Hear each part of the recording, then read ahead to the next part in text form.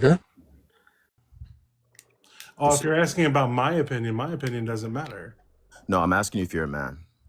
Yeah. Okay. Can you get pregnant? No, which is why I say my opinion doesn't matter either. Okay. And I'm telling other men that their opinion shouldn't matter. Do you have a say on AB? Like, you think women should have access to abortion? No, and neither should you. That's my point. You don't think women should have access to abortion? I don't think men should have any say in what women do. I thought the whole point was that you believe that women should be able to have access to abortion. I do. So you do have a say in abortion? No, I have an opinion about it. I don't have a say. Okay, what's the difference between having a say and an opinion? A say means that you're actually going to affect the lives in which the people who do have a say would do. You having an opinion, everybody's got opinions. They're just like assholes. So who are those people? Who gets to decide? Who has a say in society? The people who have uteruses. That's very specific in the topic. Okay, so when it comes to lawmaking, how are you going to apply this in practice? Simple. You don't make laws about other people's bodies. It's just that. You don't make laws at all. So we shouldn't make laws that allow women to have access to abortion. You shouldn't have any laws that go against it, which means you would not have laws that are for it either. It would simply be a medical procedure just like any other. A medical procedure? You think an abortion is a medical procedure? Yes, it's a medical procedure. How is an abortion a medical procedure? Because it's typically done by a doctor if you want it to be done safely. And it's usually done at the request of the mother for various reasons, some of which are health reasons. Okay, so you think that because it's done by a medical professional, that means that it's a medical practice? No, it's medical care. Medical care, okay. Yeah. A woman could do it to herself, but that causes extreme risk, which would make it not medical, it would just make it risky. Sure. Okay, so you think because of this, she should be able to do this, right? Because of what? Because of the fact that it's medical practice. No, that is not what I said at all, no. Okay, so in virtue of what should a woman be able to have access to abortion? Because they're a woman and they're the ones who have to bear the pregnancy, so they should have access to abortion. I'm not seeing how you're getting from the fact that she's a woman to therefore she'd be able to get an abortion. Because she's the one that assumes the risk of a pregnancy, so she gets to decide what happens to herself. Okay, do you have an argument for that? I just made it. No, that was a claim. I need an argument. Yeah, a woman is the one who assumes the risk of a pregnancy and has to carry the child. It's her body, therefore she should be the only one that gets to have a say about it. When you said therefore there, how did that conclusion follow from either of the premises? How does it not? That's a dog. I'm asking you a question. Here's the Phil Bro part. Yeah, I know, and I can't stand Phil Bros because they think they're smarter than everybody else, and they're not. They're just idiots. I mean, you can do the weird thing where you cope about Phil Bros, or you can answer my question. All right. I already gave you my answer. No, what was it? You didn't give me an answer. You were employing. Started immediately complaining about Phil Bros instead of answering my question. No, that was me. That was me. If you were employing, you did too. You both I don't did. know why. I don't know why it is that you're talking. I don't know why you're talking. I don't. Yeah, because I feel like it. See how I answered that so fast? And the thing is, they're not going to mute me, right? They're going to mute you. That's what's going to happen. And you're going to complain about the dodging, and I'm not going to care. I'm not going to care. Right. So you're just going to fight the mute button. So now I'm going to tell the chat, this is a time for me to just talk about what's called the principle of charity, right? Not every argument that's laid out before you has to be P1, P2 conclusion, right? Sometimes you can infer the argument from the thing the person says, which is that typically the person who bears the risk of an action should consent to taking that risk. That's the principle that Dugald is putting forward. Now, whether or not there's a P1, P2 conclusion, somebody is going to say, I disagree with that, but instead of disagreeing, we're going to get really technical and say, hey, can you give me an inference rule or some shit, right? That's just Phil broing. And it's just not stupid engaging. because it doesn't actually engage with the conversation itself. Okay, so if you're going to ask me, I'm going to tell you again, I cannot get pregnant. You cannot get pregnant. Therefore, you should not be allowed to tell somebody who can get pregnant what it means, how it works, and what they should do with it. Okay, so the first thing is that I never asked for an inference rule. That was a straw man from Jeff. I don't know what that whole deal was about. And the little weird whispering thing, it's kind of strange. Oh my God, will you just get on with it and quit bitching? But secondly, when I asked you louder, now that you did the so when I asked you previously how it's now I'm going to use a funny voice.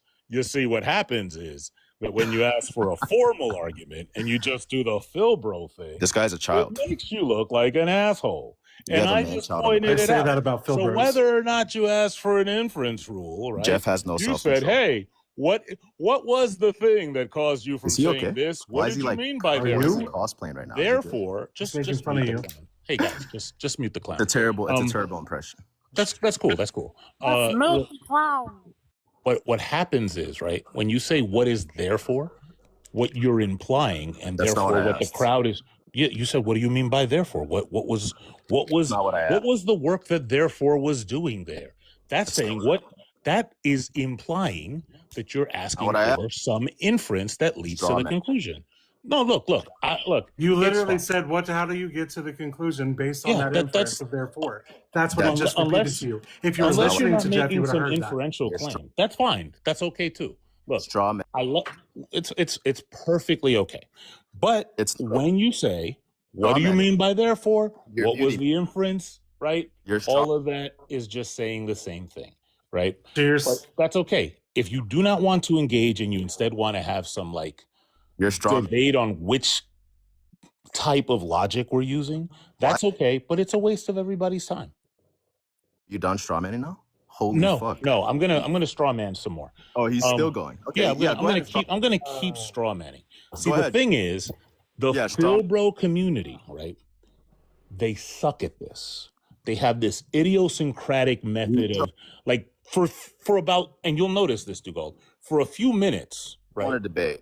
For a few minutes, he They was don't want.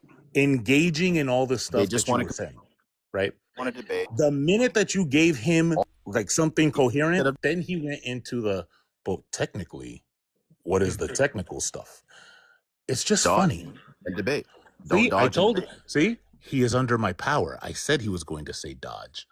And then he said dodge. I am his Geppetto. Yep.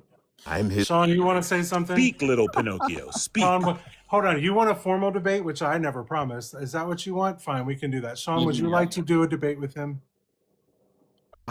Sure. All right, go ahead. Let you all have it. I don't know. Okay. We can stop muting him. Let Sean and him debate. Holy crap! I don't know how I'm gonna have a formal debate when I'm being constantly muted while also being straw man. I just said they're not going to mute you again. I literally just said they're not going to mute you. I just got muted just now. You're crying. No, unless you were talking Listen to over the me. conversation. Stop Right. crying. What? Listen. Okay. Look, I mean, that if the host. Okay. Listen to the debate. I Stop just crying. said you and Sean can debate and that you won't get muted. So there you go. Oh, okay. So Have at is it. that? Are you giving me like your word that I won't get muted? Have at it. Are you giving me your word? I'm gonna send you $10 because absolutely the fuck not. No.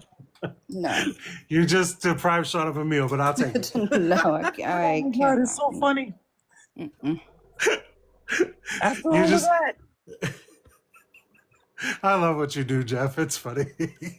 After all of that, I was like, yo, we about to have it. And he was, are you sure? Yo, that's crazy.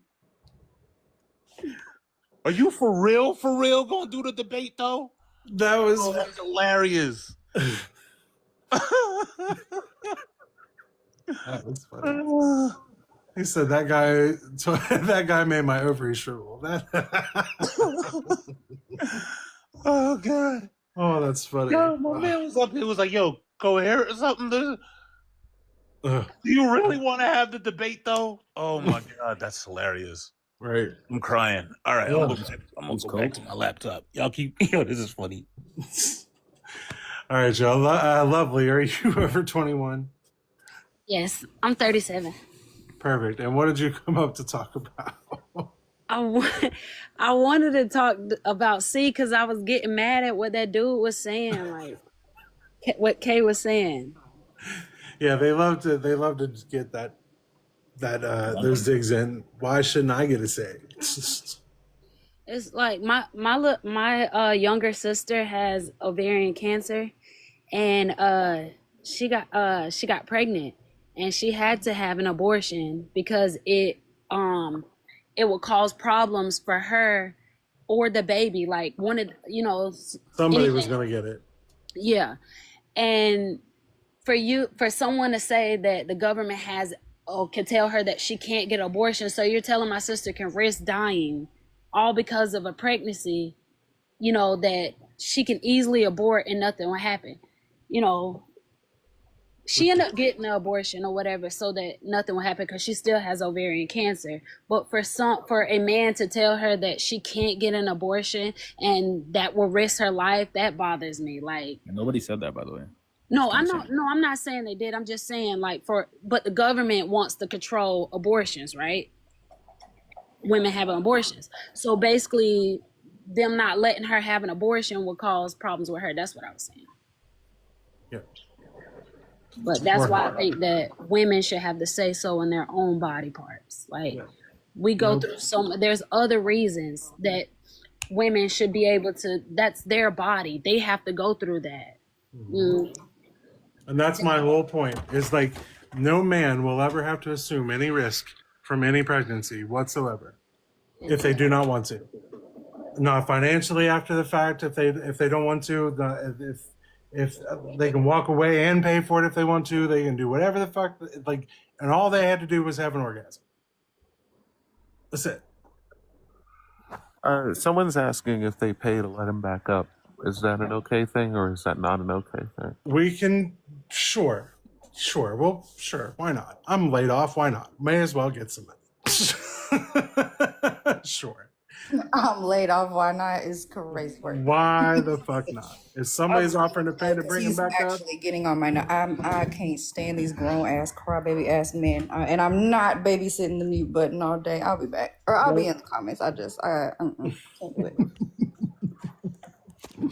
Jeff, you're a mod, so if we have to, then we'll deal with it. You're a mod, so but otherwise we'll let him, and if they pay me another $10 to bring him back up, then we will let we'll let Sean and Kay do their thing.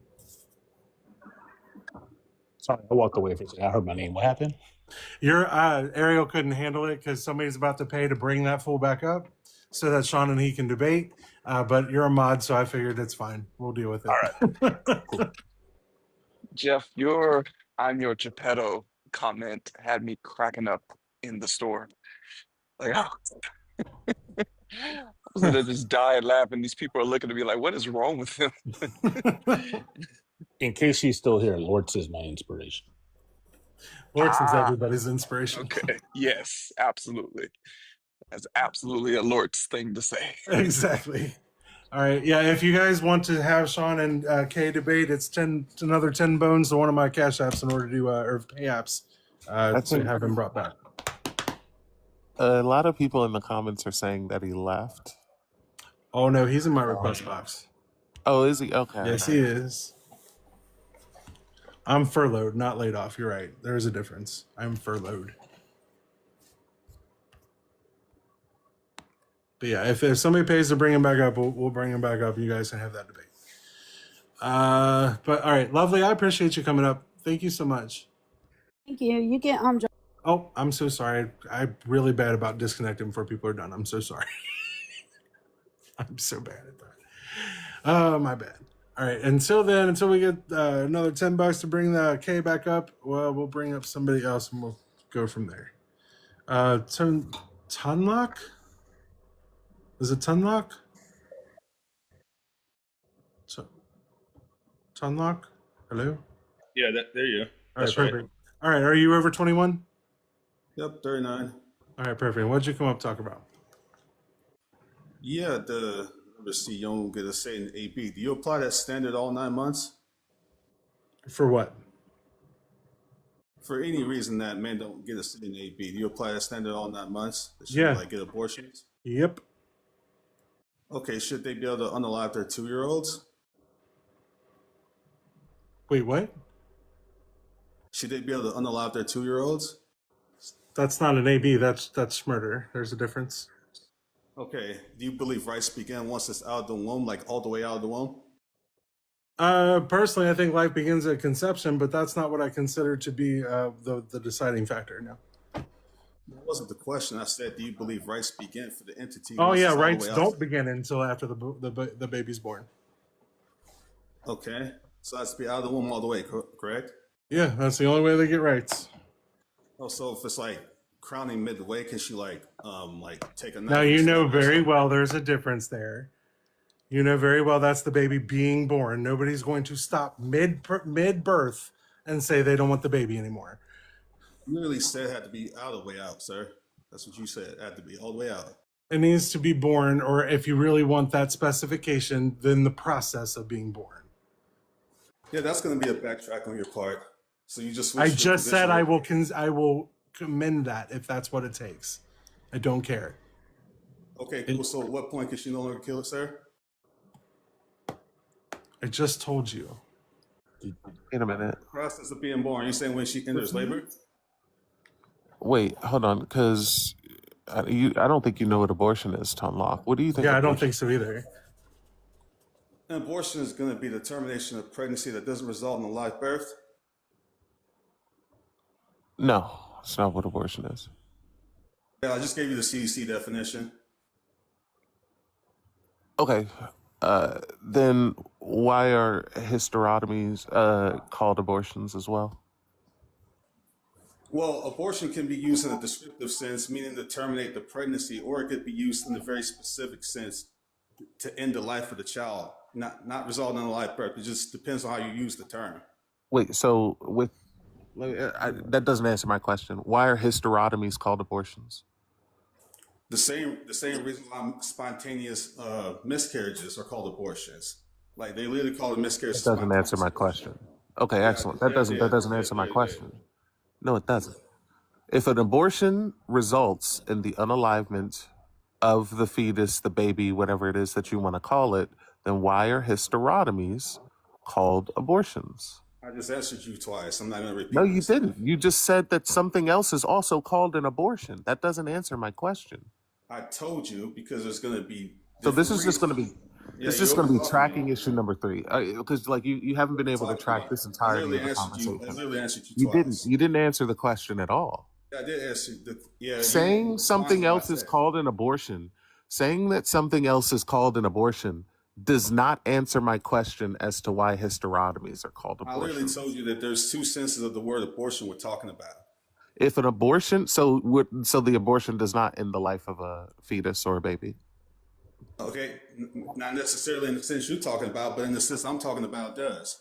Okay, then why are hysterotomies called abortions? Are hysterotomies not abortion in your eyes? Yeah, that's going to be tracking on your part. It's not tracking on my part. My part is asking you, do you view hysterotomies as abortions or not?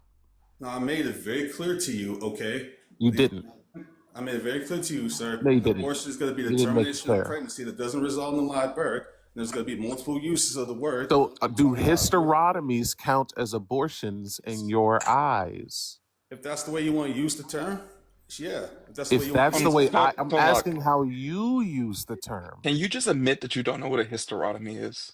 I use the term to mean the premature termination of pregnancy that doesn't result in live birth. That was very clear on that. Okay, so this is just going to be tracking issue number 4 on your part. Do hysterotomies count as abortions in your eyes? Yes, it does. Yes, it does, because you're talking about when a person is allowed to have an abortion. The point is, that's going to be tracking issue number 5 on your part. Listen, look. I understand. Okay, excellent. So are hysterotomies abortions in your eyes? You got to bail your dude out with this crazy semantics right here, because There's no semantics. There's no semantics. Yeah, Don't listen. I'm gonna be this nightmare all day long for you niggas. Yeah, it is. I just want you to answer the question. Your boy blundered. This is super easy. Big time. All right, let's just ask this. Let's just ask this. Jeff. Hey, Jeff, you there? Little assignment of bullshit. There's no semantics. Jeff, are you there? Yeah, I'm here. All right. If an abortion is the termination of a pregnancy that does not result in a live birth, but hysterotomies are also called abortions and they end in live births, would that mean that hysterotomies are abortion in this person's eyes or not abortion in this person's eyes? Based on Tom Locke, stop talking. Based on the Tom two Locke, ways Tom Locke, stop talking. Stop Based on the talking. two I'm ways not I use the talking to term. you, Tom Locke. Let's I'm go. not talking Let's to do you, this. Tom Locke. Boop. All right. Tom Locke, Bro, stop bro, talking. don't make me Answer you again. bro. Don't make me pad Dugald's retirement account. I don't want to have to do that. Based on the definition The only that he retirement gave, I got, Jeff. based on the definition he gave, then he would be saying it's not. But I'm actually curious as to what the actual answer is. I I've literally asked like told you 8 the 2 senses I times. used the word, and I answered you multiple times, and you're No, you repeating the didn't. question. I'm not, You didn't yeah, I answer at did. all. You just said something else is considered an abortion, and then you said that abortion. You said that if I want to use it in that sense, but I'm asking you if you use it in that sense.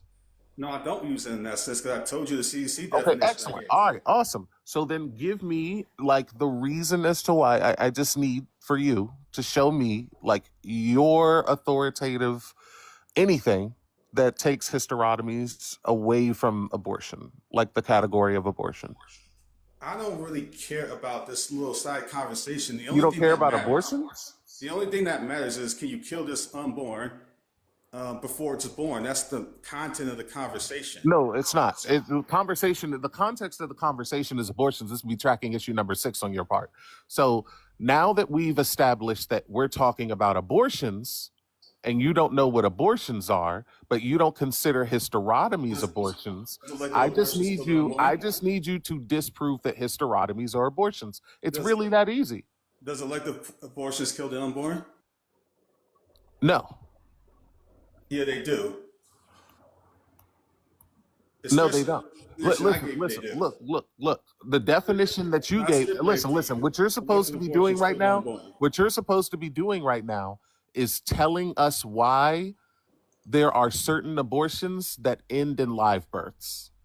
Like an induction abortion. What you're doing right now is trying to focus on the semantics. What I'm doing right now, abortion is, there's no semantics. instead of There's no having an semantics. ethics Listen, conversation. when we're using language, we We'll need to have be an very ethics clear. conversation. When we're using language, we need to be very clear. Because when we're making legislation on the basis of the language we're using, it's very clear. So now that we've established that you have a tracking issue number 7, I just want you to answer the question. Hysterotomies are considered abortions. You don't think that they are abortions. Just go ahead and show us. Just go ahead and show us why you believe.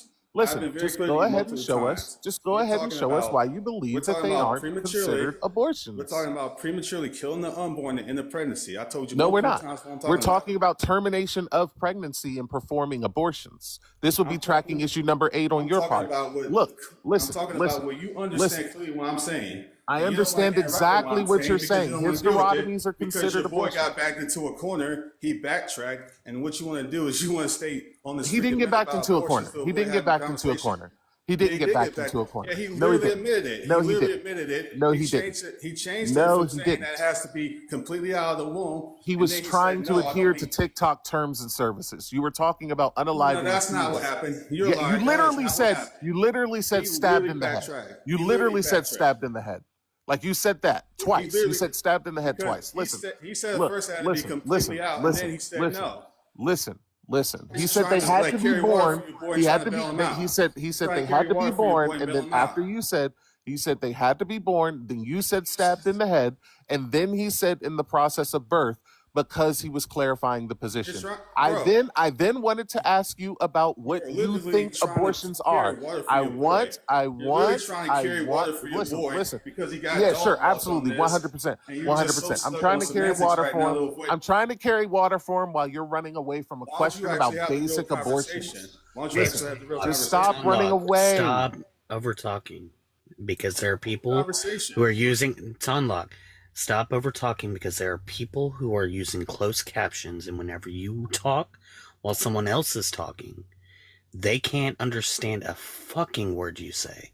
So, be calm and continue on. But you don't want to have the real conversation. We're talking about It's a real conversation. No, we're not talking about two obviously, different things. yeah, we are because we're obviously talking about prematurely ending the life of the unborn. You don't want to have that no, we're not. conversation. We're not. We're talking about doing abortions.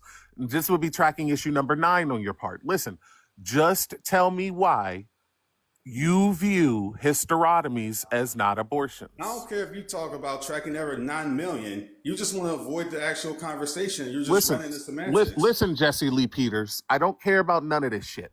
I just want to know why You don't care about the real conversation. I want to know why. I am talking about the real conversation. Hey, Dugald, am I talking about abortion? You are.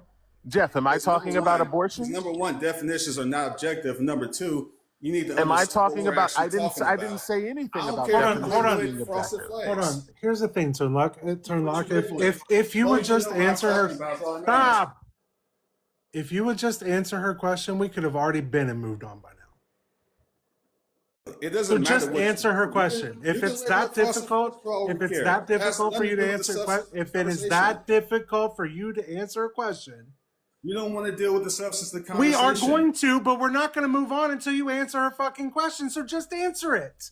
No, you need this person to try to Why save do you some not actor want to answer the because you got question? back- Why you- is you it got backed bothering into you a so corner. much to just You answer clearly the know- fucking you clearly know question? what we're talking about. You clearly know what we're Oh talking my about. God, shut the fuck up. If you No, can't answer a you goddamn laugh. question, I'm just going to put you on mute and give you a break because clearly you can't handle the goddamn conversation. How you gotta We mute could me? have been You're and running. moved the fuck on to unlock You're if you would have running. just answered her fucking question. I'm not even as And while- I'm not even and as while strong we- as Kay. You're running from me. Then The just fact that you answer And the while- question and speaks shut volumes. up. This is crazy work, Then yo. just answer the It's crazy fucking work. question. It's crazy I that answered- you're I working literally so answered hard you multiple to avoid times. I answering answered you a multiple simple times. question. You're stuck on these semantics and you don't want to have the conversation. Why are you so You're a bunch Ton of Why Why are are cowards. you You're a working bunch of so hard cowards. to avoid You're a it? bunch of Why are you cowards. working You're a so bunch Ton of hard to Lie. avoid ass it? cowards. Tunlock.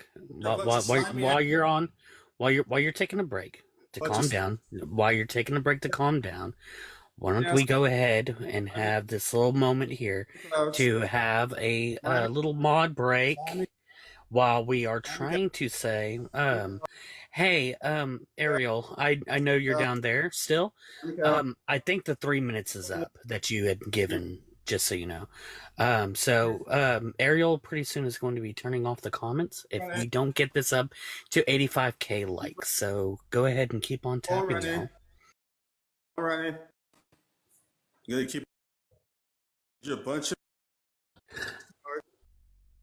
Yeah, Tunlock, you need to calm down. You see, you're at a 10 when we need you to be at like a 2, right? So we're gonna need you to just simmer down a bit. Deal with the So take a actual timeout. Take a timeout. Go over there, sit in the corner. Sit in the corner. Sit in the corner Deal with the actual and be calm. conversation. Hey, do you notice We're how trying I'm to, not but getting you won't muted? answer simple Actual- questions because it hurts your little feelings, and you're all butthurt about it. Yeah. Do you notice how I'm being Antics, very deal All with right, calm? somebody just paid to drop you, so bye. Oh, Peace out. I wanted to point out how I've been calm. Jeff, whenever he came on mute, was being calm. Everybody else is being calm about this. And he was the only one who wanted to, crash out. All right, Sean, you can Kay. They paid for you to get your debate on with Kay for some reason, so I guess they're all excited about it. So here we go. All right, Kay. Rules, no over talking. Yeah, no over talking. Just let the fucking points get out, even if you disagree. But here's the thing, Kay. Calm down. Let you guys talk it out, and I don't care if you don't like the questions asked. Answer them. Go ahead. Yeah, so we'll just start the question off with this. Who am I talking to? Commissar? Yeah. Okay. So, Commissar, are you pro-life or pro-choice? Pro-abortion, but I don't know what that has to do with the topic. Okay, so what do you mean it has to do with the topic? So it has to do with the third prompt, which is that if you don't have a uterus, then you don't have a say in abortion. So I'm actually curious, do you have a uterus? Can you start over? My thing froze for a second. Yeah, I'm just saying that it has to do with the topic in the sense where it relates to the third prompt in the background. So I was asking you a follow-up question, which is if you have a uterus. Oh. Okay, so by the host background, you don't actually have a say in abortion. Do you agree with that? Wait, this has been asked and answered. No, I actually just asked you that question just now. No, you asked the host this question before. Right, This I is didn't the ask question you. that led to. Wait, this is the question. Well, I agree with the host. This is the question that led to the host saying that everyone can have an opinion. It doesn't mean that you have a say. Okay, so do you also agree with the host in the sense where you believe that women should be able to have a say in abortion just because they are the ones that are going through pregnancy? Uterus havers. Was that a yes or a no? Well, if you say women, no. What? Not all women have uteruses. Okay, I'm not really interested in that topic specifically. When I say women, I'm talking about people who have an ability to become pregnant. I'm not talking about your whatever Not other all women have ideology the that you have ability in to the become background. pregnant. Not all women have the ability to become pregnant. That's what we just I talked know, about. I know you think that, but that's a topic No, shift. that is absolutely true. It's not a topic shift. It is, because you're talking about identities and trans identities. No, there are No, I'm women not. who are They're cis literally women. born unable to have babies or Oh, uteruses. okay. So you're not talking Uterus about like, havers. you're But not even talking if we about were like, talking about trans women, that would still be women who don't have the ability to get pregnant. sure, that's a misunderstanding. So you're not actually referring to like trans ideas or anything like this. You're just talking about literally Well, women that's who, also part of it because trans women are women. yeah, I don't really care to talk about that topic. I'm here to talk about That's abortion. still part of the I point. gave you the out. I said uterus havers. Right. Okay, cool. So why is it the case that if somebody has a uterus that they should be able to have access to abortion? What's the argument for that? Wait, that's been asked and answered too. What was the answer? They're about to.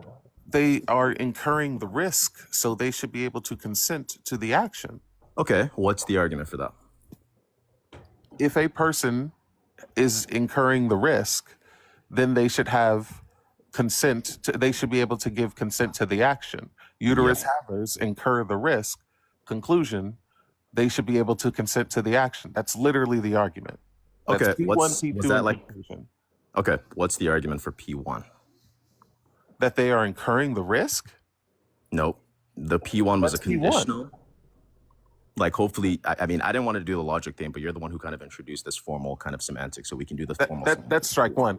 But listen, P1 is literally if a person is incurring the risk, then they should be able to consent to the action. You said, Yeah, what's that's a the conditional argument sentence. for P1? Hold Yeah, on. You it's a said, different what's the argument. argument for P1? What are you asking about the argument for P1 for? I'm asking, what I'm doing is I'm challenging the truth of P1. That's how arguments work. Sure, I understand what you're asking me. Yeah, that's why I'm asking. I understand you're challenging the truth value. Yeah, in so it. what's the I'm argument? asking you what it is that you're challenging the truth value of. Are you challenging the truth value of them premise incurring one. the risk? No, what I'm asking you about is why P1 is true. You're the one who, look, again, let me just be clear about something, right? What part of I wasn't interested. P1 Wait, can I finish? Can I finish? So let me just be clear about this, just just for the sake of clarity. I didn't Clear want for the to do sake the of formal clarity. semantics thing, but you sort of structured your argument in a way that's formal. So like you have this P1. You asked for a P1 syllogism, structure. nigga. No, I didn't. I Yes, didn't ask you for a did. You syllogism. asked for the argument.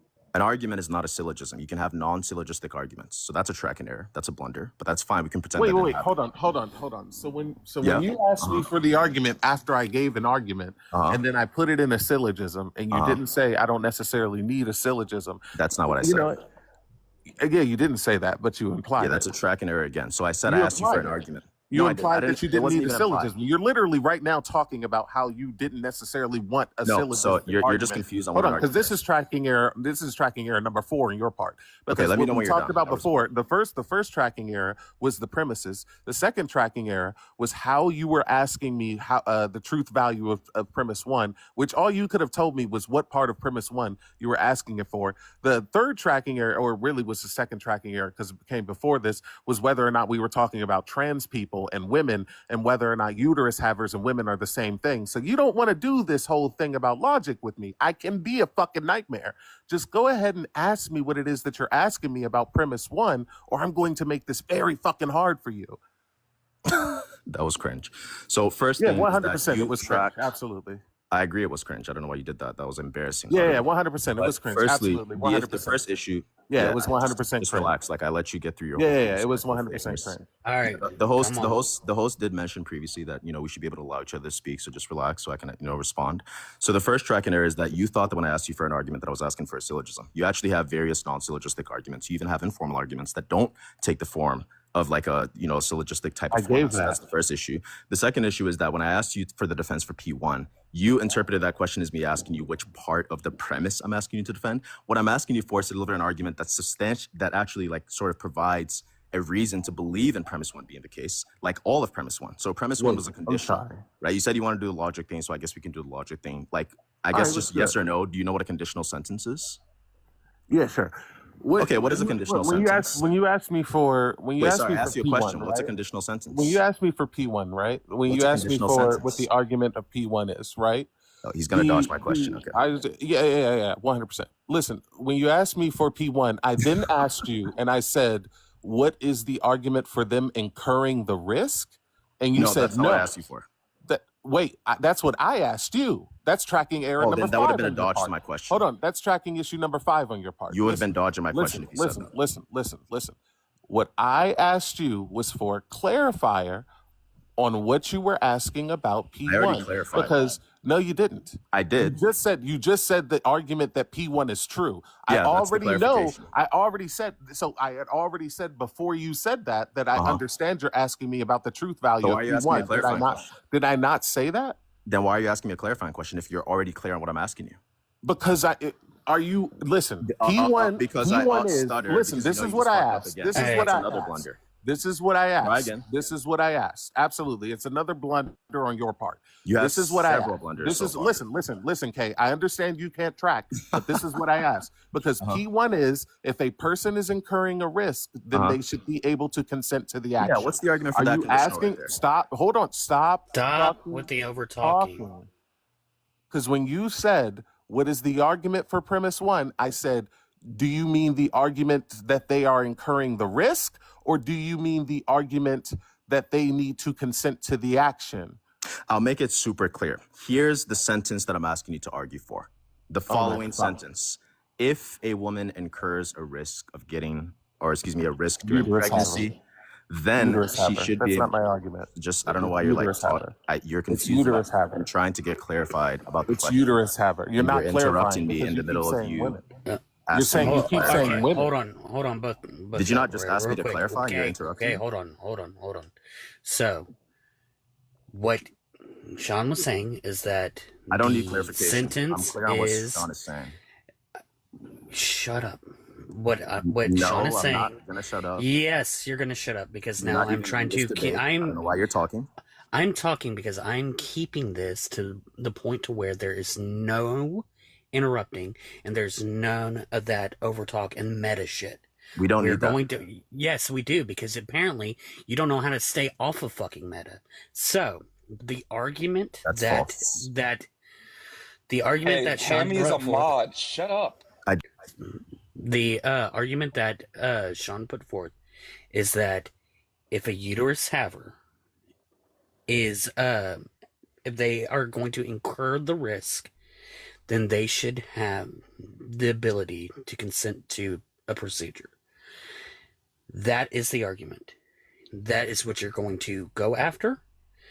And if you are going to misrepresent that, then Sean has the ability to correct you on that. Okay. And then you can go. Okay, so that was very embarrassing for you because that's not even what the argument was. That was the first premise of the argument. So you're not tracking the conversation either. I'd suggest you just stay on mute and stop embarrassing yourself. Again, with the fucking meta. I'm not metaing. I'm literally You are telling you what's happening. metaing. You're metaing. I don't That give a wasn't shit. the argument. I That don't literally give a wasn't shit. the argument. You can ask Sean right now. Whatever Sean's argument was, Sean was trying to clarify for you. And you want Right. to continue on with this meta bullshit. Well, Shut the fuck up and here's- just address it. Here's the bonus. You don't y'all. sound very calm now. You As- sound like as- you're losing control. Relax. I know somebody paid $10 to bring Kay back up to have this debate, but somebody just paid yet another $10 to drop his ass again. So, and $10 to drop him once, $10 to bring him back, and another 10 to drop him yet again. Nah, I Dugald, mean, I that's a honestly think he did that so someone would pay the $10 so he can get out of the situation. Like he Maybe. was very much drowning. Yeah. All he Oh, had to do Dugald, was tell me this what is- part of premise 1 he wanted me to make the argument for. And when I clarified, he said no. And then I said, okay, so what are you talking about? And then he went on to talk about something totally different. He wanted This you is- to clarify the entire first premise. That's not what happened, by the way, This is- just to be clear. That is This is- 100% what happened. This is But I embarrassing. know for I everybody. Asked you for the argument for the conditional. You just don't understand what a conditional This is. is No, he embarrassing asked me for- for the argument after the conditional, after I clarified that The he, argument I'd for the already conditional. asked- Excuse me, Hold on, ontological. stop. He asked me for the anyone addressed you argument yet? for the Like, why are you conditional. talking? Nobody has.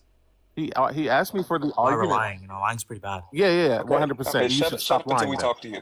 He asked me for the argument Sean's of the talking right now. conditional. He asked me for the argument to justify premise 1. And I said, what? That they incur the risk? He said no, and then started talking about something else. He only asked me for the clarifying of the conditional after I clarified that he wasn't tracking multiple times. And I said, okay, well, in premise one, I talked about a person who incurs a risk needing to be able to consent to the action. It's something that Jeff said. He said, then clarify. He said, provide the truth value for that. And I was like, okay, excellent. That's all you had to say. And then he wanted to talk about a bunch of other shit. Like, Well, it that's wasn't false, hard. actually. We can even All get he the had to recording from say- the host if you want all to. he had to Like, say. after this live That's event. 100% what happened. It's 100% what Recording if happened. you want to. All right, yeah, Like, yeah. Get after the live recording. event. Get the recording. Actually, host, like, This is to end the live. Get the recording. Get the recording. We can I see. 100%. Hey, Listen, hey, listen. I understand. ontological. Listen, do that listen. I too. don't know why Ontological. ontological feels the need to keep talking Yeah. about a fucking. Thank you so much for unmuting me, by the way. Ontological. You have not been introduced, so Yeah. stay on mute until you've been introduced and been asked the TikTok TOS questions that they normally ask you. Until that moment, Sure. stay on mute. No, thank you, Chris, for donating $10 to Drop K again. I appreciate your donation. It is much appreciated in these times. All right. I already know where this one's gonna go. Ontological, are you over 21? I'm 23. All right, what'd you come up for? Came up because, you know, I just don't like lying, right? Lying is obviously unvirtuous. If you're not gonna pick, are you gonna pick a topic on the background or what? But I'll pick a topic, then we can do C if you want to. So the reason why I think men should have a say in abortion is in virtue of the fact that abortion is just going to be a philosophical topic. How is it a philosophical topic? It's just going to be the fact that empirics cannot prove if this action is right or wrong. Any philosophical topic, people can speak on it. What does right or wrong mean? There's semantics on right or wrong means, actually. This doesn't prove anything. Not semantics when it's a subjective It's not term. semantics. Yeah, that's a meta. Okay, wait, look, that's a meta-ethical question, right? And I can use your meta-ethical standpoint. It doesn't matter. What's of my statement. meta-ethical standpoint? I don't know. It doesn't matter. You I don't know can be my a meta-ethical subjectivist. standpoint, Yeah, but you Sean, can use again, my you're interrupting me. meta-ethical This is like the problem standpoint? you're It having. sounds like you're lying. Look, No, ontological. because I you thought asked you what's hated wrong. lying. That's either a Listen, meta-ethical question what or does that's either a right or wrong semantic mean? question. Listen, I understand you want to run. I understand this got I'm really not hard running, really actually. fast. You 100% are. What does right or wrong mean? Isn't contingent on the argument I just made. Yes, Again, it you're is. asking a question. You said, How you is it literally contingent? said, wait, time How out. is it contingent? Time out. Hold on. You literally just I'm said asking it's you, an how is it ethical question. contingent? You said that it's an Could you answer ethical my question? I'm answering it. Literally Okay, right go ahead. now. I'm literally answering it at the moment. You said that it is about what is right or wrong. It's an ethical question. And how is it? You said, how is it an ethical question? Because it would be talking about what is right or wrong in these That's not what I situations. said. That's what you said. That's not what I said at all. Sure, it's not verbatim what you said, but it's a paraphrase. There's a difference between what I said and what you said. Okay, what did you say and what I did I say? specifically stated that empirics do not prove if a specific action is right or wrong, and this action is just going to be abortion. What you said is a completely different thing. You said if they talk about if this action That's is right how or it's wrong. ethical, That's not what I correct? said at all. Wait, that's how it's ethical though, correct? That's how it's an ethical That's- discussion. That's not what I said as well. Yes, what? Wait, you didn't say that it's an ethical discussion because So- empirics don't prove whether or not something is right or wrong? I said it's a philosophical discussion because empirics doesn't prove it's right or wrong. Give me the symmetry breaker on what I just said and what you just said. Yeah, you specifically stated, right? First of all, proving something empirically Hold to on, be true time is out, time different. out. Hold on. How am I didn't ask supposed about to? empirics. How am I didn't supposed ask- to do it hold if you on, constantly interrupt me? Hold on. I didn't No ask about interrupting. empirics. What are we Hold on, doing, I Sean? didn't ask Lock about in. empirics because you're talking about something else. I didn't ask about I'm not empirics. providing empirics, just to be clear. I didn't ask you about empirics. So You're then, talking why are you about saying I'm empirics. providing empirics? Kanji's Wait, here. I didn't say you're providing empirics. I Holy said you're shit. talking about empirics. This is tracking issue number 7 on your part. Listen. Number 7, there is no number 7. I asked I talked about you 6, 7 because that's pretty for good. I asked you what the symmetry breaker and what I just said and what you just said was. What I said was that you said it's an ethical conversation because empirics don't prove right or wrong, and you would be considering what is right or wrong in this particular situation. You said no because you what you had said was empirics don't prove right or wrong, and you need to determine what's right That's or not wrong what I in an said as abortion well. situation. Okay, then what did you say? Okay, listen, I specifically stated this is a philosophical question in virtue of the fact that empirics do not prove it to be the case if it's right or wrong. right? Give Now me the saying, symmetry now breakdown. again, you're I interrupting just me said and I can't even explain. Like, you're going to interrupt me and ask me a you're question saying if I'm good, not done good, good. explaining? It's boggling my mind because you keep Yeah, I saying what understand I'm it's saying, boggling your but mind because telling you're me not that tracking I'm the wrong. conversation in virtue of the fact that you're Yeah, interrupting. I'm hold on, You're hold interrupting on. Okay, constantly. okay, All right. hold on. Right. I don't know how many times we have to explain that there are people using closed caption. There are people using headphones. There's people using their little hearing aids, right? We cannot hear everybody at the same time. Please stop. Everybody. That goes for everybody. Stop over talking. If you don't agree, wait till they're done and then you can refute what they said. Please stop. Vague, I don't give a fuck about that, right? I'm a And mod. Get over it or scroll. and Sean's interrupting whenever you're either addressing something she didn't say or you're making a confusing point that needs clarified. That's all we're doing. So no reason to get all worked up. Just backtrack for a second and repeat yourself. That's I'm all. trying to Well, explain I know. why. We're just resetting right now, okay? Okay, fine. Just Fine, we're resetting resetting. right now. So go from right now. Okay, fine. We can reset. My argument doesn't matter on what's right or wrong is semantically or metaethically. As long it is the case, right, that if something cannot be proven empirically right or wrong, then it is a philosophical topic. Do you disagree with that factor? Yes or no? Okay, wait, hold on. Because my question to you was to provide a symmetry breaker, and what I just said and what you are saying. I don't understand your argument because every time I say something, you say the same thing and say that you're saying something different than me. Your argument here, or at least what it is that you're trying to convey, is that empirics, or part of it, let me break it down in parts, is that empirics don't prove whether or not something is right and wrong, correct? Okay. And so you would be determining in the conversation about something that is ethical or unethical, what is right or wrong, and you need to have that conversation to do so. Is that correct? No, that's not. You don't need to have the conversation. I literally stated in the beginning, it doesn't matter about your metaethical position, right? At all. I can Wait, I unironically didn't use. say I'm sorry. I thought we were letting other people finish, not over talking. Remember, Sean? when did I Thank say you. anything about a metaethical position? Again, you're interrupting. I'm not Are you gonna let me interrupting you. finish? I'm asking you a question Oh, after you're gonna you continue pause. interrupting me? Are you I going to already told pause and you then get mad at if me she when I needs answer to the question? clarify, she's going to ask you a question. Okay. Wait, What's he's the going. question? He's going like this. He's literally going like this. He's saying, "Wait, what day is it?" And then I go, "It's Wednesday." Oh, are you interrupting me? Great. Because I was Well, literally no. explaining I'm and you just interrupted saying. me. Oh, so you're still interrupting me?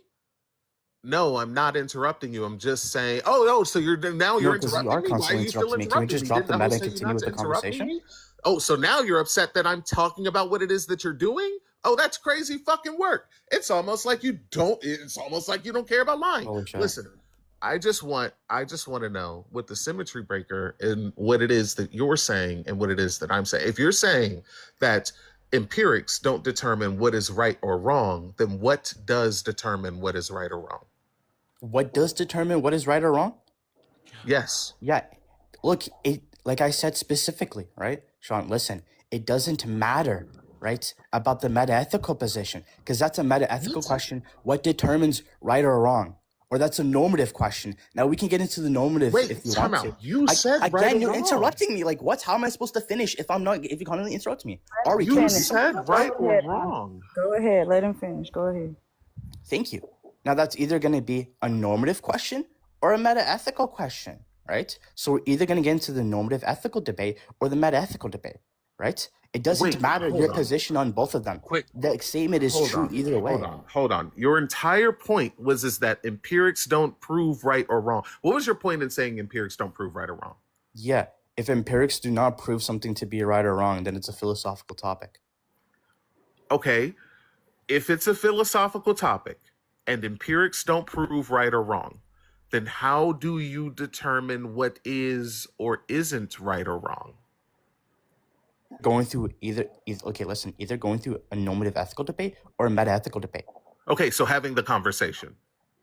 Yeah, Okay, That's what I excellent. mean by So it's so inherently now so now philosophical. what I said before in the very beginning is that what you're saying is that empirics don't prove right or wrong, and in order to figure out what proves right or wrong, you would have to have the conversation. That's what I said before, correct? No, it's not what you said before. That's That's you know exactly fucking what That's you what said exactly you what know before. Sean said fucking before. what If we're the talking about the gaslighting original the statement, that's not what gaslight the original hey statement was. are you paid by my ex because the gaslighting is top tier, nigga? Like, this is insanity to me. Right. Like, you just said exactly what I just said. I asked you for the symmetry breaker multiple times. You said it doesn't matter what your ethical or meta-ethical position is on it, and I talked about it doesn't matter about meta-ethical positions. I didn't ask about any of that. What I asked you about is how you determine what is or what isn't right or excuse me, Yeah, you go through normative what ethics or is or meta what ethics. isn't That doesn't right contingent or on the wrong. thing I just said. Yeah, but the thing It is isn't hold contingent on on, the thing I said. ontological. But the thing is like when you're talking about meta ethics or normative ethics, you were still talking about ethics. Ethics is a sub branch of philosophy. So all Sean did was cut out the middleman of saying philosophy and went straight to ethics. That's And you not said what that they're Sean wrong. did. Yes, because the thing is, you had said that this isn't because your biggest contention was that Sean had sat there and said that this was an ethic, that you had said that this was an ethics discussion. And you said, that's not what I said. I said, this is a philosophy discussion. I mean, if I may ask a question, if you don't mind. What's up? Yes or no? When I originally said that in the beginning, did Sean ask me what determines right or wrong? Yes or no? Yes. Okay, now, is that either a meta-ethical question or a normative ethical question, correct? It can be either. But the Okay, thing perfect. is, Wait, Hammy, I'm not both of finished. those, I'm not finished. but both of those are ethical, I'm not or finished, both Hammy. ethics, right? Yes, I'm not finished. Now, does it matter about my meta-ethical position or my normative position about the original statement being true? Yes or no? Yes, it does. Okay, explain how. Because if you are going, you asked me to explain the how. question? Can I explain the question, or are you going to I keep know what the interrupting? question is, so why Okay, would what I do you need think the to question explain is? it? And if You it's not the want right me to question, I'm gonna- explain? You want me to explain how that? You know, like, repeat the question. The question I'm asking you specifically, right, is the statement: abortion is a philosophical topic in virtue of the fact that empirics cannot prove if it's right or wrong. That statement is what I'm saying is true. It's not contingent on my meta-ethical position or my normative position, right? Those two are separate. Do you agree? Yes or no? No, it does. It absolutely does. In order, depend on your own position, because in order to have that conversation, I have to know what your position is. We can go because down. if you and I disagree on the factors, what's up, Sean? Hammy, in order for the statement to be correct or incorrect, he would have to believe that empirics cannot prove right or wrong. So that depends on his ethical standpoint. No, okay, look, from what I've read, no meta-ethical or normative ethical standpoint depends on it depends on empirics to make a specific action either moral or immoral. If you can find one, name one right now. I dare you find one right now. Ask the question one more time. Name one meta-ethical or normative ethical position that depends on empirics for a specific action to be morally correct or morally bad or morally incorrect. That's the question I'm asking you. Name one. Anarcho-egoism. But listen. Wait, repeat that again? Repeat that again. You kind of said it too fast. Repeat it. Anarcho-egoism. But anarcho-egoism. Explain. Now that it depends on empirics to figure out it depends on empirics. What? You're not explaining anything. You just to figure out what is right or wrong. Listen. You asked explain the position. What are you talking about? This is a dodge from the question. Time out. This is not a dodge from the question at all. I answered the question directly. You're just mad. You're just mad because I answered the question, and now you're mad because you look anti-intellectual, and that's cool. That's absolutely cool. But I don't care about none of that. So it would depend on what you're talking about when you say right or wrong. So that's why I asked you, what does right or wrong mean? Okay, look, I'm gonna two things. Sean, right? I'm asking you this question. Anarcho-egoism, right? I'm asking you, what does that mean? Because Could you mute up? You don't need to know it. Again, Listen, Ariel, listen. Just because you don't know something doesn't mean that Am I I need being to muted? explain it to you. Let him. I didn't mute you, but let him finish. Look, Thank you. you don't need to know it. I asked you a simple question. It's very, Can I not easy. finish do you what I mean was by right stating? or Now wrong? you just Let continue him talking. finish. Let him finish. Go Thank ahead. you. Look, if you just say a random position, right? If you say a random position, I'm just not going to be like, wait, I'm just going to trust you. Why would I trust you in that specific position? Now, could you do me a favor and lay out the position so I understand if it is true that anarcho-egoism leads to empirics to provide if something is right or wrong? Now, could Hey, you lay Jeff. out the position? Hey, Jeff. That's just a dodge from the question. Yeah, 100% is a dodge from the question. Now shut up. It's my turn. Hey, Jeff. Yo, When he asked me for an ethical or meta-ethical position that relied on empirics to figure out, something being right or wrong or whatever else, and I said anarcho-egoism, he doesn't know what anarcho-egoism is. Is it my job to teach him what anarcho-egoism is, or is it his job to now disprove that anarcho-egoism does not depend on empirics in order to figure out meta-ethical and ethical positions? it would be nice if he knew what it was. Real consequentialism is another one, but I don't care anymore. Right? Because none of this answers how the fuck it's can your I respond now? business. How the fuck it's anybody's business to tell a woman how she should run her body. Wait, could I respond to that little meta commentary? Like he's trying to run away from me asking him what he means by right or wrong. And I understand it totally and completely. Like the pseudo-intellectualism is just showing. Like you asked me to name a thing, I name it directly, and now you're upset that I named it directly. Like anarcho-egoism based on Stirnerism talks about like personal interest, and on the basis of empirics talking about what is right or wrong on the basis of what infringes on your own personal autonomy. And what infringes upon your own personal autonomy depends on the empirics of how it is that your material conditions are. But the fact that you didn't know, you should have paid me money to teach you that. But now that I've taught you that, just go ahead and tell me what you mean by right or That's wrong. not what empirics means. What I mean by if it depends on empirics means that it's measurable. Again, you're interrupting me. I allow you to have that meta commentary. I allow you to have all these meta commentaries. Just don't interrupt me. That's the thing I'm Empirics asking means you. that it's Again, you're interrupting me. Ari, can we Empirics please means do that it's something about measurable. Sean? She keeps interrupting me. empirics. Like, just holy means that shit, it's can you measurable. not interrupt me, or are you going to continue interrupting me? Like, Okay, stop it, and let's why am I have being an muted? actual Shut up, because you don't have to be Stop. quiet. I'm the one getting interrupted. Okay, hold on. Everybody hold He's on. trying to I don't talk know fast who because he's Ari upset that is. I'm correct. Just That's all that's hold happening. on. I don't know who Ari is, but I have repeatedly asked everybody to stop talking over everybody else. If you disagree, wait till they're done and then you can refute it for the last time. Because now I'm about to be contributing to Dugald's fucking funds, okay? And I don't got enough money to be doing all that. I got kids, right? I don't got time for that. Y'all, please be adults. Wait till each other is finished. So ontological, the issue lies in that she already answered your question that empirics is just something that's measurable. That's not even the question I asked. I That don't was- you know literally why you're asked asking why that they- question or answering that question. You And you're literally- interrupting me too. You literally said, then what are empirics? That's not the question I asked. That was one of the questions you asked. Yes, it That was. wasn't even Why one of the am I questions. being- why am I Can I not be literally one of the interrupted again questions. for the No, fifth time? you're not about to gaslight me. I'm the goddamn host. You literally said that. I was listening. No, look, you're lying. said You You're asked straight up five lying. different questions. He The said it. first Again, one you're you asked him, what interrupting the me. fuck are empirics? Look, could you just stop over talking me? Like this is what I mean. You guys complain when I talk fast, but I'm talking fast. I've already told you to go ahead. I just tried to Again? reset it. One thing we're not going to do is talk over host, so let's get that fucking clear. When you see host box light up, you shut the fuck up and listen. Yeah, I stopped talking, then I got interrupted mid-sentence. Not even mid-sentence, mid-word I got interrupted. He Like, can what are we interrupt doing you here? if he wants. He's the fucking host. Okay, so then now let's go on to the conversation about ethical I'm trying anarchism. to. I was trying to reset it before you got all butthurt about me Oh talking. my fucking god, bro! Holy Oh shit! my I really fucking don't god like is this. right. Okay, now can we That's get back right, to the exactly. conversation? Oh Or are my you gonna fucking continue God. interrupting me? I'm interrupting you because I was trying to level set on the whole fucking thing.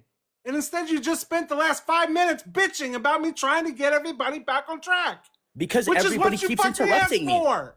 Because everybody keeps interrupting me for no Shut reason. up a minute! Yo, why would I shut Then up? I'm getting shut the interrupted. fuck up for a minute! Fuck! See, no home training whatsoever. Didn't I just say if host box is lit up and host is speaking, you shut the fuck up? Jesus Christ! Okay, now back to the conversation at hand. No, I will get back to the interruption. conversation when I'm fucking ready. Shut up! God, you're on my last nerve. Just shut up a minute. Look, host, you're at a 7. I need you to take it down to. Don't tell me what the fuck to do on my own fucking live. You can be at a 0 in the comments. That fucking part. Thank you, Ariel. Also, I'm gonna get my spot up there. Give me a second. I'm gonna jump. I just need a minute because this motherfucker just ramble, and is still not dealing with the whole fucking issue. You're talking about metaphysical bullshit. I'm talking about real life people having real life babies and what you are trying to tell them they can and cannot do with their bodies, which is measurable, which is an empirical thing. I don't give a fuck about whether you think it's right or wrong. I don't. What I care about is whether or not you think you have the right to tell other people what to do with their own bodies. And on top of that, Tamisha just paid to drop your ass. Bye. Fuck. Thank you, Tamisha. So the people asking why we kicked the guest at the top box where I'm at is because one thing we're not going to do is tone police the host and how they run their own live. If you do not like it, you could take that shit somewhere else. But here, we have rules and sets. And one of those rules is you don't fucking tone police the host or moderators. If you don't like that, take that shit somewhere else. If I'm fucking frustrated, I'm going to be fucking frustrated, and I'm going to fucking say it. You all are frustrating when you come up here Philbro this shit. We're talking about real life fucking people, not your goddamn metaphysics. Clearly a joke aimed at me from telling Kay that he was at a 10. We need him at a 2. But at the same time, like, I said that to Kay. If I had said that to Dugald and Dugald dropped me, or Ariel dropped me, or Hanji dropped me, I would have been like, you know what? Valid. My god damn. All right. Jordan, are you over 21? Yeah, I'm 27. Okay. I would really love to have a conversation that doesn't involve everybody yelling and semantic metaphysical bullshit. So if you're over 21, which topic are you talking about? Yeah, I mean the C, topic C. I mean, I think what the last guest was just trying to say is because this is, a normative or like philosophical conversation, then all people should be able to have the conversation regarding this thing. That's all I'm saying. But the problem is that it's not a philosophical conversation. It's a real life conversation with empirical measurements. Before we continue, hold on real quick before we continue. I want to do this so that way we can have everybody's blood pressure down low. The rules still are no interrupting. Host can interrupt whenever he fucking feels like it because he's the fucking host. And somebody may try to interrupt a bit when asking clarifying questions. So, with that being said, we'll go ahead. Yeah, I can illustrate how it's a normative conversation. So you think that if you only you should be able to have a say. Jordan, were you here first? Yeah. He was first? Okay. And he was already up here, wasn't he? Maybe, I don't know. No, Poochie I just brought up. No, I'm talking about Jordan. He was already Jordan was up here earlier today. Yeah. But yeah, so you agree with the term that, like your prompt says, you should only have a say in abortion if you have a uterus, correct? Correct. Yeah, that's a normative claim. So the conversation in and of itself is a normative conversation, necessarily. To the people who have the uterus, it's still an empirical thing that we can measure based on the outcomes of those women having those pregnancies. Or being forced to or not, or being forced into having them. Wait, how do you measure via numbers the truthfulness of the claim? Easy. The draconian laws in places like Texas, Oklahoma, or whatever, all those places that did that, those places are seeing higher mortality rates for the women who are forced to have the babies. Hold on, you didn't hear my whole question. Now, the claim that only individuals with a uterus should have a say in abortion, how do you measure whether or not that's true with numbers? It's Look, impossible. Tamisha by herself trying to fund my whole entire retirement fund. Wait, hold on, because that question doesn't make any sense. Like, if we're talking about the risk that a person incurs for enduring an action, if the person isn't enduring the action, then that's measurable. There's no risk. It feels like one of those situations where it's like, hey, well, it's a talking point on your board, so we must be able to talk about it type of conversation. Yeah, It's like, yeah, why not? It feels like that's what they're trying to say. But also, Poochie owes Jeff $200 in order to I don't owe anybody anything. Oh, So I don't know. Very good. I just wanted to point that out. Like, Poochie owes me and Jeff $200 if Poochie I don't wants owe to you any continue money. to pay You me can as keep a- begging for my money, but you're not getting it. I'm sorry. There's no begging. There's no begging. Anyways, so I came here to have a conversation. conversation with the host. I don't want to talk to you since you only beg for money online. I don't understand, like, So you're why. scared.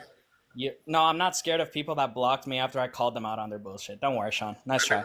Anyways, so host, I don't understand the thing about, like saying that if you don't have a uterus, you don't have an opinion on something, because wouldn't this exclude, like, first thing, can we people- get your age for TikTok TOS? Oh, I'm 21 years old. Okay. Yeah, awesome. First thing, I need him to pay Sean her money. That's I'm the not first paying thing. nobody money that they don't deserve. What? And Jeff. I'm not paying Jeff either. Okay. I don't know where you feel entitled to my money. Anyways, so the initial, it's not opinion, right? You can think whatever you want to, but what the host is saying is that you don't get a say in what actually is able to go on or not, because you are the one. You can have all the opinions all day you want. oh well, I think you should definitely have a say if you don't have a uterus, because I think this whole like line of reasoning excludes people that have non-working uteruses, and I think it's kind of absurd to say that if they don't have a working uterus, they can't have a say in abortion. Kind Yeah, of if silly they to me. don't if they're never going to have children to feel the effects of the things they vote for, then no, they shouldn't have a say. Hold on. Before we even continue this conversation, let's get one thing perfectly fucking clear, okay? And this is going to go to the chat in fucking general. Oh, why? You people in the chat talking all that bullshit about, oh, you're over here allowing a white tea host silence Black people when giving arguments. No, it's because there is no philosophical argument when it comes to what a woman does with her There own is. fucking body. You do not have that say so. If you cannot push the life out, don't fucking talk about it. There is no philosophical argument involving it at all. And I'm sick of that shit. Don't fucking weasel some bullshit semantics in thinking that you're fucking doing something. Hold on, guys. Pinchy, I appreciate you, Pinch's pilot. Poochie, you were paid to also be dropped. So you all trying to give me money today, and I'm loving it. How'd you say that again for the people in the back? Shit, I don't even know if they can even comprehend. And and apparently I'm albious, because I said that just because you want to try and act deaf, that you didn't hear what the guests have been saying and tone policing host. That sounds like a you issue, because where is it albious? Oh wait. Lastly, because I know there's a lot of people in here and y'all might be missing the comments, please stop using caps in the comments. There's a lot of comments going by, and caps are how I see if the other mods are trying to communicate with myself or the host. So please stop using caps. I'm gonna mute you, and then you're gonna act like you don't know why. So please stop using caps. I've said it multiple times. Thank you. I got something to say too. Go ahead, Jeff. To all siblings out there, stop putting your finger in your brother and sister's Cheerios. Stop giving them wedgies. This is what happens, right? Right? You think everything is sweet and everything is cool, and then you steal their GI Joes and put them in a blender, and then this happens. We got to deal with the results. We got to deal with these people that come up here and they haven't had attention and they're real mad about that one time you filled out their whole coloring book in Sharpie, and now we got to deal with the shit. So stop doing that. I'm not a Oh, mod, but I have an announcement, which is loud noises.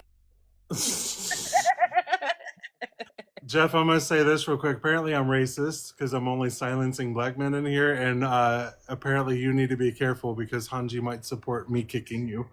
Wait, I'm the one silencing black men in here. Right. I What was are going you to say, talking what black man have you silenced? about? Like, these niggas have been biting their tongue all day. You know what? All right, you know what? I ain't even hardly said shit in a while. And that's what I I was ain't going gonna to hold say, you. Dugald. Like They also normally, keep talking about the host is running. Like, the host isn't even a part of the conversation. How is he running? What the Like, fuck? what are you talking about? Also, if Hanji says that you need to kick me, then that's just some shit that got to go down. Like what am I gonna argue with Hanji? That's Right. That's crazy. crazy work. The only He thing we says argue kick. about is whether the burnt rice at the bottom of the pot is pegao or cocon. That's it. That's all we argue about. That's facts. Big facts.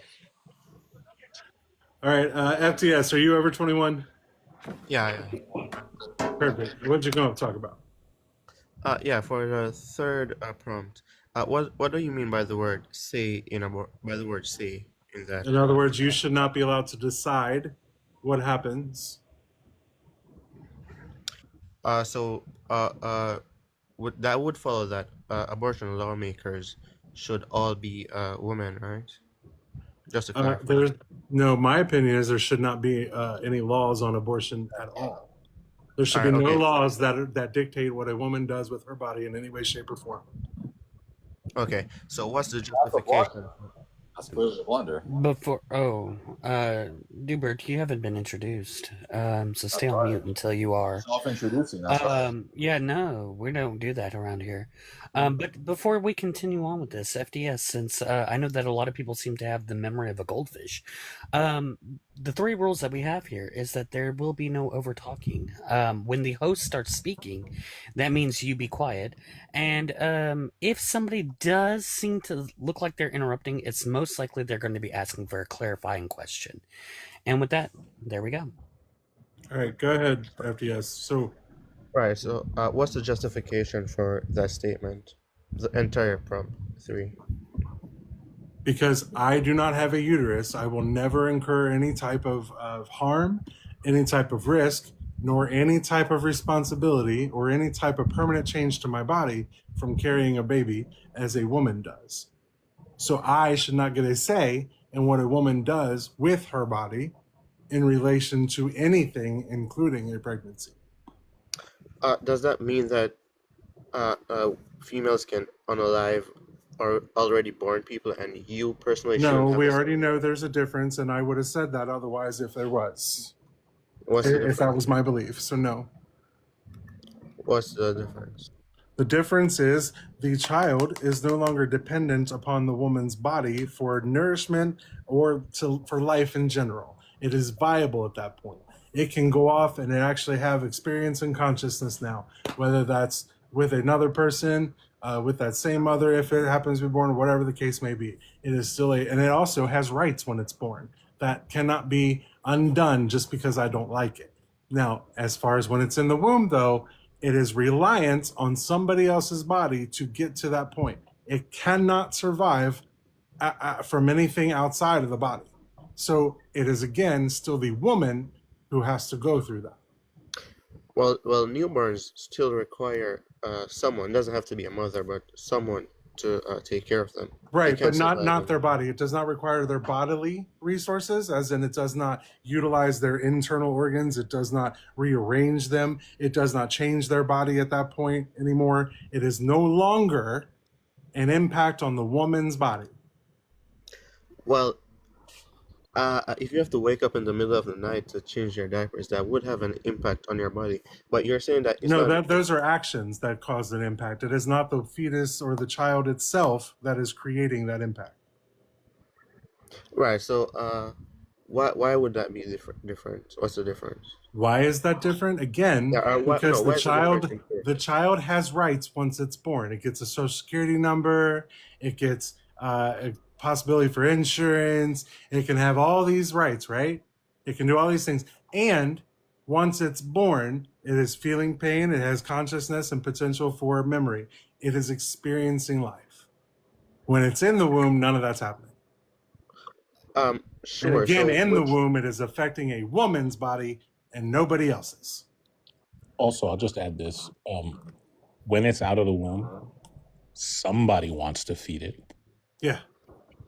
Most likely. Somebody's consenting to feed it. Right, but if no one wanted to do Then it that, would die. Then it would die. Is that It's- wrong though? Why is that wrong? I don't know what that means. Yeah. Why is it You're wrong? talking about, hold on. You're talking about if all of society decided not to feed that baby over there, Yeah. then it would die. Yeah, but why is that wrong? I don't know. Wait, Oh, so did it's I not say that wrong. was wrong? Who, Oh, it's yeah, not who wrong. made the argument that Wait, that hold would on, be hold on, wrong? hold on. I didn't say anything about right or wrong. I'm just telling you what would happen. Is it wrong? I have no idea.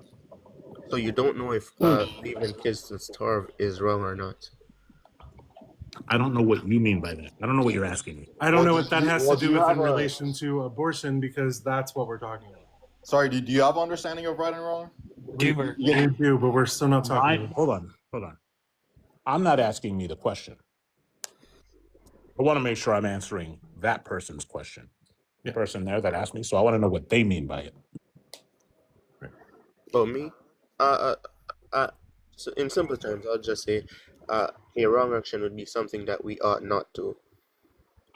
Yeah, that's just analytically true. But what do you mean by that? What do I mean by what part? Like, do you want a more in-depth definition of the word wrong itself? Like, what do you mean by ought not? Like, what does that mean?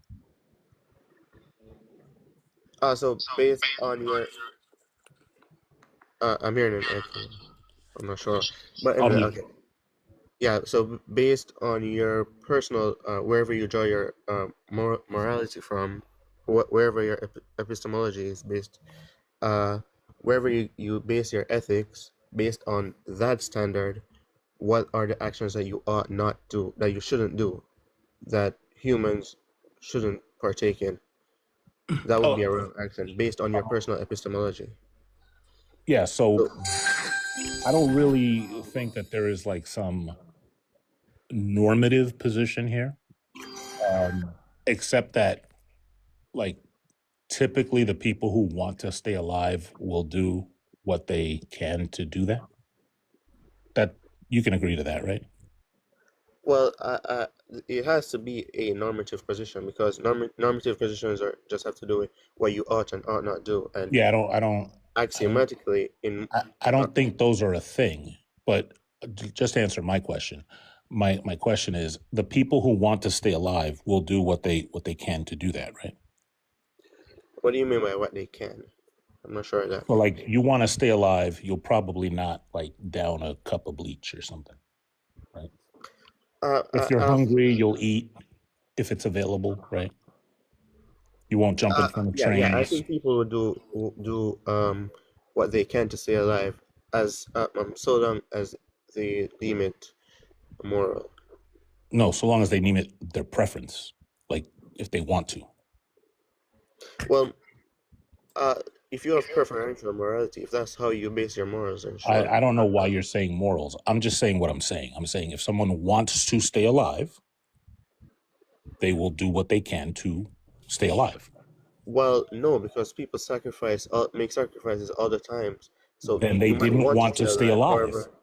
However, based on your own moral compass, you might say, "Okay, I want to stay alive. However, I'm gonna Forget leave." look, you're saying gonna moral leave the- compass. I don't even know what you mean by that. I'm saying if someone wants to stay alive, they're going to do what they can to stay alive. If they did something to not stay alive, that means in that moment, whatever they wanted more than to stay alive. I'll give you an example of what I'm trying to say. We're on a boat. We're 1 day away from land, our health. However, I'm here with my kid, and there's one portion of food left. It can only be eaten by one of us. Now, I want to stay alive. However, I might leave that for my child to eat and choose to die. I want to stay alive. Why? However, based on my moral compass. No, based on you want the kid to eat. No. You don't want the kid to eat. Well, those two things aren't antithetical either. Both can be true at the same time. I want the kid to eat. So if you're saying that something is guiding you towards wanting the kid to eat, that's irrelevant to me. I'm saying you want the kid to eat. As well, sure. Okay. You wanting the kid to eat, you want that more than you want to eat. Not necessarily. So then you No, would eat. no, that doesn't I follow. guarantee you, if you wanted to eat more than you wanted the kid to eat, you'd be eating. That doesn't follow. You'd have to prove that. So Doesn't people follow don't. that I have to do that. So wait, people don't act according to their wants and Not their ideas always. and thoughts. Not always. So they Not act against always. them. So it does happen, though. Huh? Yeah, Not yeah, always, yeah. but it does happen. Yeah, it does happen. Okay. Yeah. Okay. So Then so do we what do? you're saying is that there's some other overarching thing that you want instead of you eating or the child eating. Yeah, sure. What would that be? Or maybe not want. No, maybe not want, but I could understand that I have duties outside of myself, and And you don't in want order to follow those duties? Yeah, I would want to follow those. Sure. You do want to follow those duties. Yeah. Okay, so then that's the want. Sure, but you said people are gonna do what they can to stay alive. If they want to. So But you people are gonna. just discovered a want that you want more. So, Look, I'm no, going to tell so, you again. This weird language that people use. Just say what you mean, right? Like you want to keep some other thing alive more than you want to keep yourself alive. So you're going to do that. Yeah, FDS, can you wrap it up, bro? No. How about you shut the fuck up and mute up? Yeah, the answer to your question is no. See how I answered that directly? So, like in my view, people just do the thing that they want to do. And if they find something that they want to do more, then they're going to do that. Agreed, Paige. I'm sure, but you inserted them wanting to stay alive, saying you said that people are going to do what they can to stay alive. If they want to. That, right, so if they, well then sure, yeah, sure. Yeah, that's the only thing I wanted you to agree to at the beginning. Yeah. If you inserted if they want to, then that's what I said at the beginning. Well, I said if people want to stay alive, they will do what they can to stay alive. Well, if they want that above all else. Yes. Yeah, well, then, that would be the second part. If there's a competing want that they want more, then they'll abandon the other want. That's simple. Yeah, sure. Yeah, okay. Cool. So there's no moral language there. That's just what people want, and it's just describing psychological states. Wait, so is this to say that morality doesn't exist? People just do what they want. Look, morality is just like a semantic framework. Like, if you tell me that your morality is based on X, let's just talk about X. That's what I said. Well, sure, but the original question that this stemmed from was me asking, if there's a starving child over there and no one decides, or no one then wants it will die. I answered that. Well, no, that's not a question. I know it will die, but is everyone choosing to abandon that child? Is that a good or bad thing? According to what?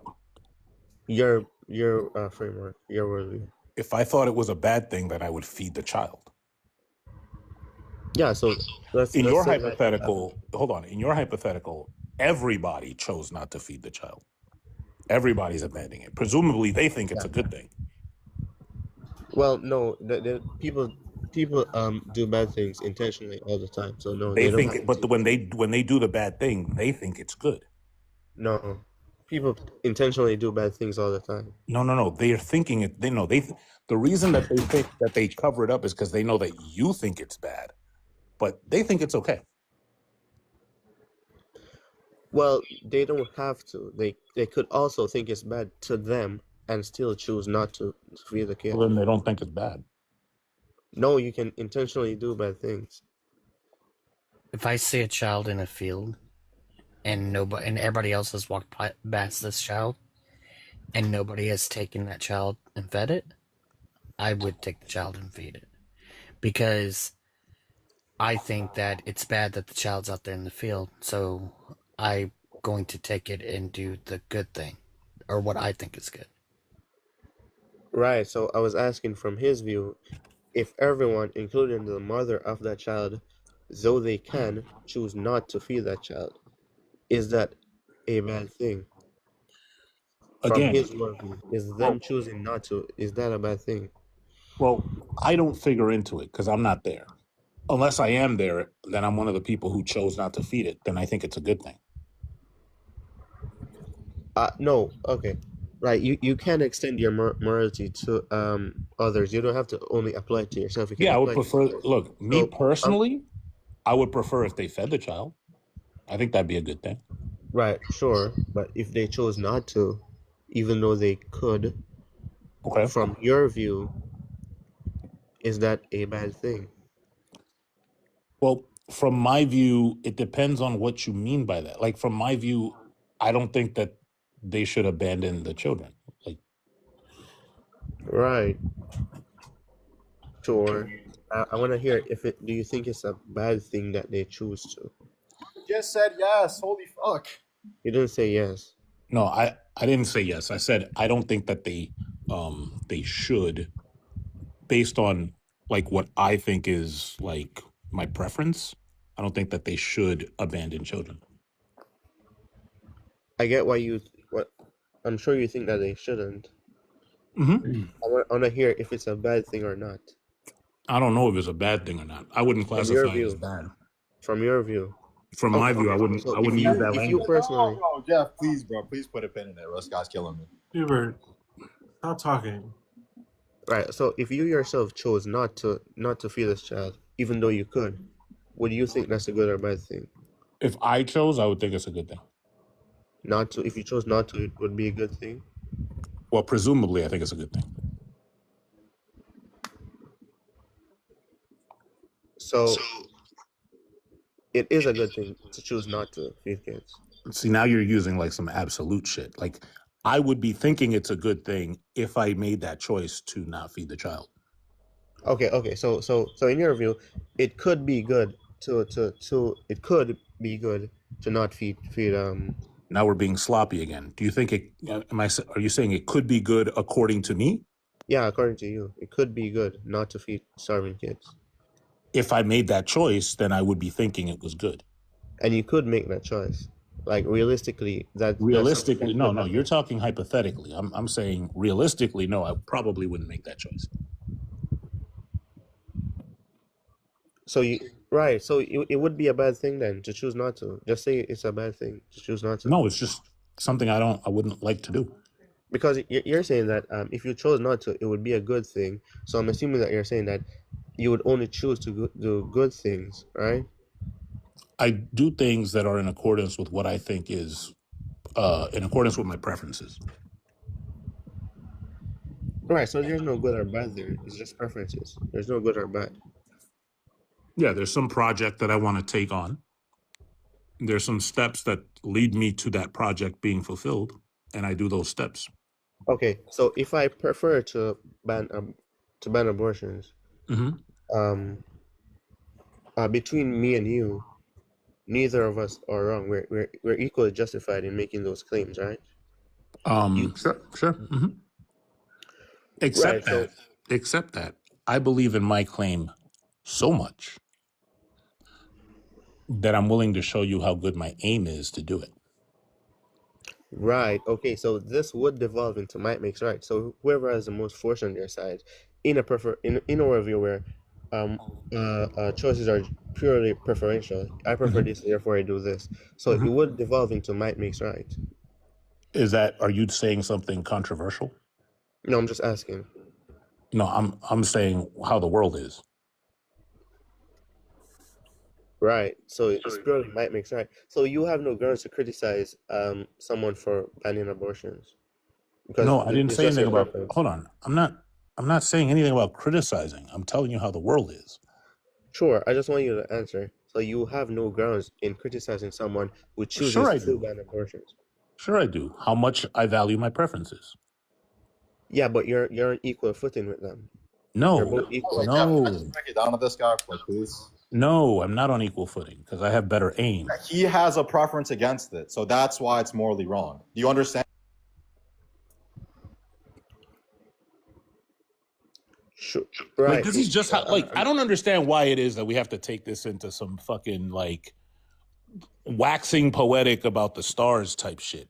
Right. Like right now, today, there are boom booms going off above children's heads, and people are like, "Yeah, that's cool." Right now, today, there are people whose health care in this country is being taken away, and people are like, whatever. We'll get them next election cycle. Food for these very children they're worried about being unalived in utero is being taken away at this very second. And ain't nobody mad about that. And then, so when somebody turns around and goes, "Hey, the only way that we'll get that understood is if we're really, really willing to like put boot to ass for the thing that we want," people are like, "No, let's keep talking about it. They'll understand P1, P2 conclusion." I don't understand why people have this weird fucking world view that if you go up to someone and go, "Well, the reason you should stop the oppression shit is because, premise one, and then I did modus ponens." And you see, that's not how the world works. Okay, great. Are you guys done pinning it? Bro, is there an off button on you? Dubert, you have not been introduced. We have not asked you to come on mute. So don't come unmute. Wait a minute. Hold on. Did Poochie just told me being against oppression and being anti-vegan is silly? First of all, I never said I was anti-vegan, and I don't really care who is. But how is being against oppression silly? I would really love to know that. Crazy. That is That's fucking crazy. crazy. That's some crazy work, Poochie. All right. All right, FDS, continue. I'm sorry. That was crazy. Is he trying to say that we're oppressing animals? Is that what he's doing? Depending on your view, we kind of are, but that's right, irrelevant. But the thing of it is, if you say "and," who's anti-vegan? Who said they were anti-vegan? All right.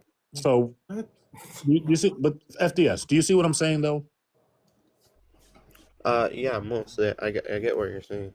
Like if you and I say this all the time, and I haven't gotten like a good answer.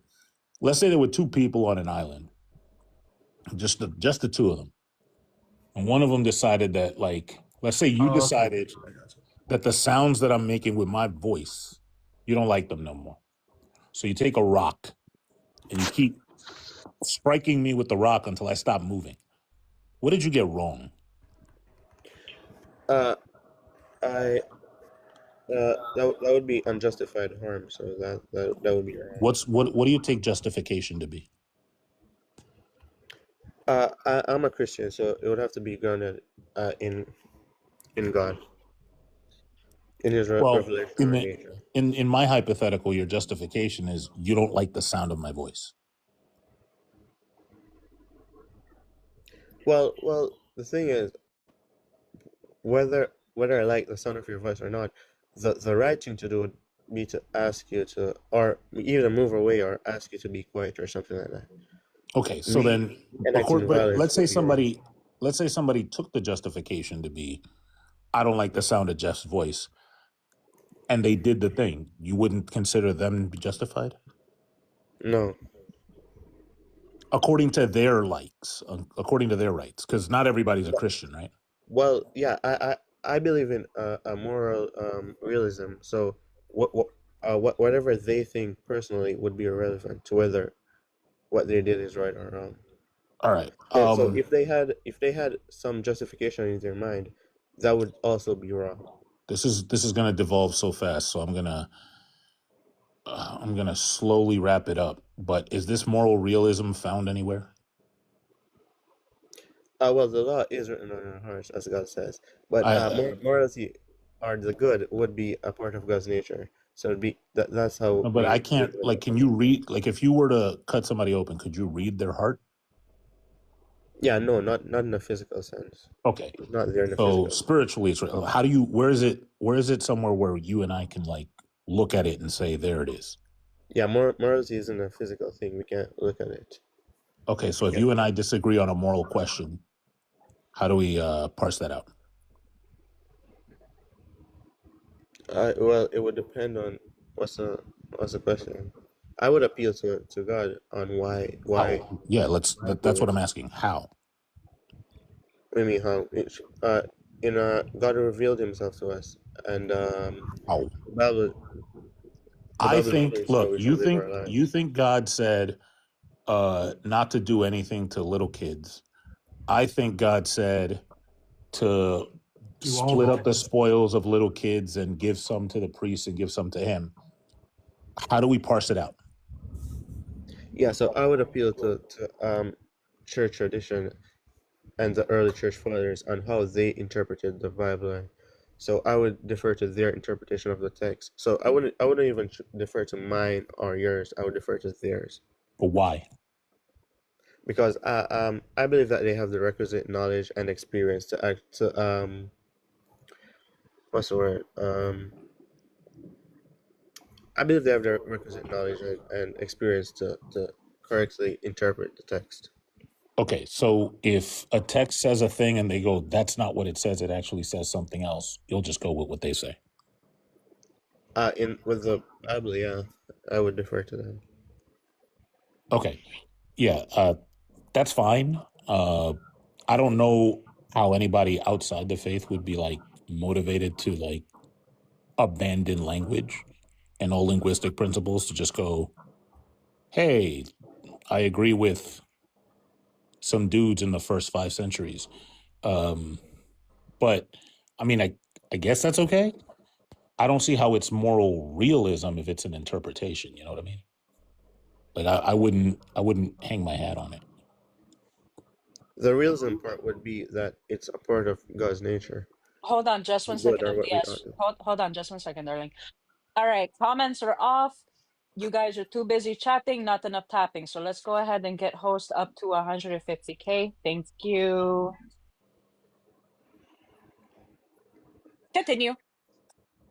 But yeah, like the thing you're hanging your hat on is that you believe some early church fathers, and you'll agree that in some cases they disagreed also, right? Yeah, that was disagreement, sure. Yeah, so they just had a way to. I don't know how that's like a reliable path, but I mean it's okay. The result of it was a lot of disagreement anyway. I just don't see how you can say, or how I can have confidence in somebody saying, I think there are moral facts, and the way I parse that out is through the interpretation of scripture, such that some scripture may say a thing, but I have to think it says not the thing that it says. No, I don't think you have to say not the thing that it says. It says what it says. However, are you So in interpreting? Numbers 31, for example, just as an example, when God tells Moses to unalive the Midianites because of what they did in Numbers 25, and then Moses decides to keep the little virgin girls, and then God, instead of rebuking him, says, here's how you split them up. There's an interpretation of that I can look at and say, yes, that says what it says, but what? Yeah. So, granting that all of that is found in the text, I would say yeah, it does say that. However, are you drawing what you're supposed to draw from it? What I'm supposed to draw from it is that at some point, Moses told a bunch of soldiers after they were hot from war that they should keep little virgin girls for themselves. And God went in and said, but split them up first and make sure I get my cut.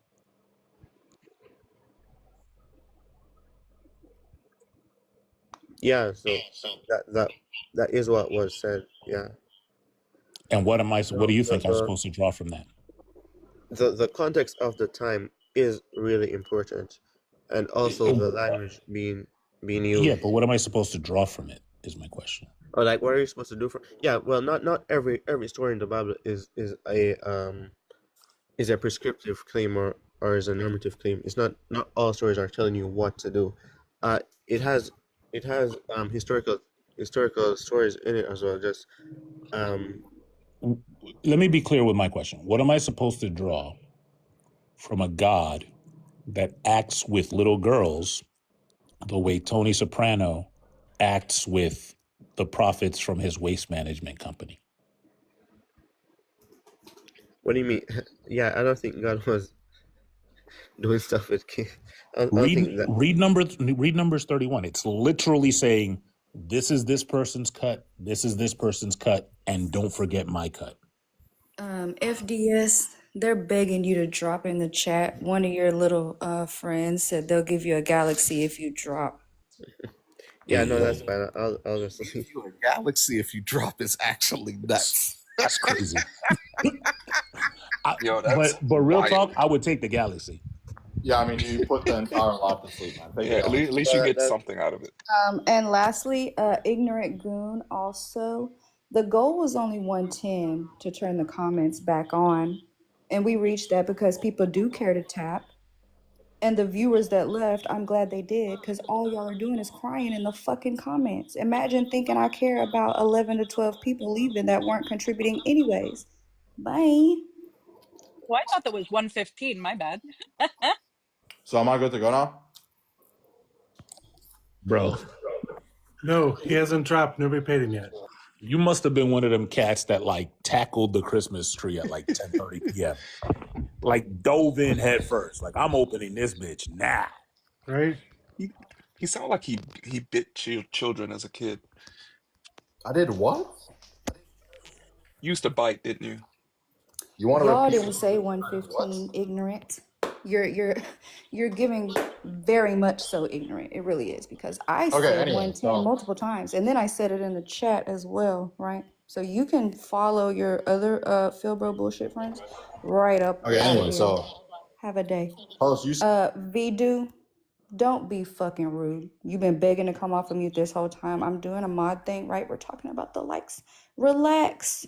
Relax. Everybody relax. okay, so yeah, I'm 21 for the TOS, and then host, you said there shouldn't be any legislation against what a woman wants to do with her body. Okay, yeah, but hold on. Ariel's still doing a mod thing. It's okay. They're just crying about me saying 110 to turn the comments back on. Yeah, Hanji said 150 because we still have a goal of 150. I said 110 multiple times, or the comments were going off. Learn how to read. Y'all are too busy crying. All right. Vidu, you're over 21. What topic did you come up for? Yeah, the question I just asked you. So do you think there should never be any legislation against a woman's body? And before you answer, I want you to invoke your reflexive equilibrium, like your phronesis, and then answer the question. I do not think that there should be any legislation that dictates what a person does with their body. No. Okay, so Especially in not a any and woman. all instances, like it's universal quantification? Just to be clear, Let's JT. get to your point. What is it you're trying to get me to Okay, do? well, I want a yes or a no before I get No, I want you to go ahead and get to your point. Is it a yes or a no? Get to your point. Jesus. Okay, so sounds like you do sign off on that. So the question here is, No, do you think there get should be to any the points. you're interrupting me. So the question is, What's funny, do you right? think there should be any legislation? Here's what's hilarious to me, dude. Here's what's funny is like you stand in a field and you see 10 people in a row step on a rake and it hits You them in the interrupt me. face. I'm looking at you interrupt. That's cool. That's cool. Like if you see 10 people in a row step on a rake and hit themselves in the face, would you then step on the same rake? No. The only reason I had the conversation with the last guy was because I was like, I don't know. I don't like stop doing that. Was because he wasn't like an a-hole. And I usually love having the Phil Bro conversations, but not on your live because that's not what your live is. So people have been complaining about Phil Bros here for like the last hour. And this dude waits there, interrupts people, does the whole thing, and then immediately goes into the jargon. Immediately. This is crazy work. All right, I'm back on mute. Go ahead and do your thing, Dubert. Yeah, You Charlie cooking. You Jaguar, cooking, by just the stay way. on mute there, buddy. You're talking about interruptions while you were interrupting me, and now you're back off mute. I thought Just No, get I'm to just your here to tell you, fucking look, point. bro, I'm telling you, he was one of those kids that used to bite other children. I'm telling you, Dubert, don't let nobody gaslight you. Don't let nobody tell you different. You are cooking right now, my guy. Cooking. Keep going. My So bad. the question is, do you think there should be any legislation against a woman walking into a public mall stripping naked and masturbating because it's her body? Yes or no? There's a difference between public indecency and what someone does So there to should their be own body. legislation. So There's there a should be huge legislation. difference between the two. Sorry, don't And you dodge the do question. know that, and the fact that Should you be just had that or asked that shows bad faith. So there Because should you be know legislation. damn well what I meant and what the fuck you mean. The Shows host is is that yes, clearly there should be talking about legislation, the or no, there effects. shouldn't be legislation. The host is clearly talking about the effects. The guest is clearly not talking to you. Just pipe down. I So, literally is the just answer told yes or you no? Talking about a Hey, woman's thank you guys body. for the roses. I mean, it's looking good here. So So I'm can we not get an answer to the talking. question? I'm not answering your question. Oh, That's Galaxy! Oh! Why are you yelling? People have that is headphones in. Relax. ridiculously not Over intelligent. $10? excited about God his damn, y'all are cheap. When Relax. Sorry. when you do public Yes, there indecency, should be legislation, or no, there shouldn't be. Another We've Galaxy. already talked when you about that. do They're two different things. Thank One you is guys for the public. gifts. Oh my God. Public indecency affects all people. And you all can keep giving all the gifts you want. I'm fine with that because I get a majority of it. So I don't give a damn. No, the point is, though, if you're going to sit there and say that. Hey, thank you for the gifts, guys. I mean, I appreciate it. If you're It's going to to a good sit there cause. and try to and equate what somebody does to their physical body. You're contradicting yourself, Dude, buddy. no, I'm not. You're not listening. Shut up. If you're going to equate what somebody does sexually out in public to what someone does to their physical body, that is not the same thing. One applies to all genders. Nobody's allowed to do that because nobody wants to see that shit. The other one applies just to the thank you person for the gifts. and I just mean, I to their appreciate own it. specific body. No woman should have anybody telling them what they can or cannot Okay, do Doug with their body outside of public indecency laws. Dimmadome, stop grandstanding. So here's the P not P. So you said you should be able to do whatever the fuck you want with your body with no legislation against it. And now you're And you contradicting know yourself damn because- well what I meant by that. This you're is why I don't interrupting like me. Pueblos. You all love to say this stupid Yeah. shit Oh my God. because you think that it's a got you when you know damn well that's not what I meant. Hemi, I think you're up. This one is one of the goldfish memory clowns. Imagine sending $30 when he hasn't made his argument yet, and TikTok and the host are gonna get most of it. You guys are fucking dumb. And he's yelling like he just won the lottery. Like, relax. It's literally just a respect thing. People have hearing Nobody's aids hearing- and people are using headphones. Please stop yelling. You're an adult. Well, don't care in the comments. The fuck is wrong with y'all? Y'all are grown ass adults.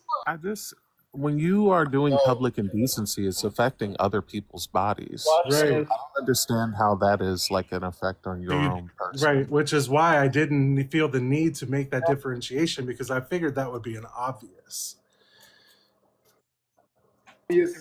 But if you want me to be specific, no, nobody should be allowed to do say whatever anybody can do to their own bodies that does not affect other people. Public masturbation affects other people. Okay, I'm There. done with you. You're contradicting yourself. So, okay, cool. Next question is for Jeff. So, what's the argument that morality is solely based off of preferences? Go ahead. When did I make that claim? When you were talking to FDS and put the entire live to sleep? I didn't make that claim. Yeah, you said the reason that those newborn starving would be wrong is because you have a preference against it. You said whenever people No, talk about that's also not what I said. Social cues, social cues. As it turns out, you're not listening, right? I said my preference would be that they not do it. I specifically said I don't use the language of wrong. And I said that multiple times. So to that regard, I don't know why you're asking me the question. But Okay, go ahead. yes. Holy shit. Yes or no, is there a proposition you affirm in regards to metaethics? Well, that's a question that for you, depends. Jeff. Yes or no? You're Well, grandstanding already. Yes or no? Listen. I don't know why it is that I start to talk and then you start chattering. Yes or what no? is this? Yes or no? Not really, no. No, so there's not a proposition you affirm in regards to metaethics. Good job. Good job. So you have no idea what the fuck you're talking about when it comes to morality. There's no need. Because There's you're a no need for moron. yelling. Because you're a moron. So There's no need hold for on. yelling. Then So I have to affirm a proposition in the metaphysics? next question is Hold on. do you No, think- let me just ask you a question back. Do I have to affirm a proposition in metaethics? You can say that. Okay, so then my answer of no, You're not relevant really. dumb fuck question. Yeah, good job. Hold on. So then my answer of no, not really, is a perfectly reasonable answer. I could be just agnostic to the entire field of metaethics, right? I agree. You should be agnostic on anything in relation to philosophy. Great. So since I can be agnostic and still have a working knowledge of what metaethics is, what the major theses are, that's fine, right? But again, what does that have to do with what you're doing up here? Okay, so if I ask you 3 basic questions when it comes to metaethics, can you answer them? Depends on the questions. Oh, no. The 3 basic questions when it comes to metaethics. Do you think you can answer them? It depends on the questions. What do you mean? It depends on what about the question specifically? Whether I know the answer. Well, what's the OQA? That would be obvious, right? What the OQA is quote, that would be obvious, end quote? No, you idiot. I was still answering. Are you truly on your screen right now? What are you doing? This is the thing, right? The thing is that you don't know how, like, you're way too excited. I was saying that it's obvious that it would depend on whether or not I know the answer. Know what the OQA is, yes or no? No idea. So you have no, okay, so do you affirm the proposition that you have no idea what the fuck you're talking about when it comes to metaethics? Moron. No. Oh, you do know what you do? Okay, let's ask another question. What's the difference? That was the second question. Okay, hold on. Just to be clear, that was the second question, right? What is the... Just to be clear, dodging, yeah. It's very clear. What was the third question?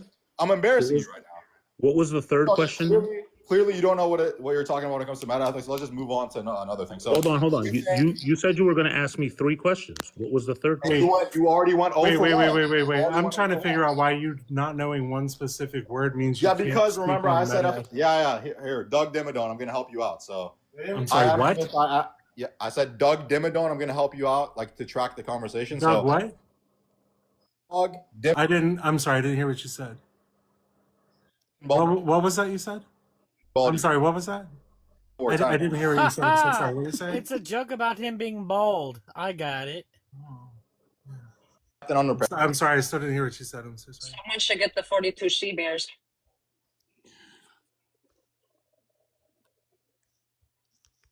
Doug Dimmadome wears a hat. I don't understand where the... Close, because he's bald as fuck. The sun is reflecting off your head. It's blinding. Well, actually, it's a ring light, but I'm trying to figure out why my baldness has anything to do with anything.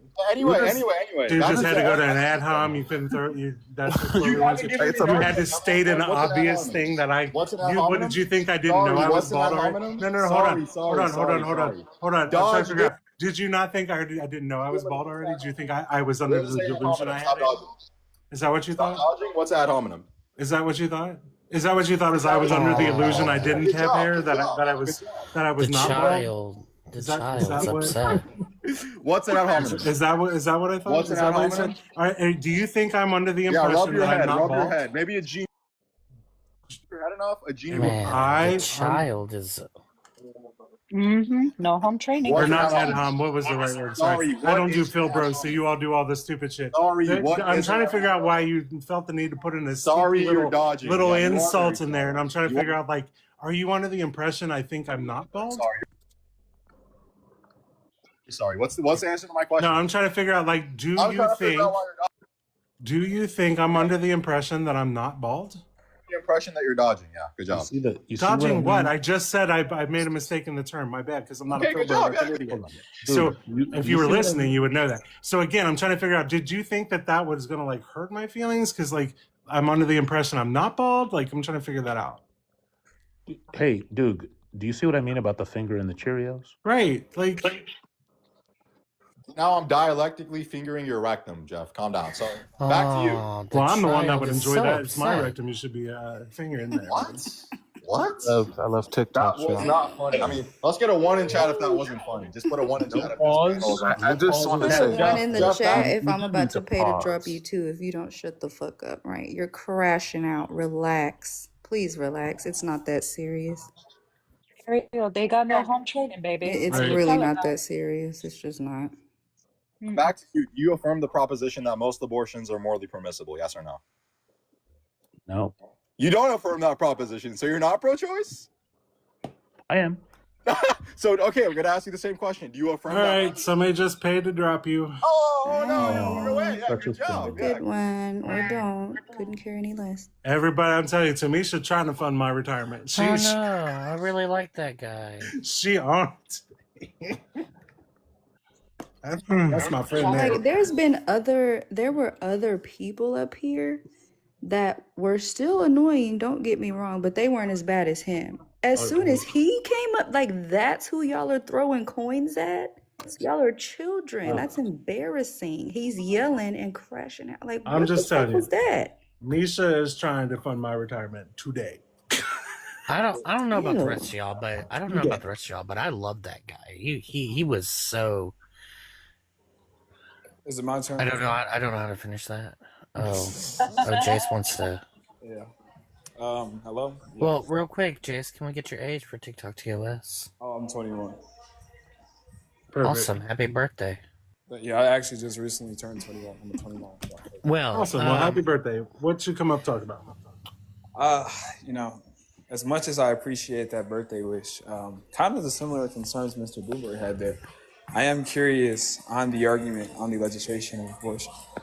Well, before we continue, let me break down the three. Why are rules so we many have up men here. obsessed with women's abortions? I don't know. Listen, Mr. Quinn, I don't know. let's let him know. Go ahead. So we're gonna go through the three rules here. One, no over talking, because there are people who are listening through headphones, and also people who are actually reading what people say. Second one is the host there, Dugald, the atheist bulldog there. He has every right to interrupt you whenever he feels like it, because this is his live. And the third one is that somebody might interrupt you just in case to ask a clarifying question. So, with that being said, Sure. go ahead. Yeah, so, what's the argument, for the legislation in favor of the woman in reference to her body? Because she's alive and has to assume the risks that come with a pregnancy, both the physical changes, the overall risk, the medical risks, and the risk to the rest of her life. Yeah, I don't really think that answered the question, so I'm gonna. What answer else do you all want when you ask that? Listen, Mr. Clean, calm down. I'm just curious on what's the argument. That's all. Jace, relax. Listen. I don't need your ASMR. I love it. The fact that they act like I don't know I'm bald, as if that's some kind of insult. It's hysterical. Listen, I'm not sure if I'm debating you. Yeah, or I'm not. not sure if you think you're gonna have the ability to keep talking while I'm talking, but you're not, right? I've been very relaxed and chill in here. I'm about to start cussing y'all out and calling y'all names like y'all think you're gonna come up here and do. See how every time you come off a mute, you're gonna keep getting remuted? Shut the fuck up. Stop coming up here with y'all crybaby 19-year-old asses. You're not 21. Y'all are literally children. I think you said his birthday. Coming up here and throwing insults and crying. Shut the fuck I would up. appreciate Shut for you up. not to Shut the say I'm fuck proud. up. Thank you for I unmuting don't me. care about none of that. Y'all can both go, right? I don't give Wait, a I fuck wanna debate about it. nothing y'all are talking about. I got money. I'll send it to Dugald. I'd rather not have to do that because y'all can't shut the fuck up. We want to have conversations. We don't care about y'all crying. Grow up. Y'all are fucking irritating. I know, I was really starting to like Jace too. We request to back up. We'll let him. All right, thank you. That was funny. Listen, ma'am. I'm sorry. Listen, Jace, no, it's my life. Listen, shut Lauren, up. you're a Just shut fucking idiot. Go back to the profile, you dumb Wait, can we bitch. get back in- That's wait, my can we- sister, hold on, not hold me. on, Y'all hold are on, fucking hold on. insane. You guys I are not find that it- smart. That's not I even me, you genuinely- dumb bitch. And I can tell from your profile picture that you're the big one. So you be big and proud. Don't worry about me. Right. I find it like I genuinely am amused whenever they throw in a bald joke because it's like telling somebody they're tall or that they're short. It's like it's something I already know, so like it's not an insult. I find it amusing. So every time you all throw it in there, all you're gonna do is make me stop everything so that I can laugh at your dumbasses. Yeah, I don't know if I'm debating you or your elbow, but that's what I was saying beforehand. So look, I'm just looking for the argument. And to the lady who's like all angry, I believe in the 19th Amendment. You want to get dropped again? If you don't, shut the fuck up talking to me because I'm tired of y'all. You're like number 27 in the line of dumb children that keep coming up here with cartoon pictures and stupid ass fonts in their bio, right? I know y'all are children. Not a fan of. Get over it. Talk to the host. Not That's a, what they brought you back up here for. Stop addressing me. Shut the fuck up. I didn't know you didn't like cartoons. I'm sorry. Aww. All right. Sean, you had a I mean, clarifying the question. fact that He'll be Jim back up in a Woo's his second. profile picture tells me he's just a child who wishes some magical circumstance would cause his balls to drop somehow. I'll bring him back up. Sean, what's your clarifying question? Because he ain't going to let you say it while he's up here. So I'm going to let you answer it now before I bring him back up.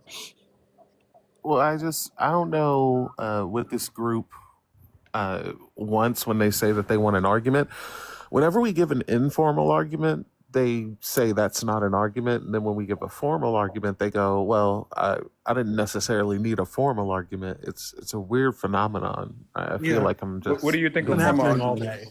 Can I ask? So I already gave you the argument. I said again, you women are the ones who have to assume all physical and mental risks having a child. That is why I'm making this. Yeah, so why does that mean therefore it's okay for them to unalive? And by the way, Berlizzi in the back. You talked really low during part of that. I didn't hear a part of it. What'd you say? Yeah, so I said firstly, Berlizzi at the bottom. I'm not sure why you were piping up to me. But besides that, I was saying, yeah, you're not explaining why for those facts being the case, therefore it's okay. You're just saying, explaining why. The why is because we are not the ones who assume why the are risk. those The woman reasons is. make it justified, Mr. Clinton? No, that does make it justified because again, it does not affect you. It affects the woman who carries that child. Listen. Wait, are you asking I'm not sure if I'm debating your. Okay, can this other guy be quiet? Shh. Look, I'm not sure if I'm debating your elbow. I'm asking you a question, Jace. Oh, I'm sorry. Go ahead. Because like you asked him for the argument, he gave the argument, and now you're saying Speak to up a little bit. substantiate. I can't hear what you're saying. Yeah, you asked for an argument, he gave the argument, and now you're asking for him to substantiate the argument. Is that what you're doing at this moment? I'm just gonna say what I'm doing, and maybe this time you can understand it. So he's giving certain facts about the case, but not explaining why those facts about the case justify the conclusion. Right. So you want him to substantiate. That would be just to tell him to substantiate. Okay. Right. So that's what you're doing. Yeah. Okay. I'm sorry. You're not him, so like I don't really care about what you're talking about. So Coach, the substantiation is quite Asking literally a clarification question. the substantiation to that is quite literally. Do you like cereal? Man cannot. Do you want an answer or not? I'm down. Okay, I'm gonna have to do this again. Why you lost? No, Jace, I see that you are definitely someone who has the memory of a goldfish. So remember the 3 rules I gave you. The first one was there's no interrupting. The second one is Dugald can talk whenever he wants to. Now, this may be an issue on my behalf. I may not have added this, so I'll make sure I add it here. Whenever he talks, shut the fuck up. Because that's the best way to keep this all copacetic, right? And then, of course, the third one, people may interrupt to ask a clarifying question. So, now with that being said, go ahead, dude. All right. You look like I was saying. Just let him. Just let him. Thank you very much. Yes, I don't know why that goldfish guy decided to like pipe up and interrupt what I was saying, but yeah, I'm just simply looking for the justification. That's all. Just give the argument on why these certain facts about the. Quite literally doing that when you interrupted to ask for the argument again. Okay, so I'm asking you why do X I was reasons- quite literally giving you that when you kept interrupting. Okay, to so ask go for ahead the and give argument. it. Go ahead and give Okay. it.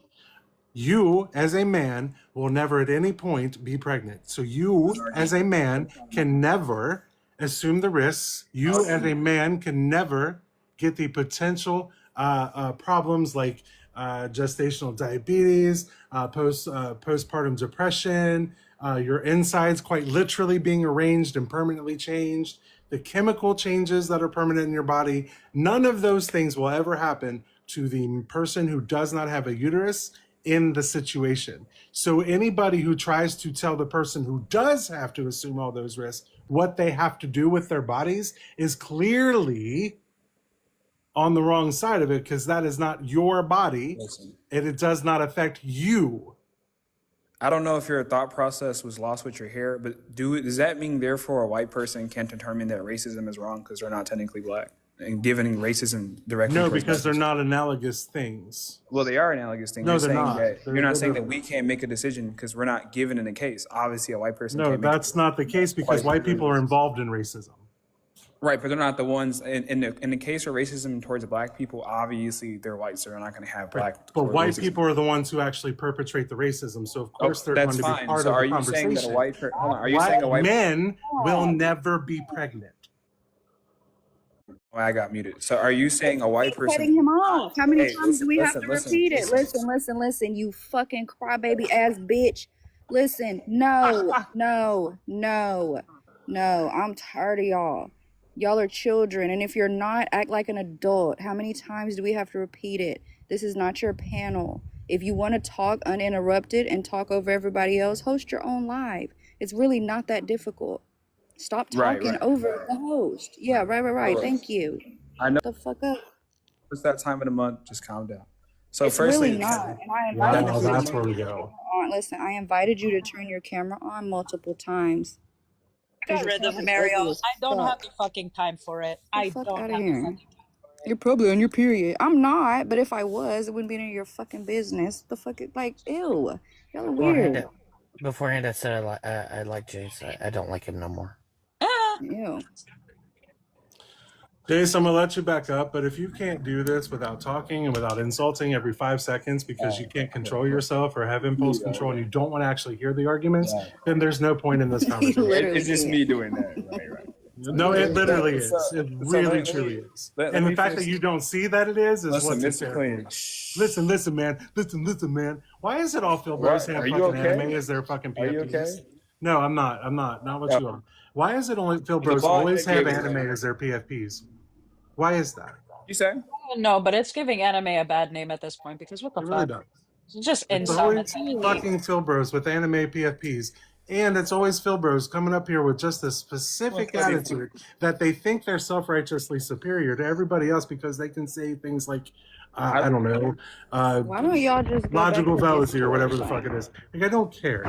You all act as though what I just said is not a valid argument because it does what?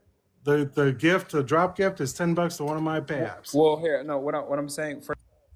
Why don't y'all go back to Discord and reconvene and figure out where y'all are going next? Because y'all are actually on everybody's last nerve. And you only have one bar. Like, your service is hanging on by a fucking thread. Yet you're still trying to interrupt. Like, relax. Got that Phil, bro. Relax. I might have to listen. Don't care. Relax. Relax. Relax. Take a breath.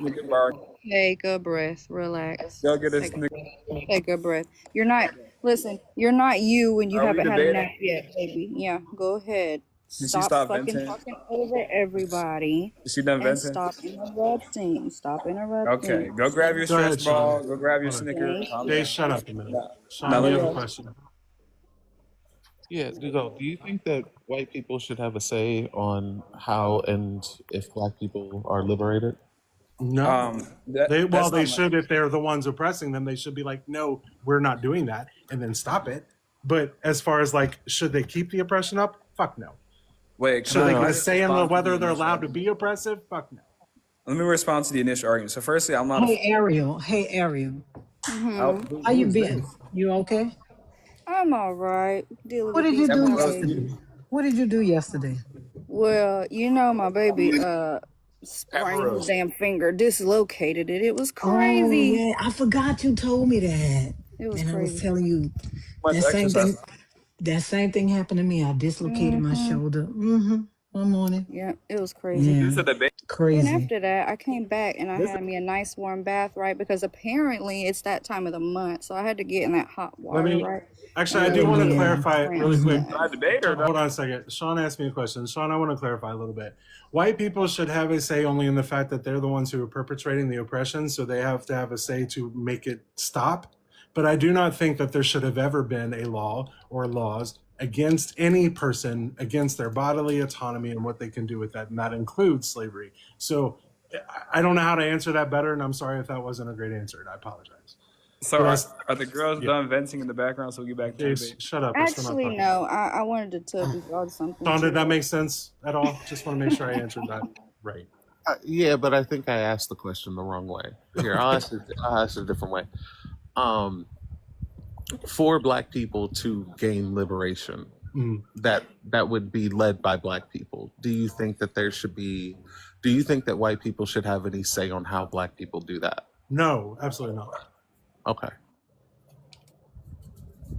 Lords, how are you today? I'm fine. I'm actually fine. All right, are we done with the I find it. Standing up on my knee. Yeah.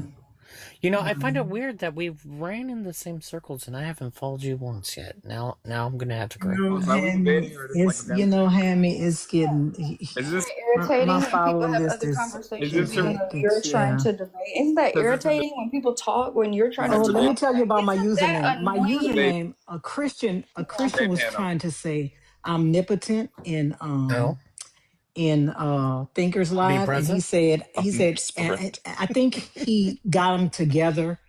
He mixed them together, and he ended up saying omniperspirant. So that's where my name comes All from. right, so are we done venting? Yeah. Perspirant? Yes, he said omniperspirant. I think he was trying to say You're- you're- omnipotent and omnipresent at the same time, and it came out as What are those omniperspirant. Yeah. Omniperspirant. I love those it. terms? Look, where can I buy some? That's what I want to know. Listen, Wait, can I? I guess it's deodorant for the Wait, what is It's the gods. Who knows? the new scent coming what is out those? from Old Spice. Oh, It's it's Joe Pro Omniperspirant. Dio. omniperspirant. Deodorant for the gods. That's what it is. I don't Hey, know. Probably doesn't know. that's the Hmm. divine deodorant and a perspirant. I'll take it. Yeah, that's great.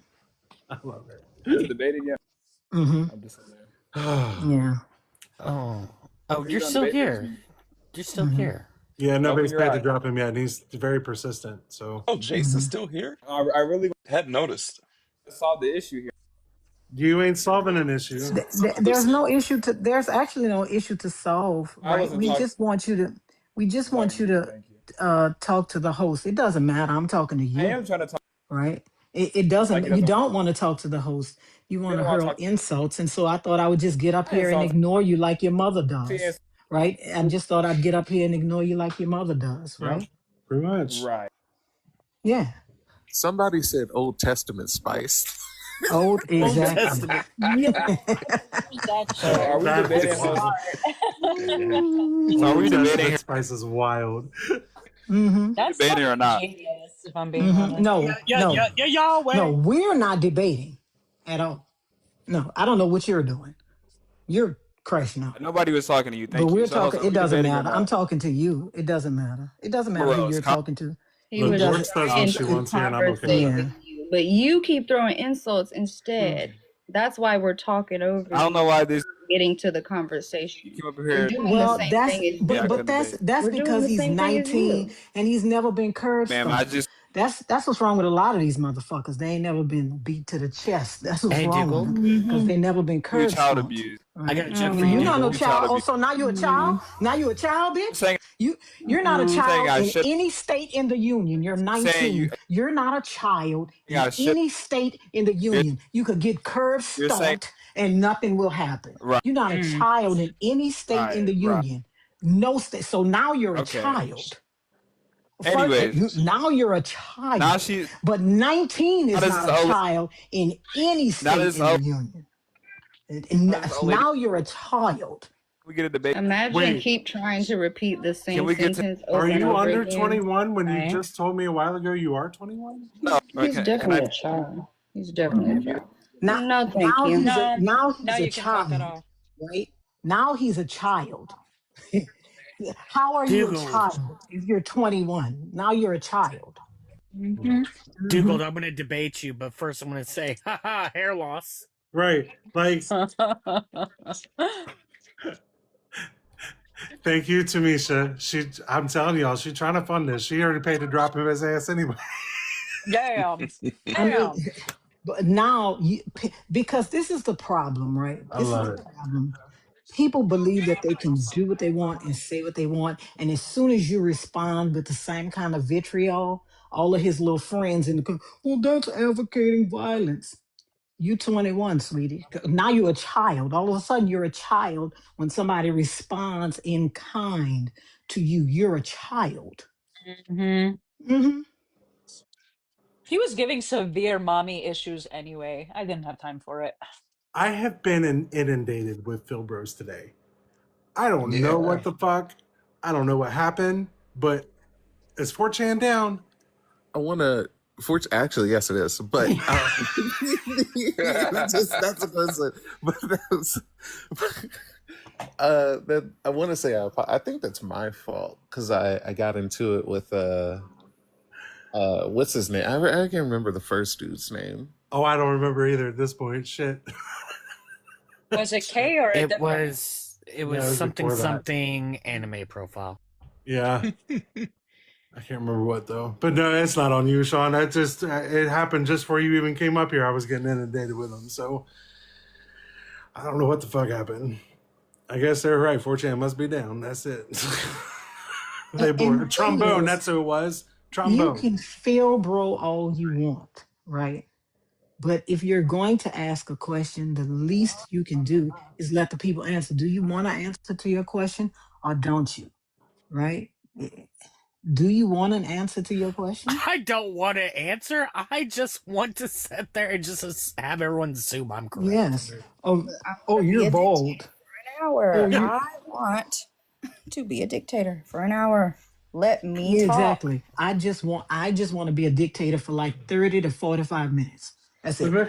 The Mr. Clean one's the one that kills me the most because I've been hearing that ones for like ever. And it's like, y'all are so not even original anymore. They're not. They need to come up with better insults. The The funniest craziest thing part is most of them have a cross in their bio. Like, fuck out of here. I know, but Are So the remember, weirdest Hot take people. Ariel. Hot take Ariel. remember It's Ariel. on brand. But Look, remember, Ariel, God sent those she bears to unalive those kids when they talked about that ball man. So I'm just saying. That's God, what I was figuring. y'all I've had a don't lazy. know. Dugald might be God's favorite. He might send some she bears to your house. You never I've had a know. lazy eye. I've had a lazy eye since I was about 5, right? And so I've heard the jokes about you looking at me in the snack machine. And it's gotten to the point to where I've stopped laughing at them, and so they think I'm offended. I'm like, no, I'm just not gonna laugh until you tell me something fucking original by now. Like there's gotta be some kind of funny lazy eye joke out there. You would think, but there's not because they're not original anyway. If there is, I know that much. I mean, it's crazy. I mean, what's the ontological? Like nobody cares. Nobody cares. That not Nobody cares. realistically. Y'all get in Discord and talk about, man, they couldn't talk about me because I started talking about his bald head. I asked him a question and then I started talking about his bald head and periods. No, Georgia says Timu Caillou. That's wild right there. That's fucking crazy. That's really crazy. But Dugald, did you know you're bald? I had no idea until today, and all these people kept telling me so. That's let you know. I had no idea. That's crazy. Wait, My heart is broken. I will say you're this, dude. bald? I'm so astounded that it's so bald. It's so shiny. It makes me want to. Listen, that is my favorite Bugs Bunny cartoon ever. Okay. Same. My favorite. I have a question for real, a real question. This sounds like a joke question, but I swear to God, it's a real question. All right. Do you wear a swim cap? No. No? Okay. All right. I figured not, but I just was like. Just had to make sure. I've seen it, like on TV, I'll see bald dudes like put on a swim cap, and I'm like, what are you doing? What is that for? It's to keep the hair follicles like, all nice and Who dry. are you protecting? What are you protecting there? What are we doing? No, I've seen that. It's weird. It's very weird behavior. It's for speed. The one and only said. Oh my God. It's hysterical. Speed is Oh, does crazy. swim cap really keep your hair dry? I don't know. I mean, it is supposed to be for speed. It's not really supposed to keep your hair dry, but it is supposed to like be for speed to like reduce drag. But I was just like, maybe Dugald will know. I have no idea. I've seen it in movies, only in movies I've ever seen it. And I'm just we have like, moisturizer for that. Like, I don't know why we would need to do all the things to protect it otherwise. That's just weird. So, are you saying that the I bald don't know why people you are keep Lightning leaving McQueen? and coming back. You're still going to be muted. Just go back to Discord.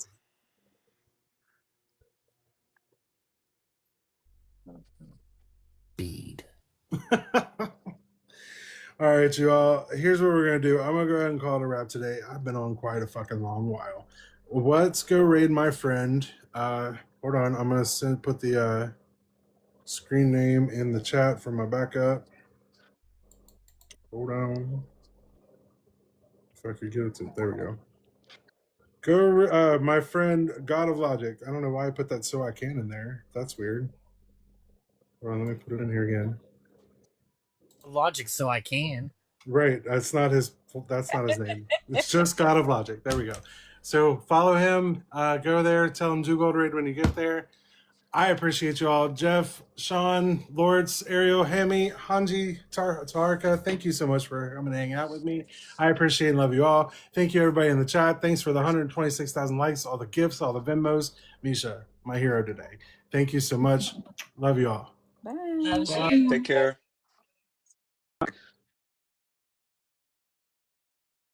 لا قال انا بعد بقول لكم انا وياها سوينا كل شيء ويا تزوجونا يا الله يخرب بيتك فعلا يا محمد. الموضوع كبر، احجزوهم مركز الشرطه، احجزوا محمد وهلا ويدورون على ابو نضال. بعد فتره ابو نضال كل يوم الثاني يعتدي على منو؟ يعتدي على باسمه اللي محتجزها عنده ومربطها وكذا. البنت خلاص يئست انها تهرب وتحت تهديد السلاح وموديها مكان في وادي ومعيشها ليل ونهار هناك بهالعذاب فبدت تخدعه، يعني بدت ان تقول له خلاص انا استسلمت وما راح اهرب منك وكذا، وفك قيودها وصارت تطيعه، يعني حتى لما يطلب منها اي شيء تقول له حاضر، انها تبين له ان انا خايف انك تقتلني وكذا، اهم شيء انك ما تضربني، اهم شيء انك ما تطلق علي النار، انا انفذ كل طلباتك.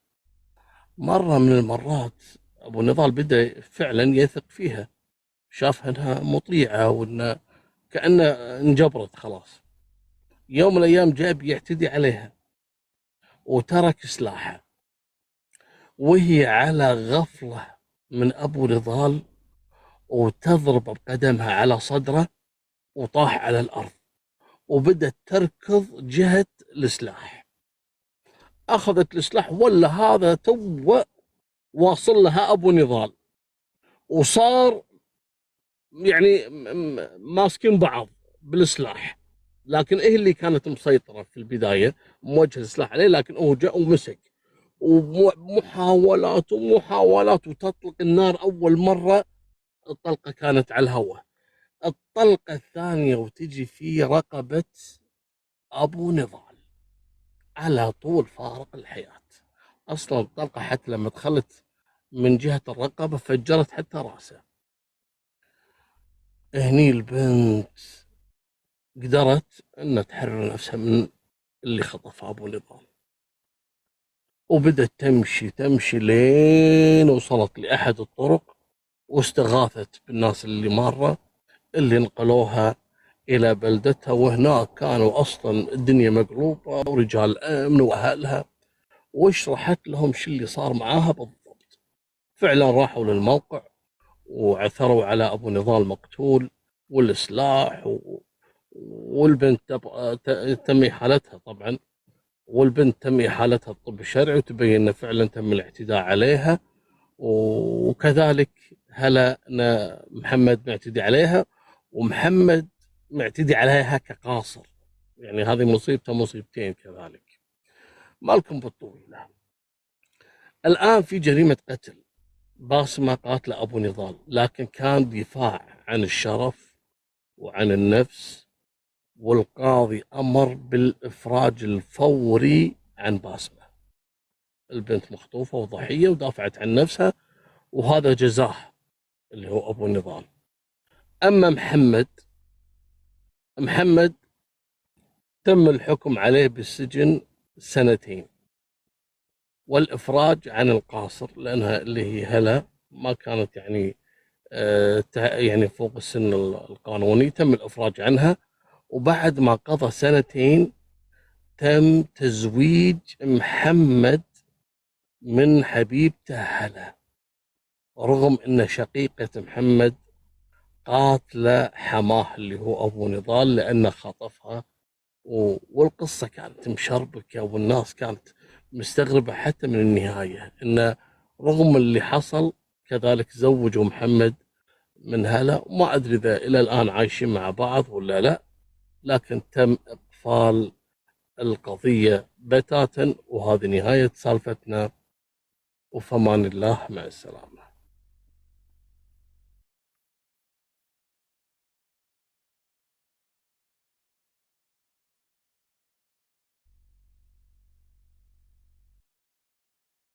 السلام عليكم.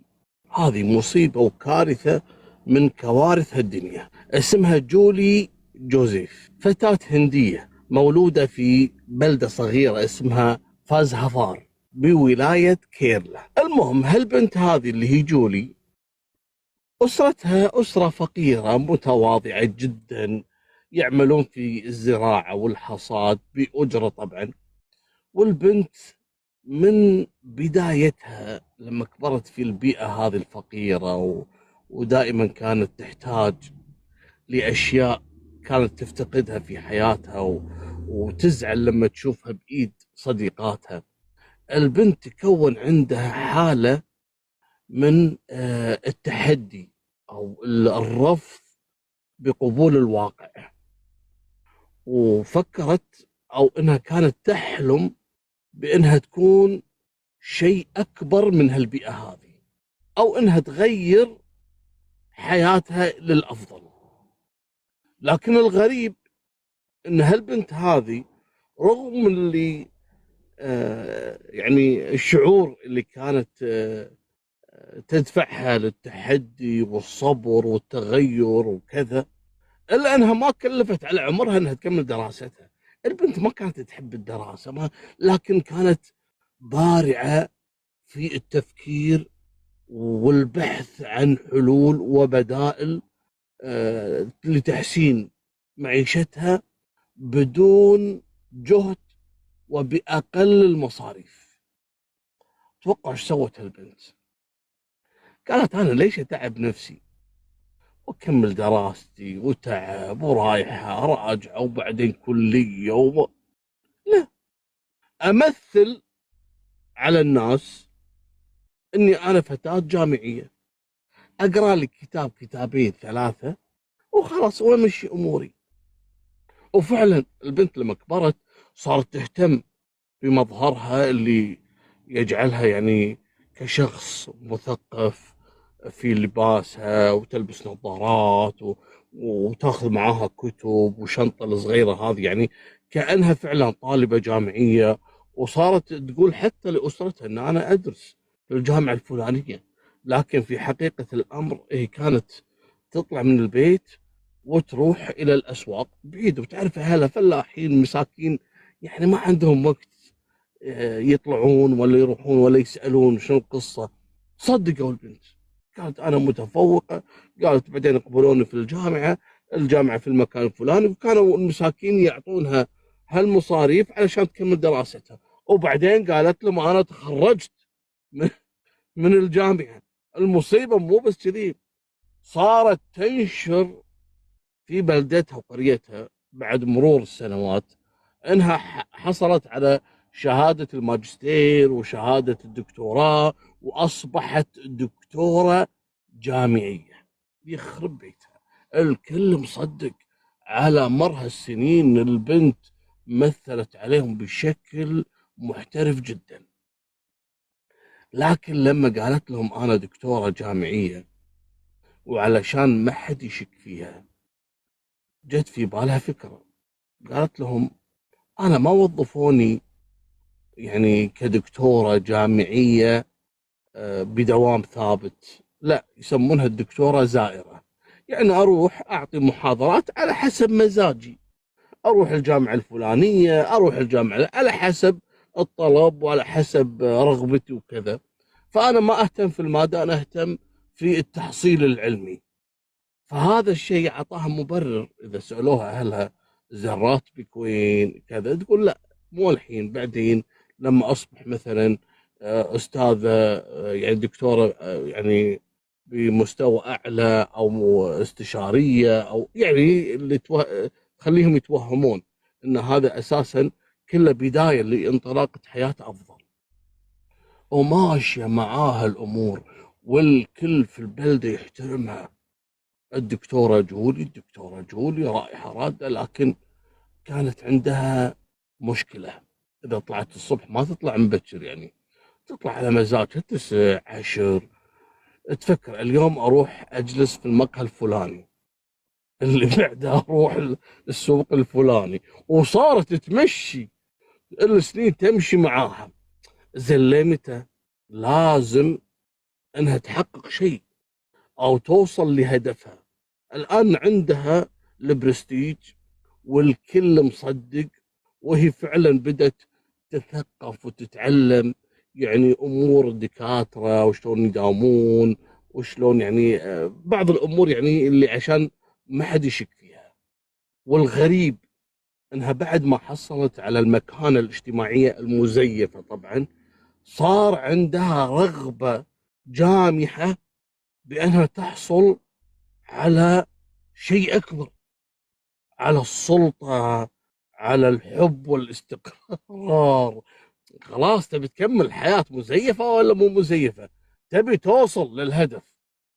فقالت خلاص الحين انا لازم ابحث عن زوج، والزوج هذا يكون من العائلات الثريه اللي ينتشلني من الوضع اللي انا فيه. ويصدق طبعا ان هي دكتوره مثقفه متعلمه وكذا، وهذا يسهل عليها انها ترتبط بواحد مثل يعني الشخصيات اللي يعني غني وكذا. ليش؟ لان هذول العائلات الغنيه مستحيل انه ينظر لفتاه فقيره، لكن لما تكون حتى لو كانت فقيره لكن تكون مثقفه ودكتوره، تعتبر هذه تذكره للدخول في عالم العائلات الثريه.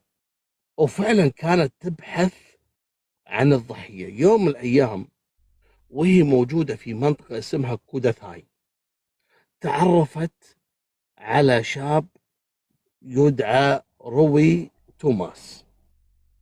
هذا توماس من عائلة ثرية جدا.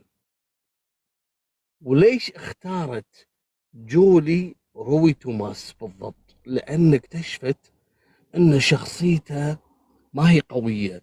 الشاب خجول ويستحي انه يسولف مع البنات ويرتبك وكذا. قالت بس هذا المطلوب.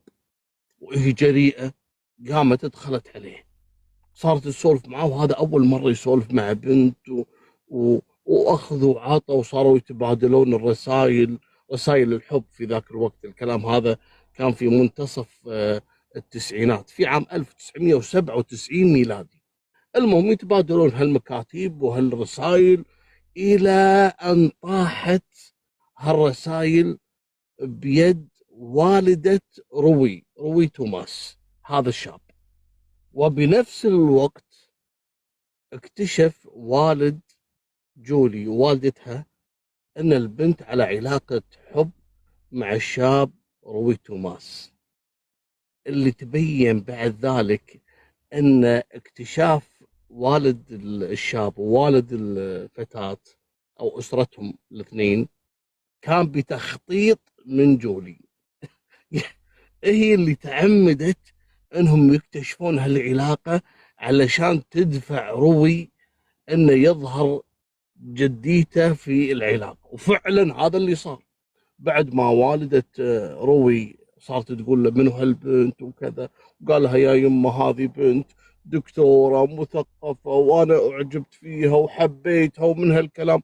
وكذلك قالت جولي حق والدها ووالدتها نفس الموضوع، وصار تواصل بين العائلتين وتعمقوا مع بعض. وتم الزواج في عام 1997 في نهاية السنة، والكل كان فرحان ومبسوط.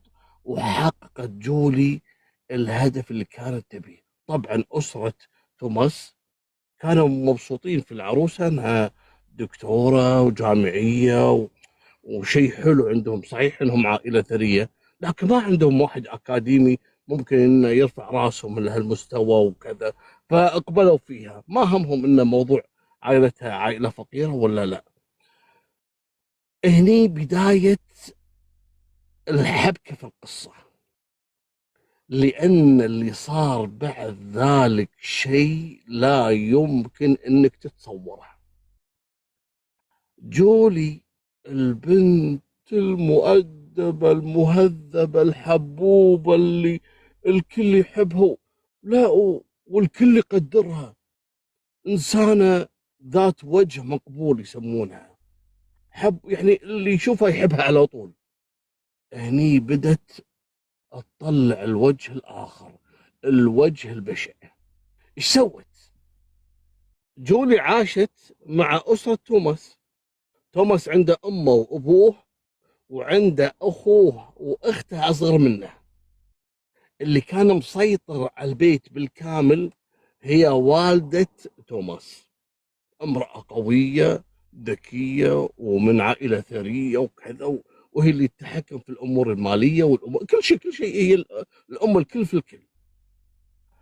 المهم كانت جولي تتعامل مع والد توماس بكل أدب واحترام، كله حاضر عمتي حاضر عمتي، وكانت تحبها. بعدين صارت والدة توماس تطلب من جولي أشياء كانت تضايقها. تقول لها أنت يا جولي يعني ما شاء الله يعني دكتورة جامعية وواحدة في مكانتك وكذا، ليش وقفتي أو قدمت استقالتك من العمل؟ لأن هي قالت لها أنا قدمت استقالتي وأبي أكون ربة منزل قدام منه والدة زوجها، وهو زوجها كذلك مقتنع بهالشيء. صارت تقول لها ليش المرأة يجب أن تكون امرأة عاملة وأنها مشاركة في الحياة، وبعدين ليش ما تشتغلين دكتورة تاخذين راتب قوي وتساعدين زوجك؟ وهذه الحياة تحتاج واحد يعني يتعاون مع، يعني الزوجين يتعاونون مع بعض ولا تعتمدون فقط على الورث وكذا. صارت تضغط على جولي. جولي لا عندها لا شهادة ولا بطيخ. قالت لها ماشي يا عمتي بس لحد ما أولد وكذا. قالت له شنو تولدين يعني أنت حامل؟ قالت لها إيه. المهم العم هذه ماتت فيها. جولي ما كانت حامل لكن استعجلت في موضوع الحمل علشان تفتك من حنة والدة توماس، وفعلا بعد عدة أشهر حملت وتأخرت في الولادة لكن طافت، يعني ما حد ركز في الموضوع. ولدت وجابت لها ولد. الولد كبر صار له سنة سنة وشوي. رجعت والدة توماس تكلم جولي مرة ثانية، ليش ما تشتغلين ليش كذا، وتحن عليها وتزن. أذتها كل ما شافتها تكلمها بنفس الموضوع. جولي شافت ان الموضوع انه راح يفضحها وانه راح تكتشف هذه يعني اذا استمرت بهالطريقه راح تكتشف ان جولي ما عندها شهاده وانها ضحكت عليها وضحكت على ولدها فصارت تفكر شلون التخلص من هالمصيبه. وهالكلام وصلنا الى عام 2002. يوم من الايام جولي على مائدة العشاء سوت لهم عشاء وكذا، وجابت شوربة ساخنة جميلة جدا لعمتها والدة توماس. هالعجوز المسكينة شربت هالشوربة وطاحت على يعني انغش عليها، ولما نقلوها للمستشفى قالوا انها فارقت الحياة. وبعدين كان التقرير الطب الشرعي او الطب الجنائي بأن الحالة كانت نوبة قلبية مفاجئة، لأن ما كان عليها أي آثار والمرة كبيرة وفيها عدة أمراض، وخلاص ودفنوها، ولا أحد شك بأي شيء. طبعا جولي وضعت السم اللي هو السيانيد، وهذه المادة احنا سبق ان تكلمنا عنها، ومادة خصوصا في ذاك الوقت اكتشافها كان صعب. الآن من السهل جدا طبعا معرفته، في السابق كان من الصعب جدا اكتشاف هذا السم إذا وضع في الأكل، وكان يتعمد استخدامه وفي الكثير من الجرائم لهالسبب هذا. المهم الظاهر هذه جولي عندها معرفة في الموضوع، اذبحت أو اقتلت عمتها، راحت وصفالها الجو، وأصبحت جولي هي سيدة المنزل، لأن هي المرأة الكبيرة الآن الموجودة. صحيح أن توماس عنده أخت، لكن أخته أصغر منه، واخته مشغوله في دراستها وجامعه، وتعرفون هذول الاثرياء يعني ما يدرسون في اي جامعه، لا لازم جامعه تكون في وسط العاصمه او تسافر او كذا. فكانت البنت بعيده عن البيت، حتى اخوها اللي كان اصغر من توماس فصفالها الجو، وكانت تعتني في عمها اللي كان يحب جولي. اقول لكم جولي اللي يشوفها يتعلق فيها ويحبها ويحترمها.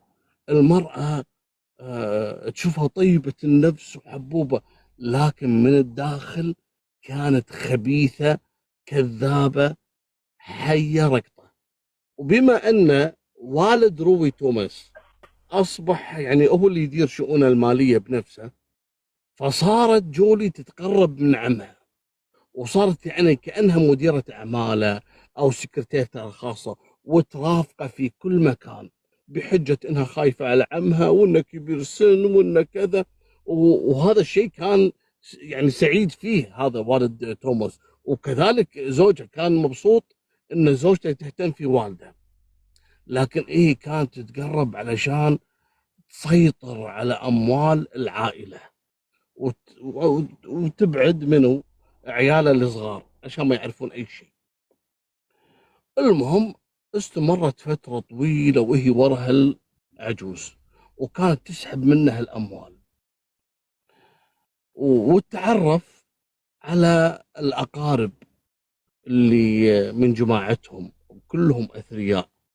كان من بينهم واحد مجوهراتي، يعني يشتغل في المجوهرات وغني جدا، وهذا من نفس العائله، من عائله توماس نفسهم.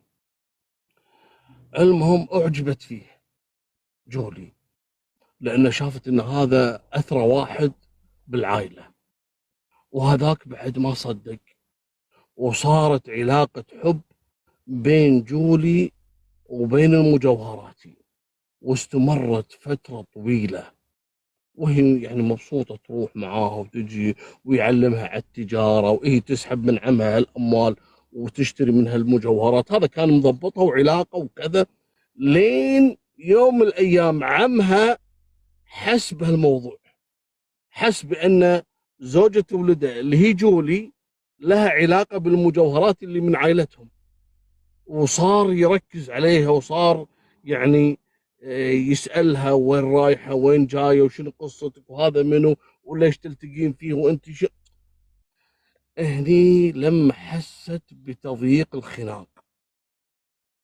وتقوم جولي وتتخلص من عمها بنفس الطريقة اللي تخلصت فيها من عمتها. حطت له سم السيانيد في وجبة أكلها هالشايب، وهالكلام في عام 2008 ميلادي، وسقط العجوز ميت. ولما نقلوه للمستشفى قالوا هذه نوبة قلبية. هم ليش يقولون نوبة قلبية؟ السم هذا ما يبين إلا باختبارات دقيقة جدا، يعني لازم أحد يقول لهم لا أنا متأكد أن هذا متسمم، علشان يسوون عدة اختبارات دقيقة يبين نوع سم. أما الاختبار العادي ما يبين، ويشوفونه شايب كبير بالعمر وفي أمراض وكذا، قالوا نوبة قلبية مثل زوجته اللي قبل كم سنة. وتم دفن هالشايب ولا أحد درى عنه، مبين هذه جولي ما تتعب نفسها، ودائما تستخدم الجريمة الباردة في التخلص من الضحايا. الجريمة الباردة هو السم، بكل هدوء تحط السم ويموت ومع السلامة، ولا حد، لا قتل ولا مسدس ولا سكين ولا أدلة ولا أبدا. شيطان هالمرة هذه. وراح الشايب المسكين، وأصبحت جولي إيه الكل بالكل. ليش؟ حتى إنها تفهم في عقاراتهم والورث والأملاك أكثر من زوجها، لأنها كانت ترافق أبوه سنوات وهي لازقة فيه وتدير أعماله. لما راح صارت هي اللي تدير كل شيء، وزوجها ما عنده مانع، بالعكس. وحتى انها نحت اخوانها الصغار، صارت هي اللي تصرف عليهم، ترسل لهم الاموال وتقول لهم خلكم بعيد.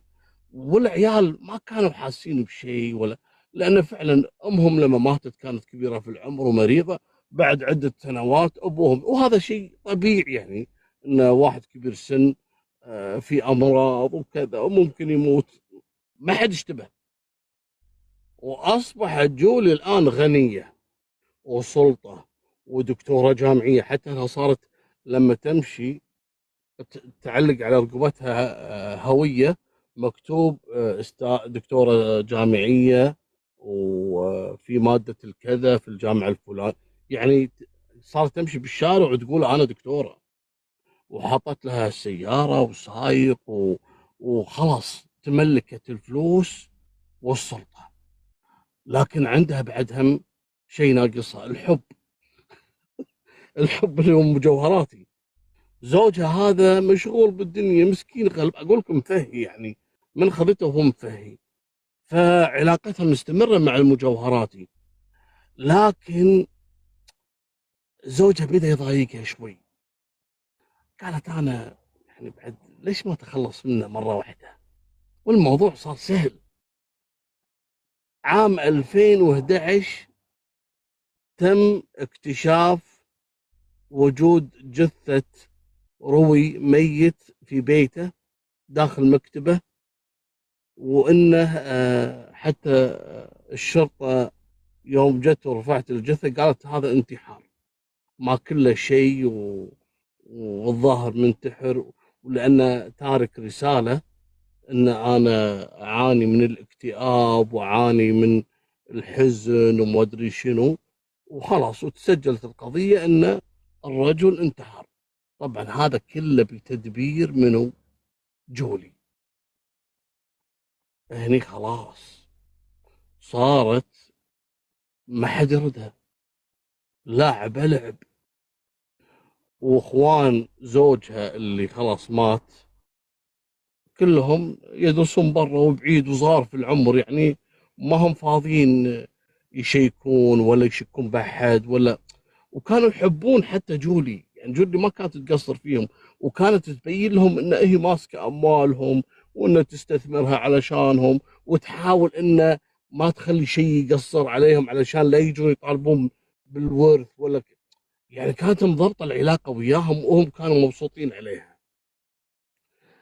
ويدخل واحد في الموضوع. منو هذا؟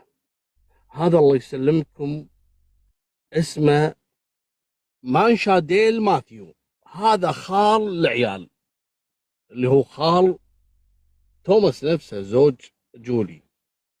يبي يطمئن على الورث، ورث عيال اخته، ولانه خلاص يعني الام ماتت والشايب مات، وحتى توماس اللي هو الكبير مات، فما بقى الا هذول العيال يدرسون برا، ويبي يتاكد ويمر على منو؟ على جولي. يدري ان جولي هي اللي تدير الامور.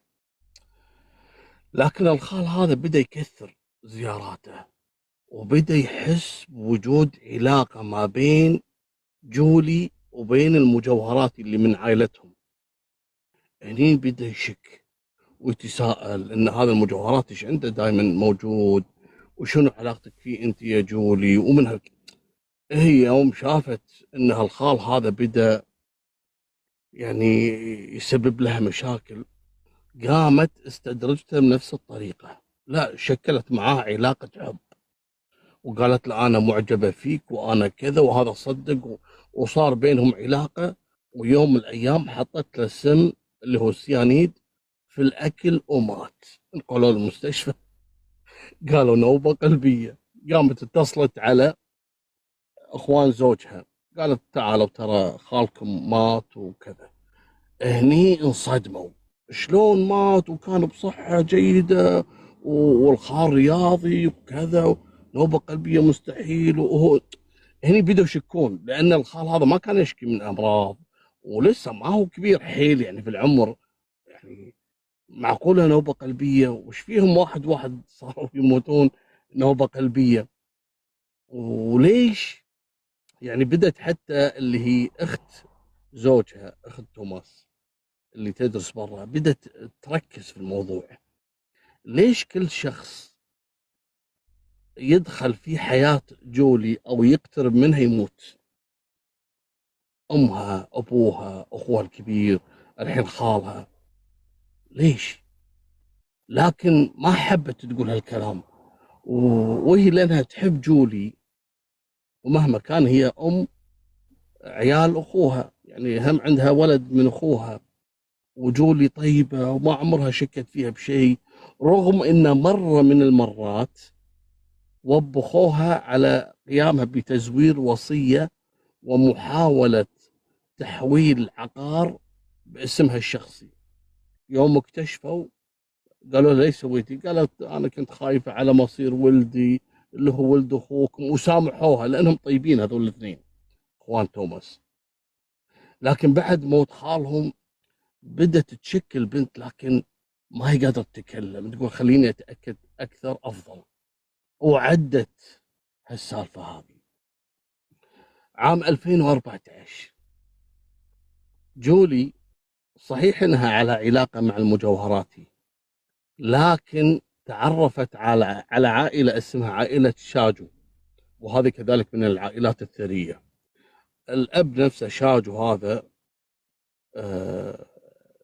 أغرمت فيه وصارت تقرب منه شوي شوي، رغم انها تعرفت على زوجته سيدي، وكذلك ولدها كان يلعب مع بنتهم وكذا، فشوي شوي صارت يعني تعمق في العلاقة إلى أن أصبحت بينهم يعني خلاص علاقة حب وطيدة وكذا، وعلشان تبي تقهر سيلي زوجة جاشو، وتبي يعني تدمر حياتها. ايش سوت؟ سيلي زوجة جاشو عندها بنت اسمها ألفين، وهالبنت هذه تلعب مع ولد جولي. ايش قامت سوت جولي؟ استدرجت البنت وأعطتها مثل الحلويات، البنت على طول أغمى عليها، يوم طاروا فيها المستشفى ولا ميتة. قالوا المستشفى هذا يبقى اختناق مفاجئ، والبنت بعد ما توفت سيدي انجنت وصارت بحالة نفسية وكذا، وصفالها الجو اللي هي جولي مع منو؟ مع جاشو. شوف، قتلت بنتها بس علشان تدمر نفسية الزوجة، يصير الزوج يعني محروم وكذا، وهذه تدخل عليه بالخط. شوف الشيطانة والدهاء والخباث اللي عندها، ما عندها مانع تضحي بالأطفال علشان الشخص أو الرغبة اللي كانت عندها التحقق. واستمرت العلاقة ما بين جولي وما بين جوشة هذا فترة طويلة، إلى أن بدت سيلي زوجته تحسن يعني نفسيتها، وبدت تهتم بزوجها، وبدت تدقق في علاقة زوجها اللي هو جاشو مع جولي، وتشك وتزعل وتتضايق. قامت قالت له جولي يا جاشو تبيني أخلصك منها ويصفى لنا الجو؟ قال لها شلون؟ قالت خل الموضوع عندي.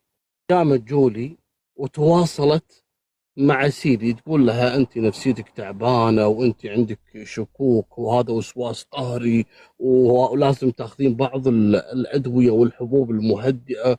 قالت لها أنا راح أعطيك الحبوب هذه. فعلا أعطتها حبوب، هذه الحبوب يعني إنها تعالجها نفسيا. كلتها المرة من هني وتوفت من هني. انقلوها للمستشفى، ولا وقالوا هذا بعد انتحار. ماكل حبوب، والحبوب هذه فيها سم واحنا لازم نشرح الجثة. وهذه كانت أول مرة ينتبهون المستشفى على هالشيء هذا، ولأن الوفاة هالمرة كانت عن طريق أدوية مسمومة، فالموضوع يحتاج إلى تشريح وتدقيق أكثر. فقالوا لا احنا نبي نشرحها. قال لهم الزوج جاشونا أرجوكم احنا في ديانتنا ما يصير أن يتم العبث في الجثة وعطوني إياها خلوني أحرقها وكذا. قالوا لا لا اسمح لنا هالموضوع هذا يعني يتدخل فيه السلطات الأمنية. فعلا السلطات بدأت تتحرك وتسأل وليش أساسا هي ماخذ الحبوب ومن اللي صرف له، وصاروا يدورون على وصفة طبية أو شخص صرف لها الأدوية. صاروا يدورون يدورون يدورون. هني تذكرت أخت توماس اللي كانت شاكة أساسا في جولي.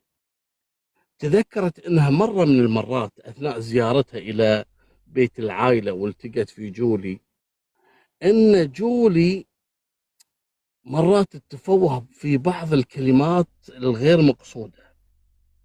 كانت شو تقول الأخت زوجها البنت هذه؟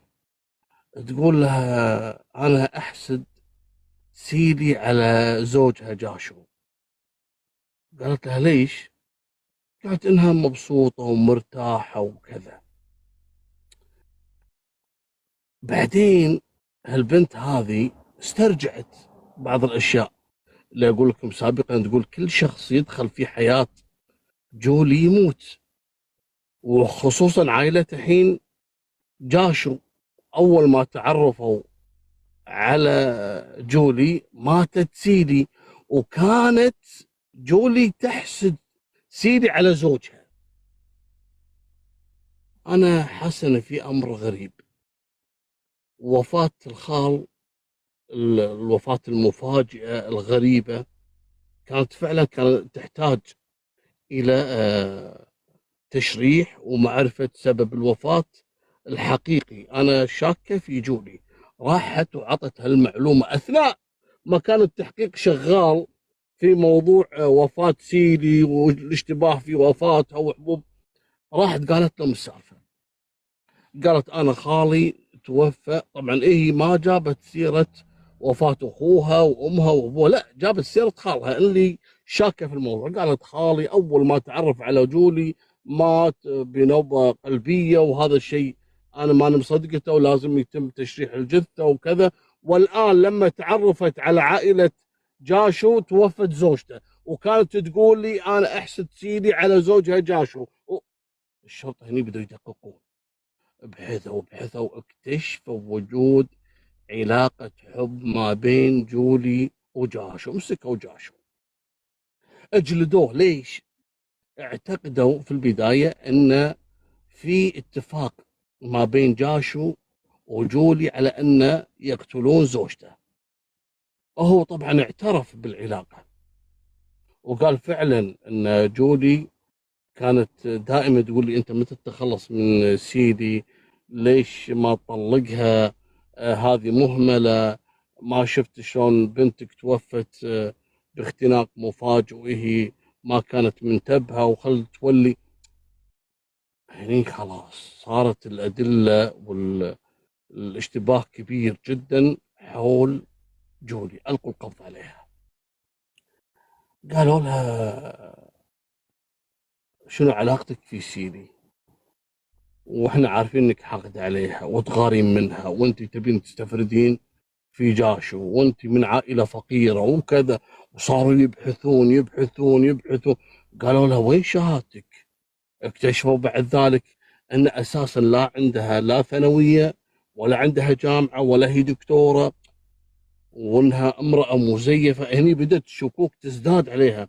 جابوا سيرة الخال لما كان يتواصل معك شلون مات بنوبة قلبية مفاجئة. زين نرجع شوي، الزوج شلون توفى؟ زين ابو زوجك شلون توفى؟ زين والدة زوج. هني انفتحت المواضيع كلها مرة واحدة. ما تحملت الضغط، تعبت من كثر التحقيق. كل يوم تحقيق كل يوم تحقيق لين انفجرت. واعترفت بكل التفاصيل، وقالت أساسا اللي كان يزودني بسم السيانيد اللي هو المجوهرات اللي من عائلتهم. وعلى فكرة ترى هو يدري بكل شيء، يدري إني آخذ السم عشان أقتل عمتي وعمي وزوجي وبعدين الخال وبعدين سيلي، وأنا قتلت بنتهم كذلك. وصارت ضجة يوم اعترفت، ألقوا القبض على مجوهراتي وألقوا القبض على جاشو اللي هو زوج سيلي، لأنه كان على معرفة بأنها تبي التخلص من زوجته وكذا، واعتقدوا أنه هو ممكن كان على علم، لكن هو ينكر طبعا. المواضيع كلها انفتحت وطلعوا الجثث وفحصوها، ولا فعلا كلهم مقتولين بنفس المادة. مالكم بالطويلة، الموضوع يعني استمر فترة طويلة في المحاكم في عام 2019 و20 و21. مالكم بالطويلة تم الحكم بالسجن المؤبد على جولي، والسجن 18 سنة على المجوهرات اللي كان يزودها بالسم، وعلى الزوج بالسجن 3 سنوات. وتم تجريد جولي من جميع الممتلكات اللي كانت مختلستها، وتبين انها مزورة كثير من الفواتير والاوراق الرسمية والشهادات اللي كانت مضروبة جايبتها ما ادري من وين. المهم هالبنت هذه من كثر ما اصبحت ترند في ذاك الوقت، حتى تم تسمية قضية جولي السفاحة ب كوداثاي سيانيد، على اسم كوداثاي المنطقة اللي كانت تعيش فيها. وإلى الآن القضية تعتبر من أكبر القضايا اللي تداولتها المحاكم الهندية. وهذه نهاية سالفتنا، وفمان الله، مع السلامة. السلام عليكم.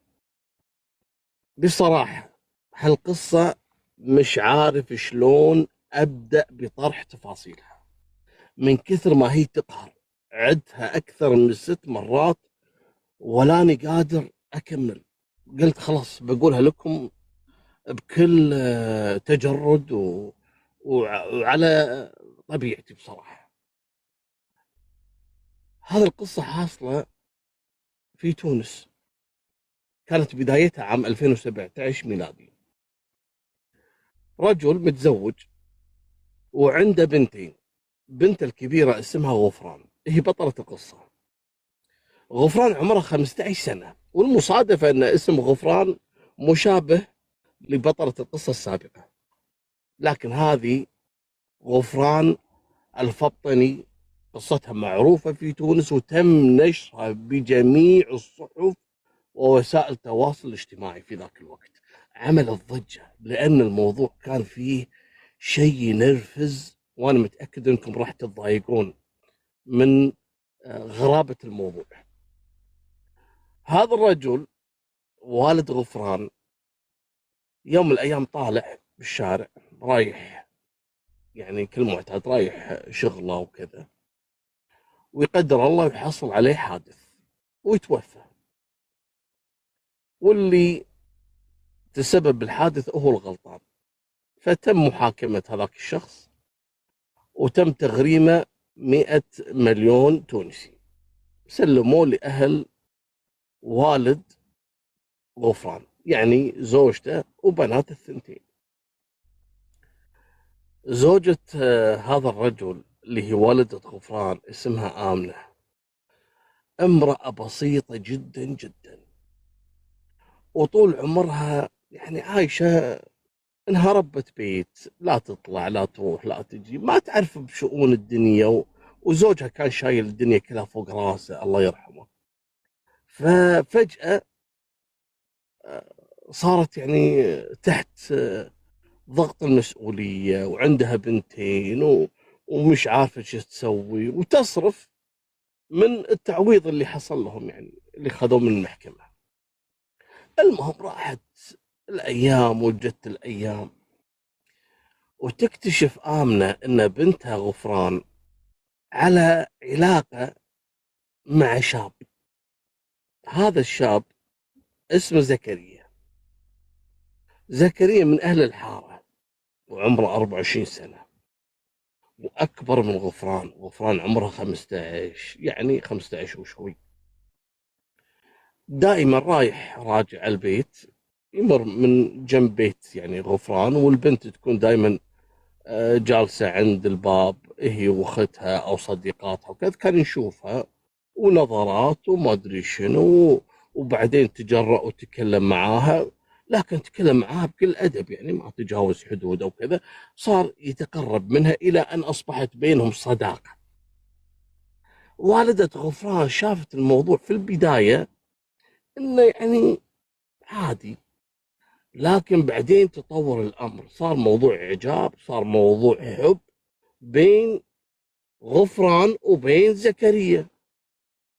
والأم ما تعرف شلون تتصرف، وصارت يعني خايفة وعندها هي مسكينة بعد خوف من المستقبل، وما هي عارفة شلون تدبر أمورها وأمور بناتها. لما شافت زكريا متعلق في غفران ودائما على تواصل معاها، ودائما كل ما تطلع عند الباب تلقاه موجود، سألت عنه. ولا شاب ما عنده وظيفة، عاطل ومو مكمل دراسته ومن أسرة بسيطة. قالت له تعال يا زكريا أبى أكلمك بموضوع. قال لها خير. خير يا خالة، شو بغيتي؟ قالت أبى أكلمك يعني في موضوع بيني وبينك بس. قال لها حاضر. جلست معاه وركز معاي على هالفقرة هذه. توقع إيش كانت تبي والدة غفران من هالشاب هذا زكريا؟ قالت له ولدي أنت أنا أشوفك يعني متواصل مع غفران وكذا، أنت معجب فيها يعني تحبها؟ قال لي أحبها وبالعكس هي بنت خلوقة ومحترمة وجميلة قال ترى بنتي عمرها 15 سنة يعني. قال لي أنا عارف. ليش خالة يعني ليش السؤال هذا؟ قالت طيب يا ولدي أنت يعني مو متزوج صح؟ قال لي لا مو متزوج، لسه يعني أنا توني في بداية حياتي. قالت زين ما تفكر بالزواج؟ قال ها؟ لا والله يا خال أنا ما أفكر، أنا ما عندي لا وظيفة ولا عندي يعني راس مال علشان والله أفتح بيت ولا أتزوج وأثث. قالت إذا أنت صادق بحبك لغفران أنا مستعدة أزوجك إياها. انصدم. قال بس يا خالة أنا يعني أنا يعني بصراحة يا الله أوكل نفسي، ما عندي أشتري حتى ملابس حق نفسي جديدة، يعني عايش على اللي يعطوني إياها أسرتي يعني، وأسرتي أساسا وضعها جدا تعبان يعني. فما أنا الحين مو وقت إني أفكر أساسا بهالموضوع. قالت هالأشياء هذه كلها محلولة، أنت ما راح تدفع أي شيء وأنا راح أساعدك وراح أعطيك المال اللي تجهز فيه نفسك وتجهز فيه شقتك وتشتري لك ملابس، ولا وتشتري لك حتى بدلة العرس، وتشتري لها هي كذلك الخاتم مال الخطوبة والهدايا كل هالأشياء هذه أنا راح أوفرها لك إذا أنت فعلا صادق وجاد بموضوع الزواج. زكريا انجن بصراحة، يعني عرض غريب، وخصوصا ان البنت غفران الفطني هذه وصورتها منشورة. البنت يعني حليوة وجميلة وما فيها شيء يعني ما فيها شيء ينعاب. ليش امها تعرض على شاب صايع ضايع ما عنده حتى شيء يقدمه للبنت ولا علشان يتزوجها. هالموضوع خلى زكريا يروح في باله بعيد، بينه وبين نفسه صار يفكر يعني هو، وهذا اللي انكشف بعدين. صار يفكر يقول الظاهر ان البنت عملت لها عملة غلطانة مع واحد سابقا، وامها تبي تستر عليها وتبي تزوجني اياها، لكن هالفرصة هذه انا ما راح اطوفها، راح اقبل فيها لان فرصة صراحة من ذهب. راح رجع حق منو؟ ام غفران. قال لها خالتي يعني انا صحيح ان انت راح تساعديني بالتجهيزات وكذا، لكن كذلك انا يعني احتاج الى مصاريف، احتاج قالت له راح اعطيك 1,000,000 فوق هالمصاريف هذه، بس ترتب امورك فيها، وباقي التجهيزات كلها انا راح اشتريها وانا راح اضبطها وانا راح كذا، بس انك تكون جاد في موضوع الزواج. قال خلاص، انا بصراحة عجبني الموضوع واتمنى صراحة اني اتزوج البنت ويلا خلينا نبدأ بالاجراءات يعني او بالتجهيز. قالت له تفضل هذا 1,000,000 رتب امورك فيه بس، وكل شيء يحتاجه موضوع كتب الكتاب، يعني راح تشتري له، تقول له راح اشتري لك بدله وتكرمون حذاء وراح اخليك تضبط نفسك بالصالون، وراح اجهز لكم السياره واجهز لكم الاثاث والحلو يعني كل شيء راح ارتبه لك. هذا طار من الفرح، استانس وحاط في باله انه خليني استفيد، دام ان الام تبي تورطني بزواجه علشان استر على البنت، انا صراحه هالشيء هذا ما يفرق عندي. بنت يمكن كانت صغيره وغلطت والله يتوب عليها، وانا خليني استفيد من الماده، من الفلوس.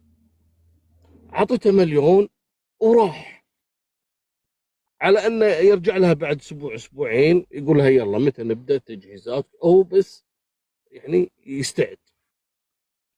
مر اسبوع اسبوعين والولد ما بين، من خذ 1,000,000 ما بين.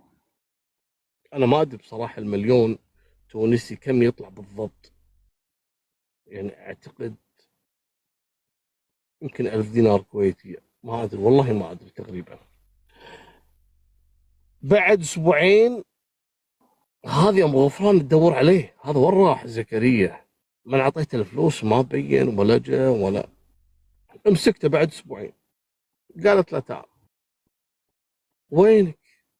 انت ما جيت من خذيت الفلوس، يعني ما جيت نجهز ونروح للسوق ونشتري لك يعني تجهيزات وحق البنت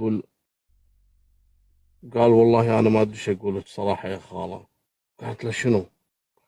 قال لما اخذت منك 1,000,000 وانا رايح بالدراجه الناريه مالتي يعني، طاحت مني 1,000,000، فقتهم الفلوس، ولا اشتريت فيهم شيء ولا استفدت شيء، وانا صراحه استحيت اكلمك ومش عارف يعني ايش اقول. قالت له ماشي تفضل هذا 1,000,000 ثاني، ايش تبي بعد؟ يلا رتب امورك وتعال خلينا نجهز وخلينا نكتب الكتاب. قال حاضر. بعد يعني بصراحه انت ما قصرتي يا خالتي. هذا 1,000,000 الثاني استانس، الملايين قام تجيه وهو قاعد.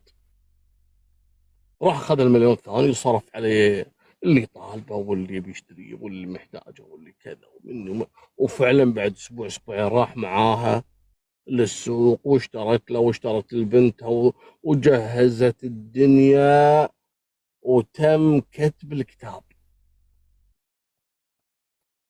ولا وبعدها فترة حددوا موعد حفل الزفاف وسووا حفل الزفاف، كله على حساب منو؟ على حساب أم غفران. طبعا من التعويض اللي حصلوا عليه من المحكمة بوفاة أبوهم.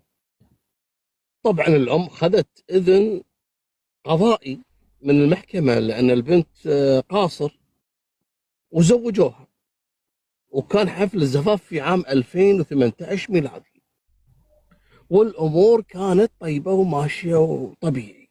في ليلة الدخلة انصدم واكتشف بأن غفران بنت عذراء وما فيها شيء، بالعكس جميلة، وطلعت أصلا في تجهيزها يعني الزفاف طلعت جميلة جدا. فصار يعني مذهول وما هو عارف شنو القصة، ليش الأم تزوجني إياه وتدفع لي فلوس وتضبطني. قال يلا الحمد لله زين، الأمور يعني جت من صالحي، مع انه كان يعتقد شيء آخر وكان سعيد في الأمور إنها مشت معاه وراحت الأيام وجت الأيام. وأنتم عارفين بعض الرجال أو بعض الشباب ما ينعطى وجه، شاف إنهم متعلقين فيه، الأسرة كلها متعلقة فيه، الأم وزوجته، ويصرفون عليه، ياكل ويشرب وينام ويطلع ويجي، عايش ملك. صار يتمادى، يطلب فلوس أكثر، صار ما هو طايق البنت اللي هي غفران زوجته. شوي شوي بدأ يغلط عليها، بدأ يهينها، بدأ يضربها، وتحصل بينهم مشاكل. كل ما زعلت البنت راحت لأمها، الأم تقول ما يخالف يا بنتي، وهذه الحياة الزوجية أخذ وعطاء مني ومنك، وتقول هذه مشاكل عادية يعني تحصل في كل مكان. وغفران تحمل لكن هذاك متمرد، بدأ يغيب عن البيت كثير. والله أنا بروح أزور بيت أهلي، يبات عندهم يومين ثلاثة، يجي متى ما يعني مسويهم مثل الفندق، يروح يجي ما حد يسأله. بدأ يسهر كثير. تبين بعد ذلك بأن زكريا الحبيب عنده حبيبة، عنده عشيقة، وكل الفلوس اللي كان ياخذهم من هني يصرفها على عشيقته وعلى الشقة اللي حاطها لعشيقته، وأساسا ما يفكر إنه يتخلى عنها. حتى إن العشيقة لما عرفت بأن تزوج عملت له مشكلة، قال لها يا حبيبتي يا قلبي، هذه بس شيء مؤقت أستفيد منهم وبعدين راح أتركها، أنت الوحيدة اللي ممكن أفكر إني أتزوجها وأعيش باقي عمري معاها. أما غفران وأمه لا لا لا، هذول بس مجرد مرحلة، فترة تمر من عمري وخلاص، آخذ منهم اللي أبيه، ولأنهم يعني حاصلين على تعويض وكذا خليني أستفيد منهم، وأنا قاعد أصرف عليك ترى من الفلوس اللي أخذه منهم. فذيك هم عجبها الوضع، بما أنه ياخذ منهم فلوس ويجي يسهر عندها وينام عندها. قالت لا ما في مشكلة، وفعلا استمر، كل ما يرجع للبيت يقوم يضرب بغفران، يهينها، وتحمل غفران، تورط زكريا. لكن يعني بغض النظر عن هالموضوع، أولدت وجابت له ولد مثل القمر. هني زادت المشاكل أكثر وأكثر، لأنه ما له شغل، ما يصرف على الولد ولا يفكر إنه يشتغل عشان يصرف عليه، وهم اللي يوفروا له كل شيء، ملابس، علاجات، عيادات، زيارات، روحات، جيات، وهو أقول لكم عايش ملك. يعني الأم هذه، أم غفران، بصراحة سوت أغبى شيء مر بهالدنيا. بدل ما تأمن على حياة بنتها، إنها تفتح لها مشروع مثلا، إنها تخليها تكمل دراستها، انها تشوف مستقبلها بنفسها وتعتمد على نفسها، ولا انها تفكر تزوجها وعمرها 15 سنة علشان والله يكون رجل في حياتها. يمكن الرجل هذا اصلا يدمرها. خلي البنت تصير قوية بذراعها وبعدين تنطلق هي للحياة. موضوع الزواج من الصغر هذا مو شرط جايبه واحد من الشارع، تعال انا ازوجك وانا اعطيك هذا ما في خير اذا هو اصلا موافق انه يعيش على عفا البنت يعني. لكن لانها غلبانه ما تعرف يعني طبيعه الدنيا وامور هالناس، تصرفت هالتصرف يعني الخاطئ. مالكم بطويله نرجع الى غفران المسكينه اللي قام يصحيها بطريحه ويمسيها بطريحه، ضرب ليل ونهار لين البنت خلاص ما هي قادره تكمل. قالت له خلاص حبيبي طلقني. قال لها صدقين الحمد لله انها جت منك، انا ما عندي مانع، تبين نروح المحكمة ونطلق ونخلص وحلوا عني، واصلا فلوسكم انا اشوف انها بدأت تتخلص وكذا، ما لي مستقبل معاكم. اهلا، يعني صار علني. راحوا المحكمة وفعلا تطلقوا. رفعت قضية. هالكلام هذا متى؟ ب 2023، بعد ما المسكينة فعلا فلوس اللي عندهم خلصت وما هي قادرة تصرف على ولدها وعايشة مع أمها وأختها. فقالت هذا أبوه المفترض أنه يدفع مصاريف ولده. راحت رفعت قضية نفقة، والمحكمة ألزمت زكريا بدفع مبلغ 350 دينار نفقة ولده، يعني مصاريف ولده. هني جن زكريا. ترى على فكرة القانون النفقة في تونس ترى شديد جدا. إذا أحد تأخر عن دفع النفقة بس ترفع عليه قضية ممكن يشدوه للحبس، يسجنونه على طول. ترى ما في مرحميني. والمبلغ كان كبير بالنسبة له هو، لأنه لا موظف ولا يعني يفكر أساسا أنه يتوظف.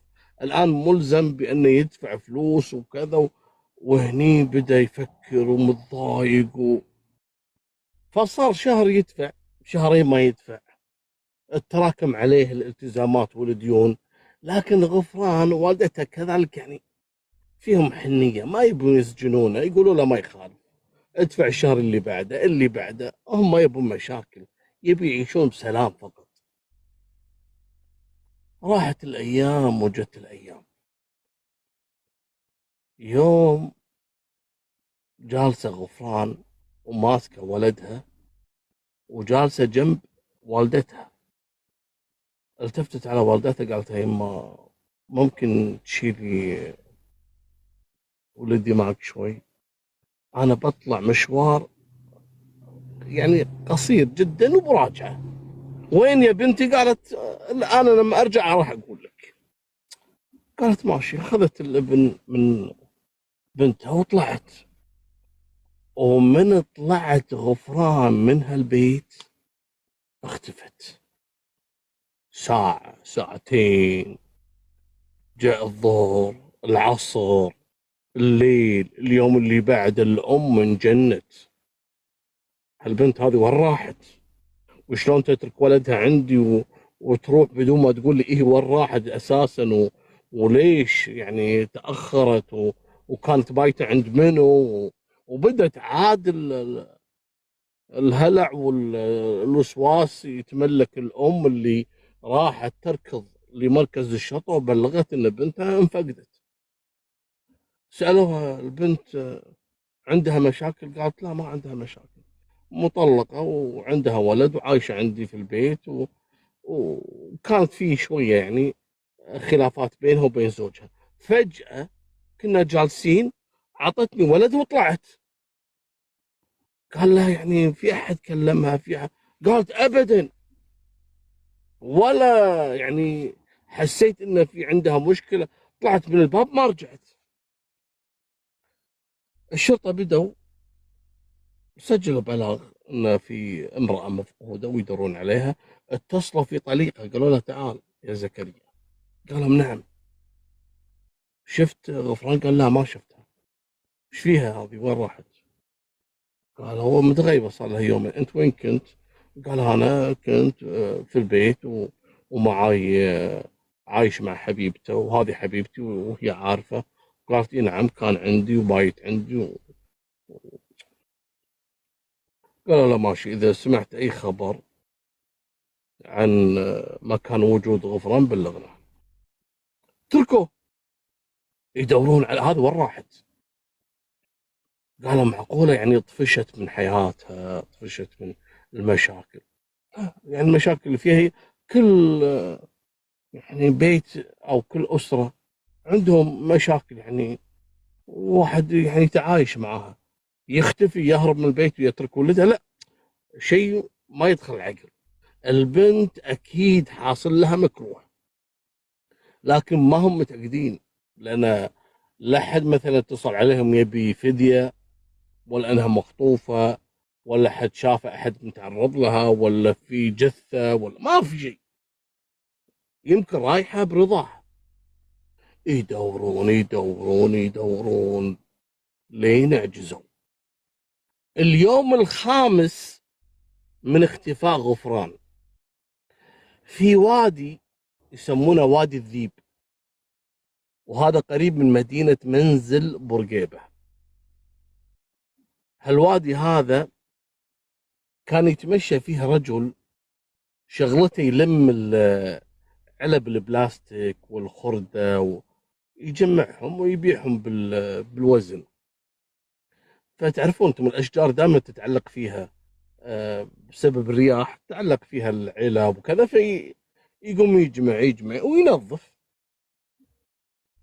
وينتبه على رأس اللعبة.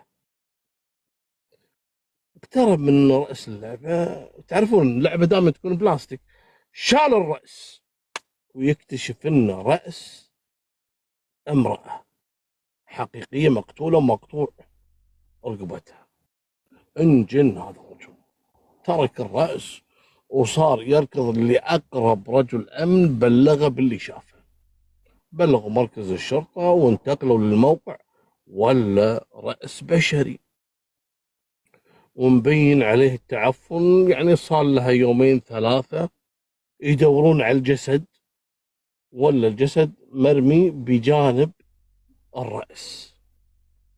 طبعا اللي كان مبين من الجسد الجزء العلوي، الجزء السفلي ذايب، يعني في تعفن وواصل مرحلة من التحلل يعني. المهم ارفعوا الجثة، ما قدروا يحددون هوية صاحبة الجثة. ليش؟ ما في لا معلومات ولا أي شيء يدل على هوية صاحب هذه الجثة. الشيء الثاني أن ملامح الوجه مختفية. تبين من خلال تقرير الطب الشرعي أن الوجه كان مضروب بمادة صلبة. اكتشفوا بعد ذلك أن هذا حجر يزن 7 كيلو. ضرب هذا الوجه أكثر من 3-4 مرات علشان يعني يمحي الملامح. يعني الشخص اللي ضرب هذه المرأة كان متعمد يشوه الوجه ويخفي ملامحها علشان ما يتم التعرف على هويتها.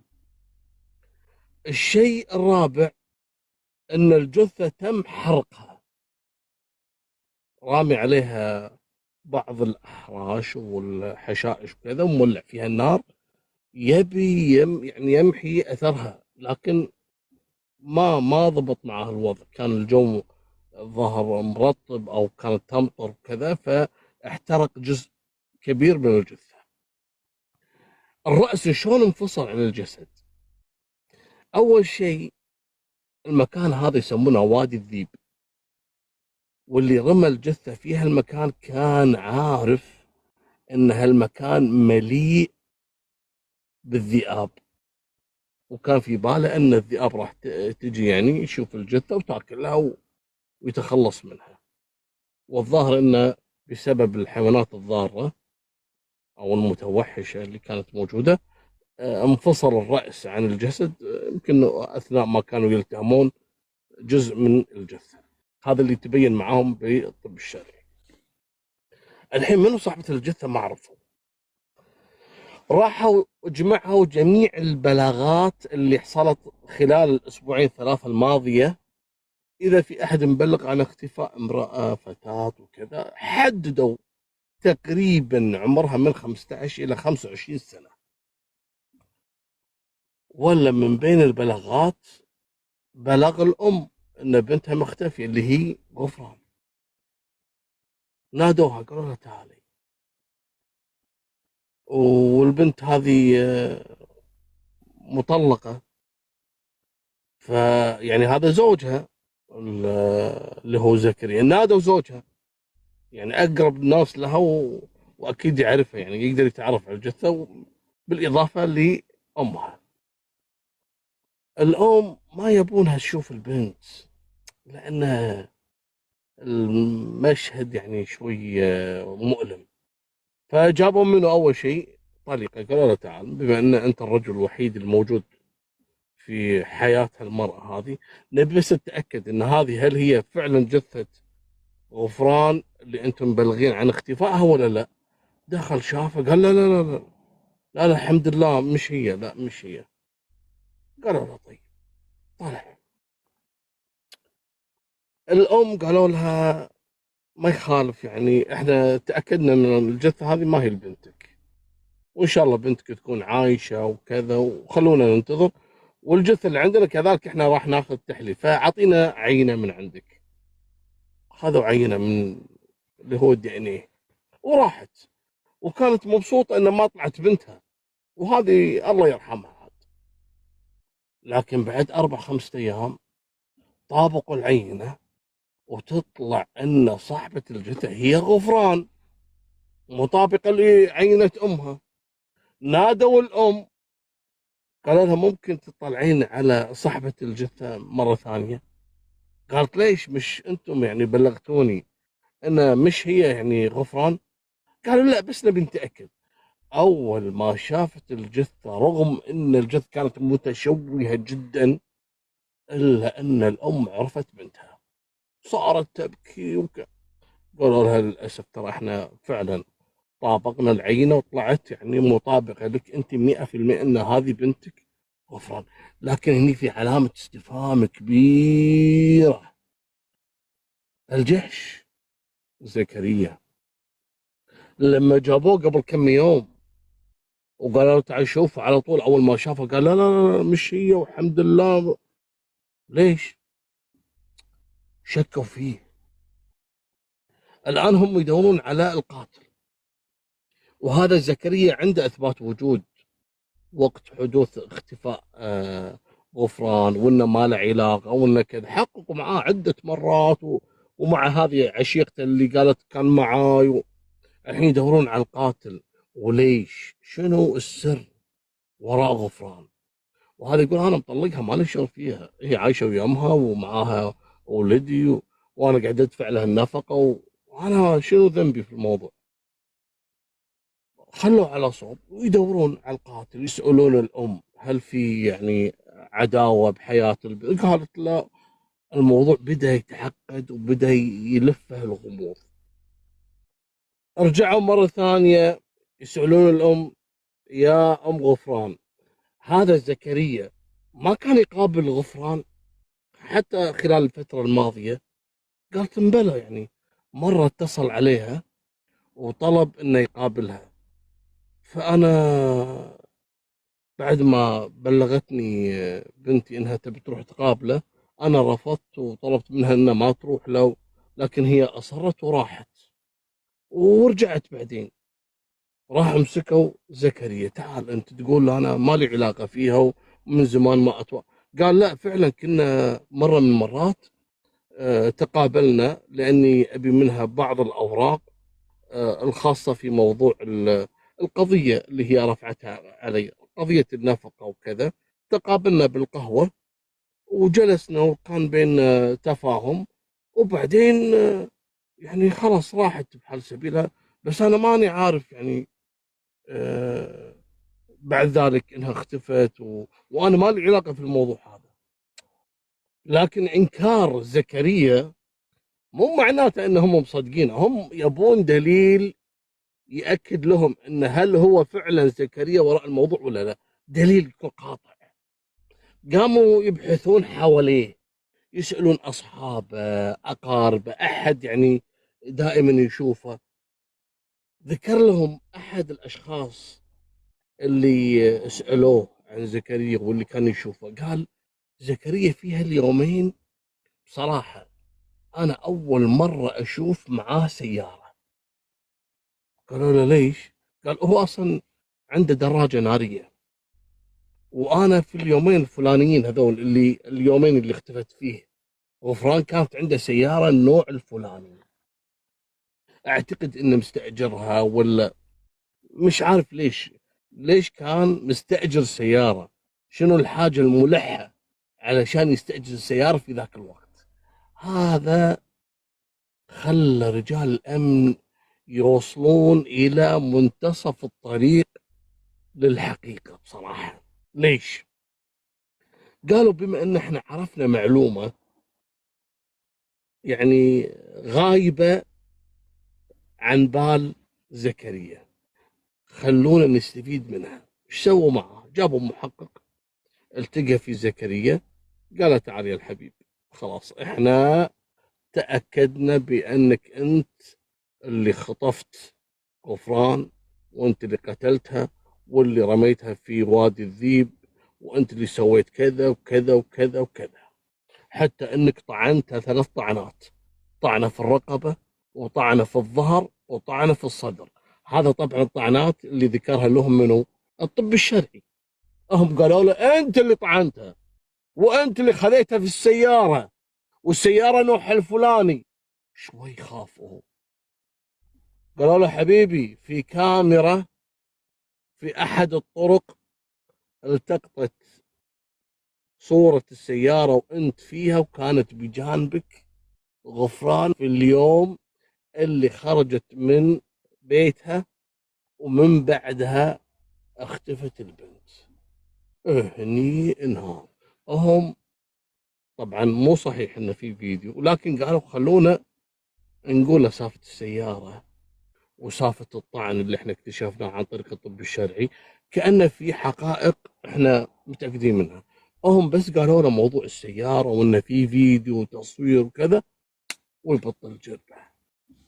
صار يبكي انا مش عارف ليش سويت كذي، لكن انا بتخلص من هالديون ومن هالمصاريف، وانا مش قادر اصرف على نفسي، كيف الحين اصرف عليها وطالبني بنفقة حق الولد.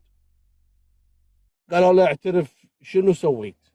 قال استدرجتها، اتصلت عليها من تليفون يعني عام او تليفون العمومية اللي تكون في البقالات او المحلات، طلبت منها انها تطلع برا ومعي سيارة علشان نروح نتمشى ونتفق ونعمل تسوية في موضوع النفقة. وفعلا اخذتها معاي. قالوا له اشرح لنا بالضبط شو اللي حصل. قال مش احنا اتفقنا على موضوع الطلاق، وفي اجراءات طويله، موضوع الطلاق يحتاج الى اوراق وكذا، يعني مبدئيا احنا متطلقين يعني، لكن الى الان ما صدرنا الوثيقه، وهي كذلك رافعه علي قضيه النفقه حق الولد. فخلاص انا موافق ان نخلص، وكنت ابي نتقابل علشان نتفاهم في هالموضوع واخذ منها الاوراق ونكمل باقي الاجراءات مثل هالامور. فتواعدت معاها وين؟ في وسط منزل بورقيبه، اللي هو مدينه منزل بورقيبه، وبلغت انه خلاص احنا راح نستكمل الاجراءات وكل واحد يروح بحال سبيله، وخلي الولد عندك انا ما ابي اشوفه، وراح نفقتك راح ادفعها يعني كثر ما اقدر، لكن لا ترفعين علي شكايه عشان لا يسجنوني وكذا. البنت لا زالت تحبه، او لا زالت عندها امل بانه يكون افضل او انه يتحسن وانه كذا.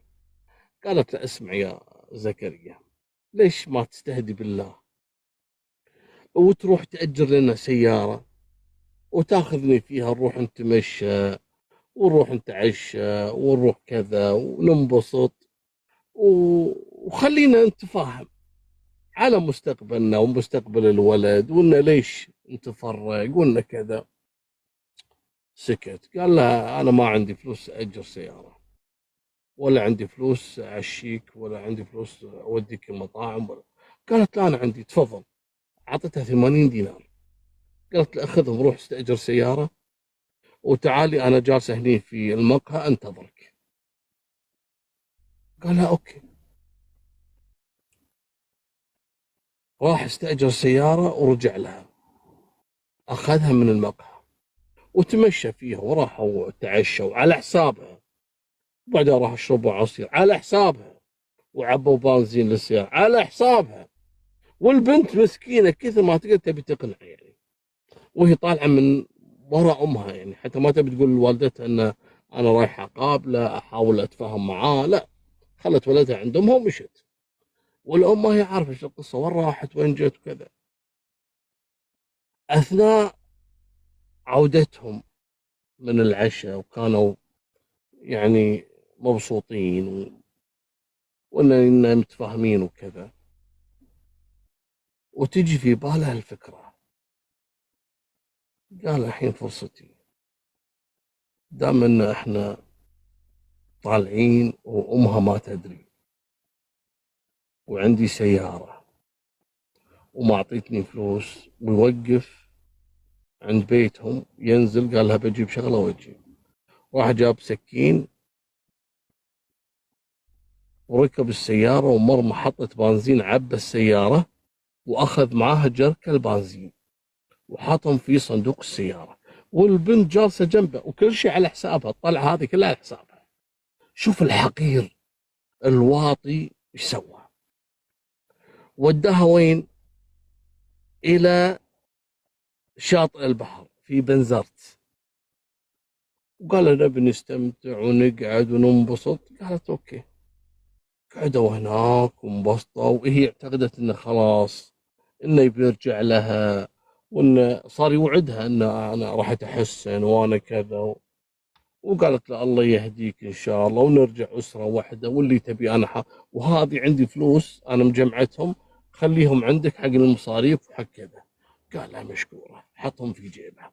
وهم راجعين للبيت ويمر على وادي الذيبه او وادي الذيب مثل ما يسمونه، وهذا قريب من مدينه منزل بورقيبه. ظلام وكذا، قال لها انا بنزل علشان بروح الحمام يعني. قالت له اوكي. قال لها انزلي انت بعد شمي هوا شوي. نزلت، المكان ظلمه، نزلت وتنتظره على ما يرجع. شوي وجيها يركض وطعنه في البطن. البنت انصدمت، صارت تصرخ، تحاول تهرب ويضربها طعنه في الظهر، طاحت على الارض ويقوم يطعنها الطعنه الثالثه وهي القاتله في الرقبه. عمل لها جرح قوي جدا في الرقبه، كاد انه يفصل راسها، وتركها في الارض. سحب الجثه ابعدها عن الطريق عشان ما حد ينتبه، وراح جاب حجر كبير شافه على جانب الطريق يزن 7 كيلو، شال هالحجر وضرب فيه وجه غفران 3 مرات، وحط عليها بعض الحشائش وبعض الأوراق وكذا، وسكب عليها البنزين وولع فيها، ولع فيها النار. هني تخلص منها بتاتا، ركب سيارته وراح عند عشيرته، بات عندها ولا كأنه مسوي شيء. ومن يومها الناس تدور على البنت. اعترف هو، طبعا هذا اعترافاته هو بنفسه، وهو لما جابوه أول مرة علشان يعني يبين لهم انها لا اكيد مو هي، ويبي ان يعني الجثه يتم دفنها ولا حد يعرف اذا هي فعلا كانت غفران ولا لا. اول ما شاف قال لا لا لا مش هي، لا لا الحمد لله مشي، الحمد لله. حقير هو اللي قاتله، هو اللي مشوه جثتها، وفوق هذا حارق الجثة علشان مرة واحدة يخفي الأدلة. لك رب العالمين أفضحه. مالكم بالطويلة، تم الحكم على زكريا بالسجن المؤبد، وأنتم عارفين أن أحكام الإعدام متوقفة من زمان، وهذه نهاية اللي يسترخص بنته بصراحة، أو اللي يعطي الناس أكبر من حجمها. ثقة الأم وتفكيرها بأن هذا الشاب يستحق أن تساعده وكذا، لكن مو بهالصورة هذه. إذا ما هو قادر يعين نفسه، شلون بيعين بنتك؟ وإذا رجل يرضى بأن يعيش على أفى المرأة، هذا أساسا ما هو رجل، ما يستحق حتى ظفر امرأة. الله يحفظكم ويبعد عنكم أشكال زكريا وأشباه الرجال، والله يوقف لكم عيال الحلال الناس الصالحين، ويوفقكم ويوفق بناتكم ويستر عليهم. وهذه نهاية سالفتنا، وفمان الله، مع السلامة. السلام عليكم. في شاب قطري كان يعرف فتاة، لكن ما حصل نصيب انه يتزوجها. تزوجت البنت والله ستر عليها، والشاب هذا يعني راح في حل سبيله، لكنه كان متضايق على الموضوع. بعد 2 اكتشف الشاب ان البنت هذه اللي كان يحبها تطلقت. رجع مرة ثانية يحاول يكلمها ومن هالكلام. المهم قالت للبنت: يا ابن الحلال، يعني أنا يعني إذا تبي يكون في علاقة بيننا، خل تكون العلاقة رسمية. تقدم. قال: أنا ما عندي أي مشكلة، أتقدم لك. وفعلا راح كلم أبوها. أبوها قال له: يا ابن الحلال، أنت متزوج؟ لأنه هو بعد ما تزوجت هي راح شاف حياته، يعني تزوج. لما عرف انها تطلقت قال: ابي اتزوجها، انا احبها ومستحيل اتركها هالمره. فابو البنت قال له: انت الحين متزوج يا ولدي، لكن الشرع حل 4، واذا انت مصمم روح جيب لي ابوك، يعني كبير عائلتكم والدك، وخل يجي يعني يخطب بنتي لك بشكل رسمي وقدام الله وخلق. قال: ابدا يا عمي، انا ما عندي مشكله. وفعلا راح وكلم ابوه. ابوه من نوع اللي يعني عائله يعني ترفض انها تتزوج من العوائل المختلفه عن عاداتهم وتقاليدهم. قال له: مستحيل اخليك تتزوج هالبنت هذه، وانا اعرف قصه هالبنت هذه اللي قبل كنت تحبها، لا والحين جاي تبي تاخذها وهي مطلقه وعندها عيال من طليقها الاول، وانت متزوج وعندك عيال، يعني مصيبتك مصيبه انت. يا ولدي اكبر خلاص، اللي كنت عايشه قبل هذا وهم، انت الحين تزوجت، حافظ على زواجك، انت على اسرتك الجديده هذه ما انت قادر عليها. شلون تبي تتزوج مرأة الحين مطلقة وعندها عيال، يصير عندك عائلتين وانت عائلة مو قادر؟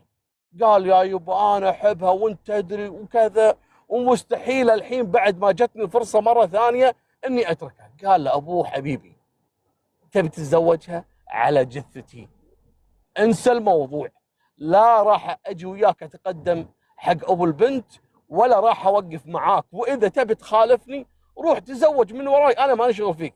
اهم شيء اني ما اصير بوجه السالفه هذه قدام الناس، وانا عارف ان زواجك هذا راح يخرب حياتك وراح كذلك تظلم البنت اللي بتاخذها. الولد صار بين نارين، يبي البنت باي طريقه، لو انه تدمر حياته ما عنده مشكله. رجع مره ثانيه حق ابو البنت، قال له: يا عمي الله يخليك زوجني البنت، انا احبها وانا ابيها، وابوي ما هو راضي انه يجي معاي. قال له: ولدي، انت لازم تفهم ان الحياه ما هي على مزاجك، ابوك اذا رافض بمعنى ان العائله كلها رافضه. انا مستحيل اخلي بنتي تروح عند شخص يعني اهلها رافضين. ما نبي مشاكل، البنت تبي تستر، ما تبي تروح وتعيش عمرها كله وهي مشاكل بينها وبينك وبين ابوك مثلا ولا زوجتك السابقه وكذا. اسمح لي يا ولدي، ما عندنا بنات للزواج. الولد انجن، حاول في ابوه مره ثانيه، حاول بعمه، قام يكلم البنت على انه يتزوجون لكن بدون ما حد يدري، وبما انها موافقه على الزواج فيه بشكل مبدئي، فكلم البنت قال لها خلينا نتزوج بدون ما اهلك يدرون وبدون ما اهلي يدرون. قالت له مستحيل، الكلام اللي قاعد تقوله هذا يعني راح يسبب بلاوي ومشاكل، انا وراي ابو واخوان وناس ممكن انهم يذبحوني مني منك وكذا. قالت للبنت خلاص انت الظاهر راح تجيب فينا المشاكل وتجيب فينا العيد، ارجوك اقطع العلاقه اللي بيننا. قال لا انا احبك وابي اتزوجك، انا مو جاي بنيه شينه، انا كذا وانت تعرفيني قبل ايام حبنا ايام كذا. قالت له ما ينفع، خلاص دام ان اهلك رافضين ارجوك ابتعد عني. المهم يوم من الايام يتصل عليها وهي كانت موجوده في دوامها، قال لها انا موجود تحت عندكم في الباركينج، تعالي ابي اكلمك موضوع علشان نتفاهم على موضوع الزواج. وصدقيني انا لقيت حل ومن هالكلام. نزلت البنت جت وركبت جنبه، وهذه ترى يعني اسمحوا لي يعني بنت تركب جنب رجل لا هو زوجها ولا هو، يعني انت اللي رحتي برجولك الى الجحيم. شو اللي حصل؟ اللي حصل الله يسلمكم من الولد بدا يهددها، والله اذا ما توافقين على الزواج فيني ونهرب انا وياك ونتزوج والله لا اقتلك، والله ما اخلي احد ثاني ياخذك غيري. ومن هالكلام البنت بدات تصرخ عليه ويعني وتغلط عليه، انت قمت تتمادى انت كذا. طلع السكين بلحظه غضب ويطعن البنت. في هاللقطه هذه شفتوا سالفه انه واحد مثلا تقولي ابو طلال يعني ترى في شيء غلط في الموضوع. دائما احنا نسمع واحد بس يمد السكين على شخص على صدره بسرعه يعني يقتله. شلون السكين تدخل يعني سبحان الله شلون تدخل في جسم الانسان بهالسهوله؟ والله العظيم اكثر من قضيه ان شخص يهدد شخص بسكين وما هو قاصد انه يقتله، ممكن قاصد انه يجرحه، يضربه على الصدر او يهوش له. شلون تعرفون شلون يهوش له؟ يعني بس يعني يحاول انه يخوفه، لكن تجي السكين في مقتل. صدقوني اني مره سالت طبيب مال الطب الشرعي، قاعد اسولف انا وياه عن الموضوع الجنائي وكذا، يعني اخذ من خبرته يعني. فقلت له مره في قضيه امراه زوجها بس قال لها في الكويت عندنا حصلت يعني، الله يرحمه الله يرحمه، كان رجل مباحث، فكان يتغشمر مع زوجته انه قال لها ابي اتزوج عليك وكذا. فزعلت راحت المطبخ وهو راح وراها المطبخ علشان يراضيها، تصادفوا في الطريق، هي راده من المطبخ وهو رايح لها، والبنت ماسكه سكين وعلى غفله ومعصبه تبي تهوش له يعني تبي تخوفه بس، وتجي السكين في مقتل. شلون؟ انا سالته السؤال هذا، قال لي شوف في نقاط ضعف في جسد الانسان اذا لمستها الاله الحاده سواء سكين او اي اله حاده ترى بسرعه تخترق جسم الانسان. قلت له شلون يعني؟ قال لي شفت الاضلع الصدر، لو ان السكين ما كانت طوليه كانت بالعرض وجت بين الاضلع من السهل جدا انها تخترق الصدر كله كامل وتوصل الى القلب ولا توصل الى الرئه ولا توصل يعني الى الاعضاء اللي القاتله في جسم الانسان. هذا فعلا اللي حصل مع الشاب، بس هوش حق البنت جت السكين في مقتل. البنت على طول يعني قامت تتنازع الحياه، الولد طلع بالشارع نزل من سيارته ويصرخ الله يخليكم تعالوا انقذوها، وهو ما كان قصده انه يقتلها، قصده يهددها يخوفها أو يثبت لها جدية التهديد. وهذا اللي حصل. اللي المارة اللي بالشارع خذوا البنت طاروا فيها المستشفى، كانت قد فارقت الحياة، وألقوا القبض عليه وتم إحالته للمحاكمة وحكموا عليه بالإعدام. طبعا رابط القصة هذه أنا بحطها لكم أسفل الفيديو علشان تعرفون الفرق بين هالقصة وبين القصة الثانية اللي الحين أبى أقولها لكم عن اللاعب الدولي القطري السابق، واللي بعدين أصبح أحد المدراء في نادي الريان القطري. هذا شنو قصته؟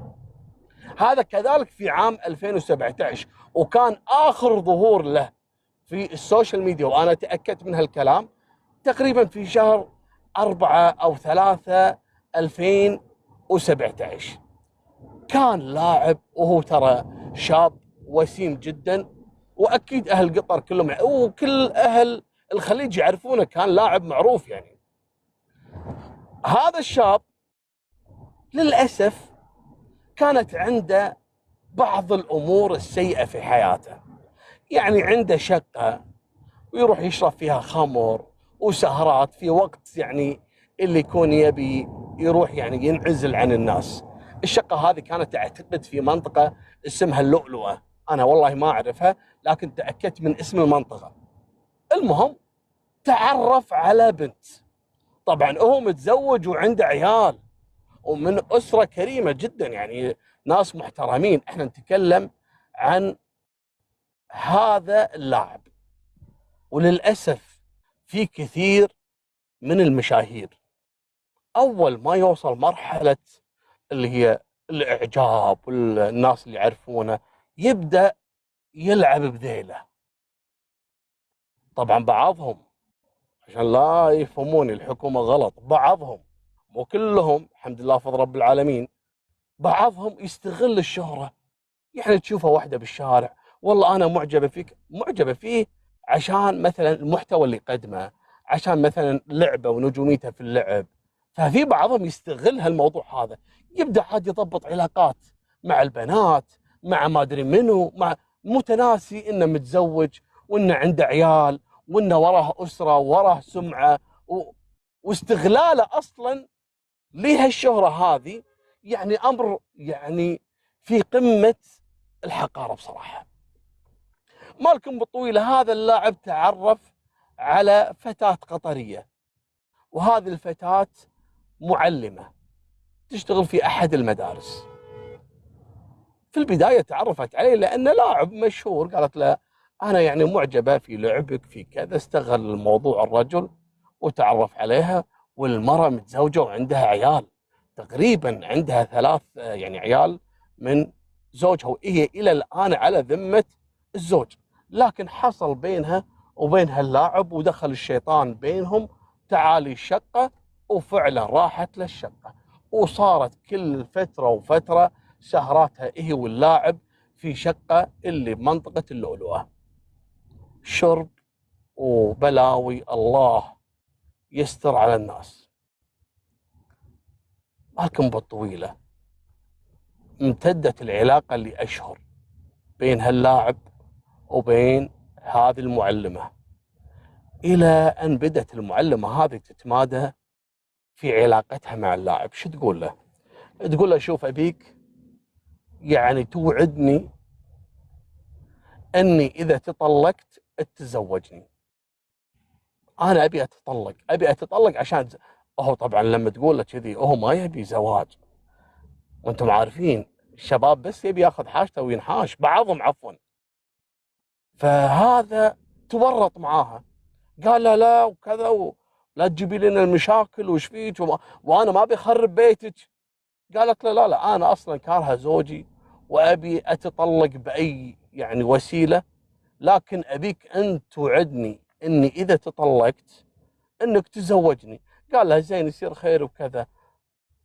كانت بدايه العلاقه بينها وبينه انه هو اصلا كان يقول لها ان انا في مشاكل بيني وبين زوجتي، وان انا ماني مرتاح، واني انا صراحه ودي انفصل عنها. فالبنت كانت متعشمه، ومن حقارتها البنت يعني كذلك ما يصير هي متزوجه وتخون زوجها وتقول حق اللاعب هذا والله ابى اطلقه باي لحظه بس انت تاخذني. يعني هذه يعني والله ما تقدر توصف يعني هالاخلاق او هالاسلوب هذا. يعني في قمه، استغفر الله ان عبرت راح اجيب العيد. انا اقسم بالله العظيم شيء يقهر. اللي متزوجه تقول يا رب لك الحمد ان رب العالمين ساترها وعندها عيال تعيش علشانهم وتعيش علشان انه خلاص الدنيا ترى شنو الدنيا ترى مو كلها وناسه. بتموتين باكر، عيالك يبقون بيدعوا لك ولا بيدعون عليك. لازم تحافظين على نفسك وزوجك وبيتك وعيالك. وكذلك الزوج نفس الكلام، عندك زوجة وعندك عيال، تدمر نفسك وتدمر عائلتك على وناسة. ليش؟ الله معطيك يعني نعمة، حافظ عليها. مالكم بالطويلة.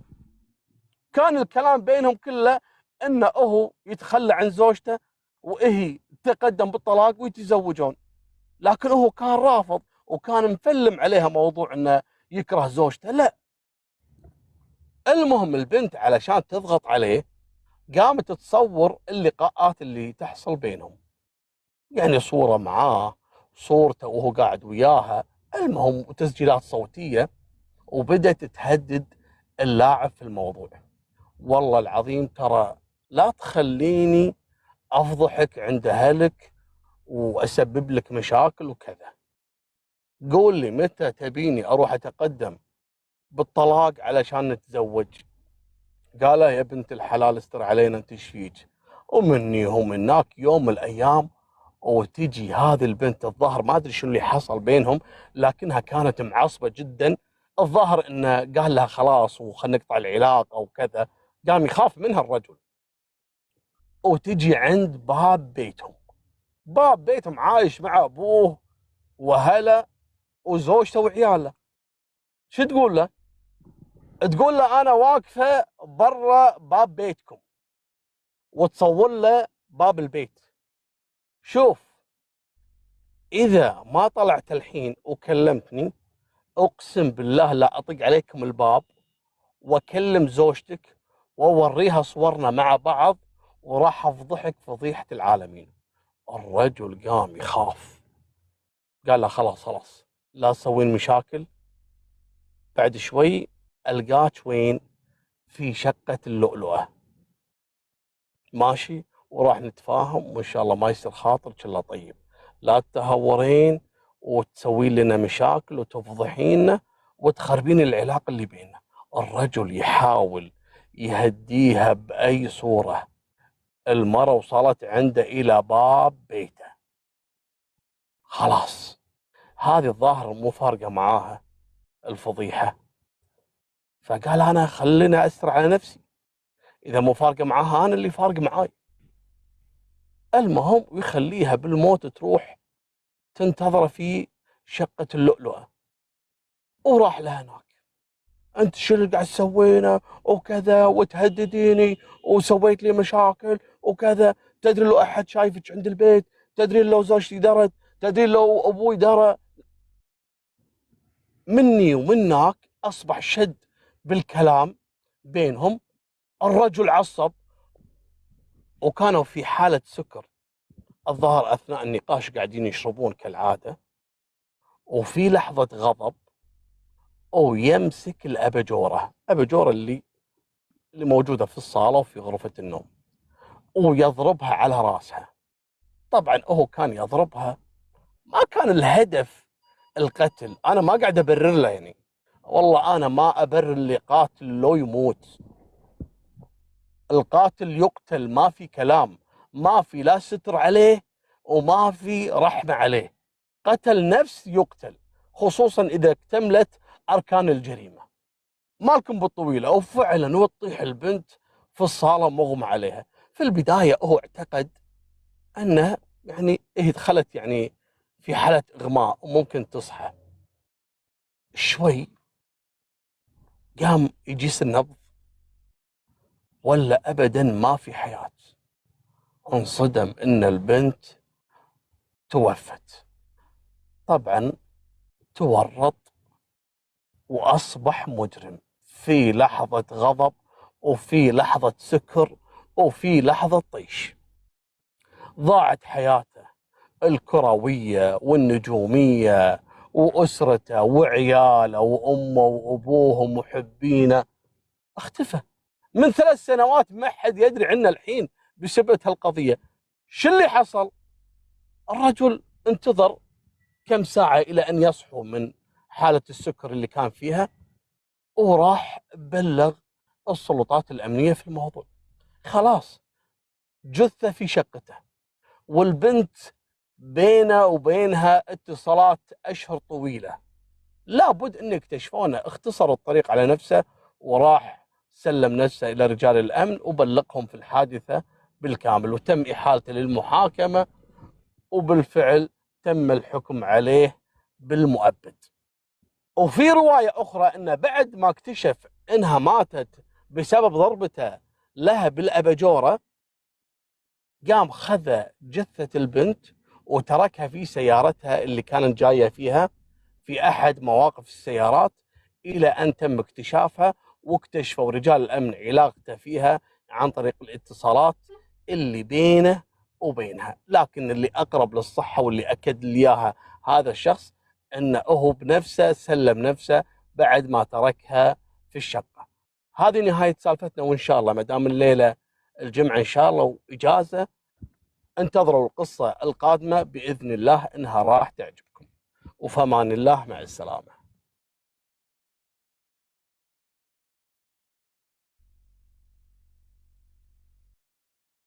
السلام عليكم. قصة أبو واحد من أصدقائي. أبوه أبو خالد، رجل أعمال قطري. في عام 2005 يقول لي: يا أبو طلال، أبوي عنده شركة يعني أمور الكهرباء اللي تختص في المباني والمنشآت وهالكلام هذا. فيقول مرة من المرات أبوي عين كهربائي لبناني اسمه أبو رامي، اشتغل عنده في الشركة. بعد فترة أبو رامي هذا بعد ما حصل على الإقامة طلب من أبوي إنه يجيب زوجته أم رامي. يقول مع إنه ما عندهم عيال، لكن إحنا نسمي أبو رامي ويبي يجيب أم رامي. قال لا ما في مشكلة، روح جيبها. وجابها، وعندهم مأجرين شقة بسيطة يعني على قد راتبه ووضع المادي. لكن يقول السالفة مو هني، السالفة أبو رامي هذا بعد فترة من العمل يحتك في أبوي وكذا. جاه يوم من الأيام: مرحبا أبو خالد، كيفك وشو أخبارك؟ قال الحمد لله بخير. آمر يا أبو رامي. قال والله أنا يعني خجلان منك صراحة، بس بدي يعني أعزمك يعني على العشاء عندي في البيت. يقول أبوي مو متعود يعني إن أحد من اللي يشتغلون عنده يعزمه ولا يروح عنده في البيت أو يكلف عليه، يعني أبوي ما يحب هالنظام هذا. قال لا لا لا لا، أنا ما أحب أروح يعني عند أحد ومن هالكلام. يقول أبوي اعتذر وقال ممكن هذا يعني علشان يبي يضبط أبوي، لأن أبوي صاحب الشركة يعني. فيقول أبو رامي لزم على أبوي: دخيلك يا أبو خالد، والله أنا مش عارف شو بدي أحكي لك، بس بدأ تحكي معك أم رامي زوجتي وعاملة العشاء وهي ملزمة إني أعزمك. يقول أبوي يعني خجول يعني. يقول أبو رامي يلزم عليه، قال له تبي تكلمك أم رامي وتبي تعزمك وكذا. فأبوي يقول خلاص عطني التليفون، فأخذ منه التليفون علشان يبي يعتذر منها يعني. فكلم أم رامي. يوم كلم أم رامي: هاي أبو خالد، كيفو؟ شو الأخبار؟ ويدوخ أبو خالد. قال له والله أنا أعتذر، وأنا ما أحب أطلع يعني أكلف على أحد من هالكلام. قالت لا دخيلك، وأنا عاملة والله من شانك ومن هالكلام، ما تكسفني ما تخجلني بليز. يقول أبوي الصوت يعني نغم اول مره يسمعه، فصار عنده فضول يبي يشوف شكلها هذه ام رامي. فقال ها بعد ليش اردهم، يعني هو كله عشاء يعني. قال اوكي ما في مشكله، كتواضع منه. وفعلا ابوي راح لهم للشقه، شقتهم جدا بسيطه ومتواضعه يعني جدا. يقول قعدنا انا وابو رامي في الصاله، وام رامي كانت داخل يعني. يقول شوي وداخله علينا ام رامي، لكن مو ام رامي عارضة ازياء. يقول الطول، الجمال، الشعر، العطر، الكعب اللي يطقطق. يقول ابوي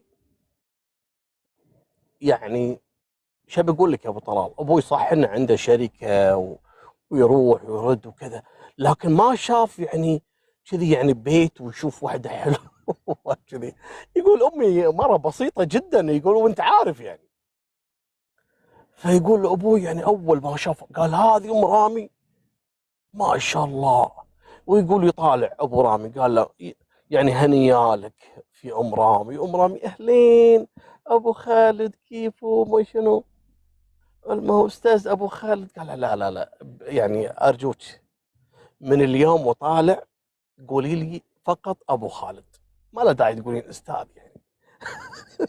المهم لا انا بدي دلعه كمان ابو خلودي، وانا ترى يعني مثل اختك وعاد ابو رامي شي يقول اي صحيح ابو خلود يعني هي مثل اختك هني بدايه المفتاح مثل اختك. ابو خالد طبعا مو مصدق، وتحط لها العشاء اللي عمره ما اكل. ما ادري هو جمال ام رامي اللي خلى العشاء حلو، ولا اللي هو عشاء فعلا هو حلو. المهم بعد ما تعشى وهو طول العشاء خز فيه ام رامي شوي، وجابت له الحلو. بدك تدوقها من ايدي وهيك وانا هيك يعني تعبت من شان اعملها الك ابو خلود الحين تعال لقط بقايا ابو خلود المسكين تكسر وقعد. وهذه كل شوي داش عليه بحلو. يقول ابوي في سكر، كله حلو لين قال بس، مو حاسب نفسه. وبعدين عصاير، وبعدين قهوه. يقول ابوي ما يبي يطلع من عندهم. قعد سهر عندهم اول مره ابوي يسهر في حياته. العاده يجينا الساعه 10 بالليل نايم. المهم ذاك اليوم طلع من عندهم الفجر ورجع البيت، والوضع عادي. يقول امي صحيح ان استغربت يعني ابوي وين راح، حتى ما يحب يقعد في الديوانيات مع الشباب والرجاجيل يعني ما يطول. هالمره جاء على وجه الفجر سهران مع ابو رامي وام رامي. المهم اليوم الثاني يقول ابو رامي صار عزيز عند ابوي. لا كلم المدير مال الفنيين قال له شوف اهتم في ابو رامي. لا الا ابو رامي دير بالك عليه، ترى ما شاء الله عليه شغول وكذا ودير بالك عليه ما بيزعل. قال له ان شاء الله حاضر. بعدها بيومين ثلاثه ويجي ابو رامي كيف ابو خالد ان شاء الله انبسط عنا هذاك اليوم. قال شلون ما انبسط يعطيكم العافيه، وصراحه انا حسيت انكم مثل يعني مثل عائلتي الجديده. يعني حسيت اني انا صراحه فعلا كنت بحاجه الى يعني اشخاص لطفاء جدد في حياتي. المهم ابو رامي قال له شو رايك نظهر يا ابو خالد؟ قال له شلون نظهر؟ ما والله ماني فاهم عليك. قال يعني انا وياك وام رامي ناجرنا شي شاليه هيك مكان ونطلع يوم الخميس. قال اي اوكي ما في مشكله. او يطلعون يوم الخميس ماجرين شاليه، طبعا كله على حساب ابو خلودي. ابو خلودي شاف بالشاليه اللي ما شافه بحياته، ما ابي اشرح لكم.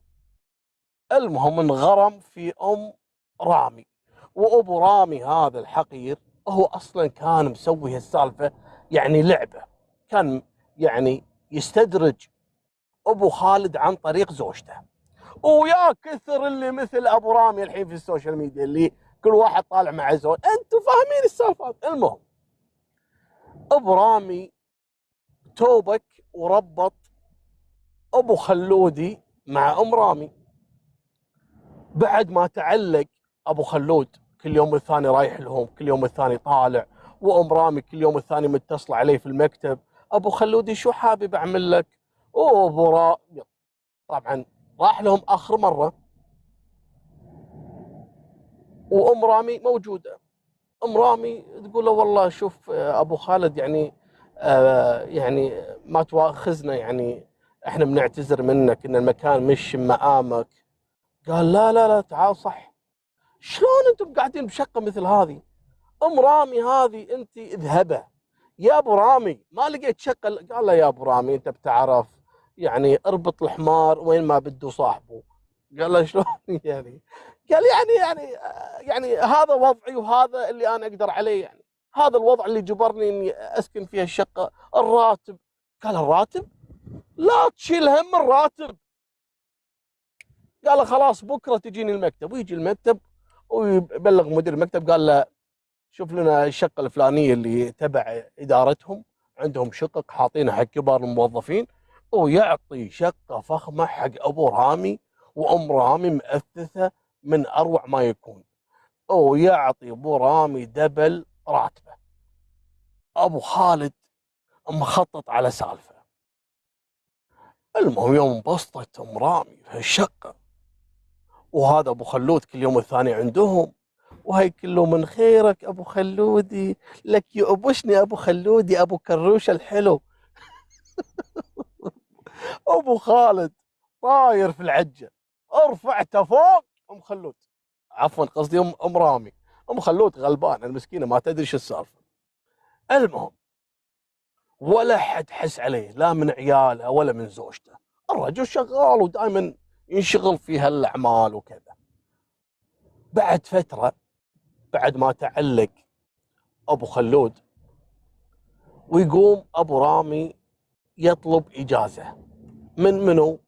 من ابو خلودي. قال له يا ابو خالد انا بصراحه بدي يعني ارجع بيروت، عندي شغل ضروري وبدي اجازه 4 اشهر يعني. قال له كثير 4 اشهر يا ابو رامي، ما يصير يا ابو رامي، يا اخي والله العظيم ما نقدر نفارقك يا ابو رامي. شلون الحين 4 اشهر؟ يعني قول اسبوعين 3. قال يعني انت رايح ومعاكم رامي؟ قال اي والله انا وام رامي رايحين على بيروت وعنا شغل وعنا ما ادري شنو. ليش؟ قال والله انا يعني عندي دفعه بسيطه بدي اشتري شقه. قال لا عفا عليك، زين مو مشكله، انا راح اساعدك نصرف لك رواتب 6 اشهر قدام علشان تساعدك في موضوع الشقه، بس لا تطول. قال خلاص اوكي. ويسافر ابو رامي وام رامي.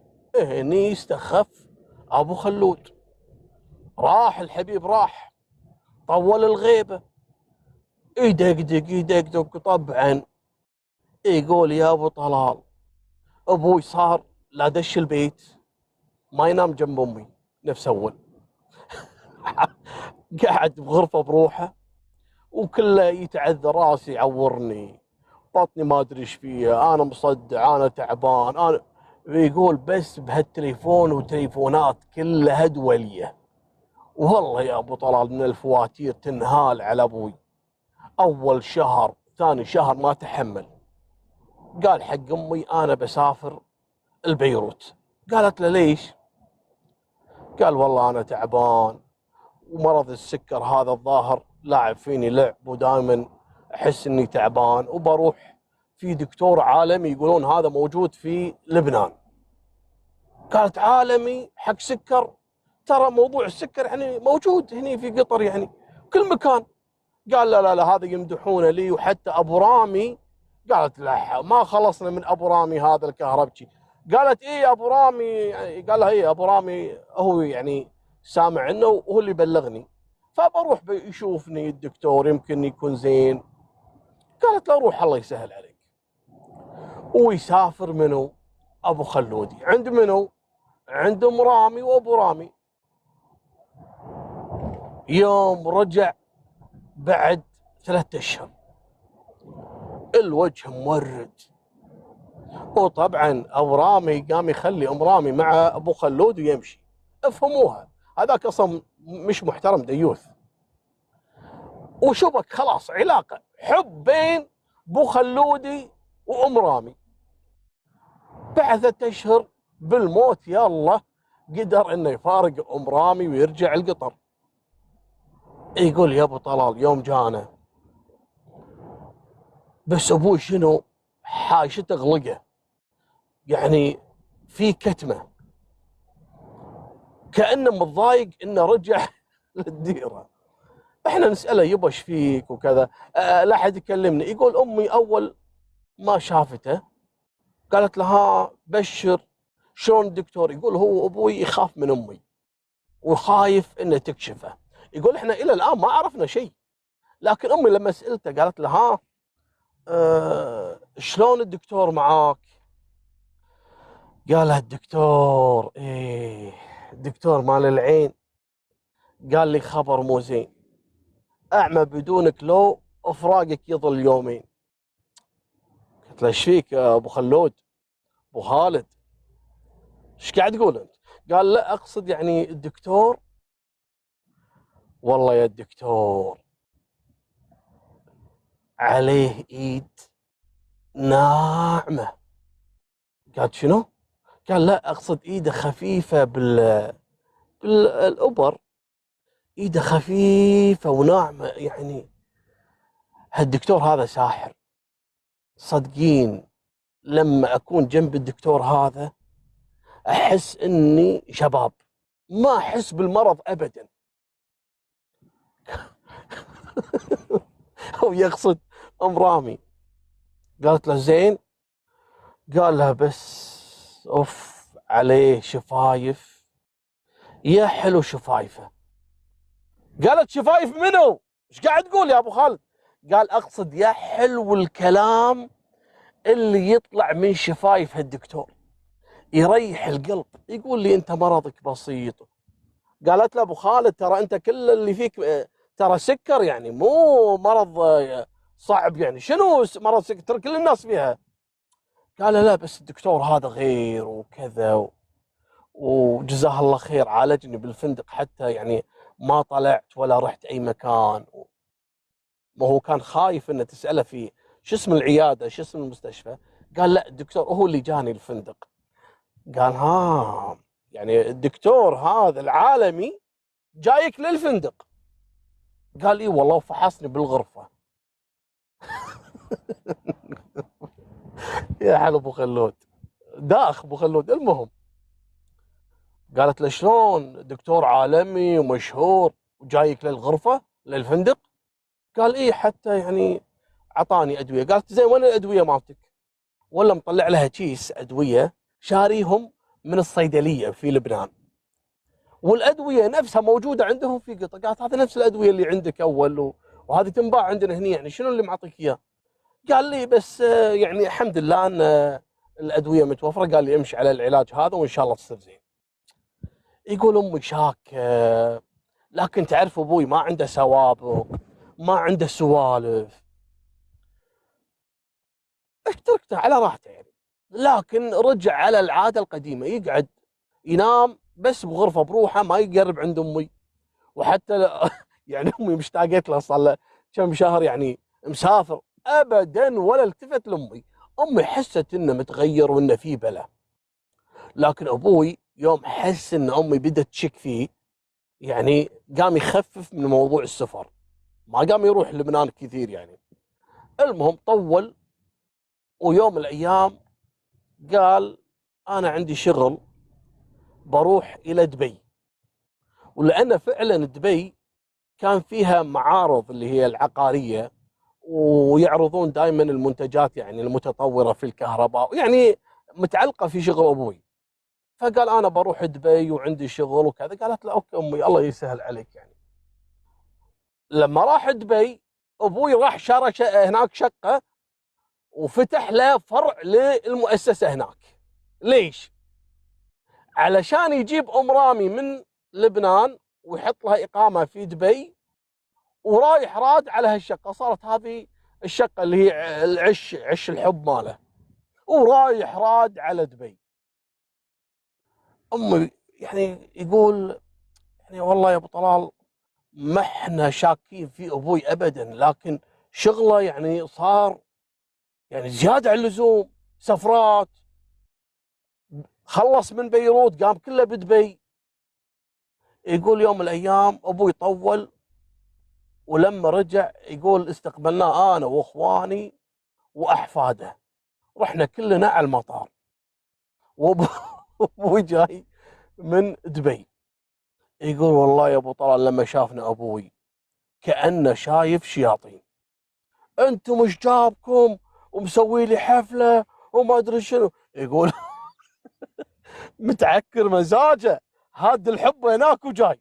يقول انتم ايش عندكم كلكم جايين المطار وما ادري شنو. يقول احنا استغربنا يا يبا، احنا مشتاقين لك واحنا قلنا فرصه انت جمع تحملك. لا لا حد يجيني مره ثانيه المطار، تفهمون ولا لا؟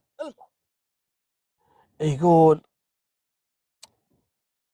امي بدت تشك فيه، قالت له والله مره ثانيه ما تسافر لا دبي ولا بيروت. ليش وكذا؟ قالت خل اي واحد غيرك في الشركه هو اللي يروح. ايش معنى انت اللي تروح وانت رجال ترى عمرك الحين يعني بالخمسينات؟ شنو رايح راد وتتعب نفسك وعندك ناس يشتغلوا معاك؟ انا صراحه مو مرتاحه. يقول من هالكلام بدا ابوي يعني يهدي الوضع. امي بدات تشك في الموضوع انه كانه في مره في القصه، كانه في خيانه. يقول يا ابو طلال واستمر ابوي مع البنت لعام 2018، اكثر من 13 سنه وهو رايح راد. كل ما لقى له فرصه، معرض عقاري، اتفاقيه، شيء، يسافر دبي، يروح بيروت، المهم مقزرها. ومصاريف ابوي صارت كثير لكن كله بالسر. يقول 2018 هني كانت يعني القاضيه على ابوي. يقول احنا كنا نضغط على ابوي نقول له يبا ترى صار لك سنين لا تاخذنا تسفرنا، لا تطلعنا سياحه مثلا وانت كله مسافر وما تاخذنا معاك. ضغطنا عليه ضغطنا ضغطنا لين قال يبا خلاص يلا امشوا اوديكم تركيا. قلنا له يلا ورحنا فعلا.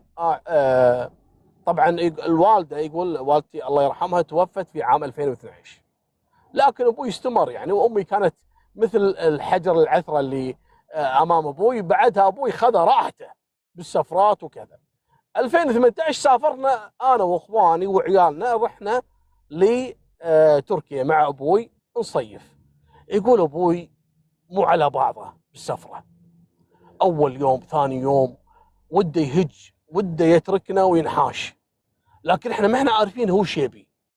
شوي وقال حق اخوي انا في دكتور، رجع على سالفه الدكتور يمدحونه وهذا جاي زياره لتركيا، وتحديدا مقيم في فندق جنب منطقه تقسيم، فابيك تاجر لي في هالفندق هذا. يطلب من اخوي، والحين طبعا ابوه صار عمره بالستينات يعني اول الستينات. يقول وفعلا اخوي راح واجر له في هالفندق هذا ورجع. قال هاي يبا متى تبي تروح هناك الفندق علشان اذا جاء الدكتور يقابلك؟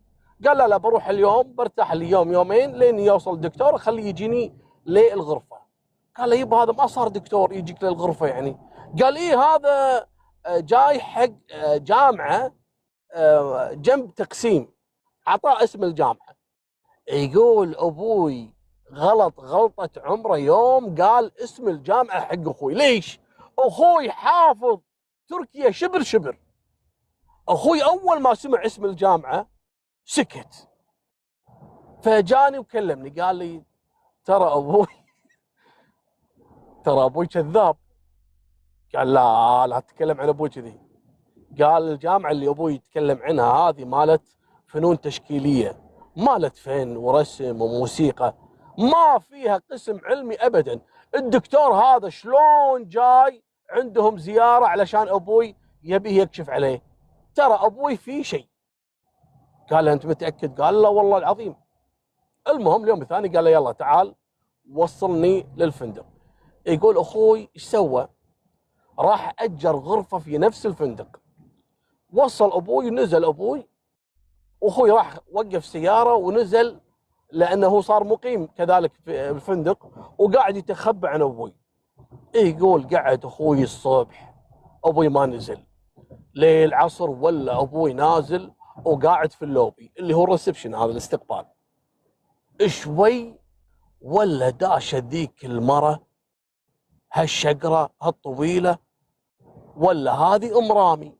اخوي سبق انه يعرفها لان هذه جت فترة من الفترات ابوي اصلا عينها عندنا في الشركة مديرة علاقات عامة.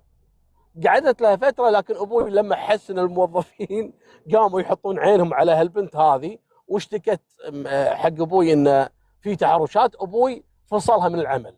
فالظاهر يبي يعني ما يبي احد يتحرش فيها وكذا. يقول اخوي عرفها.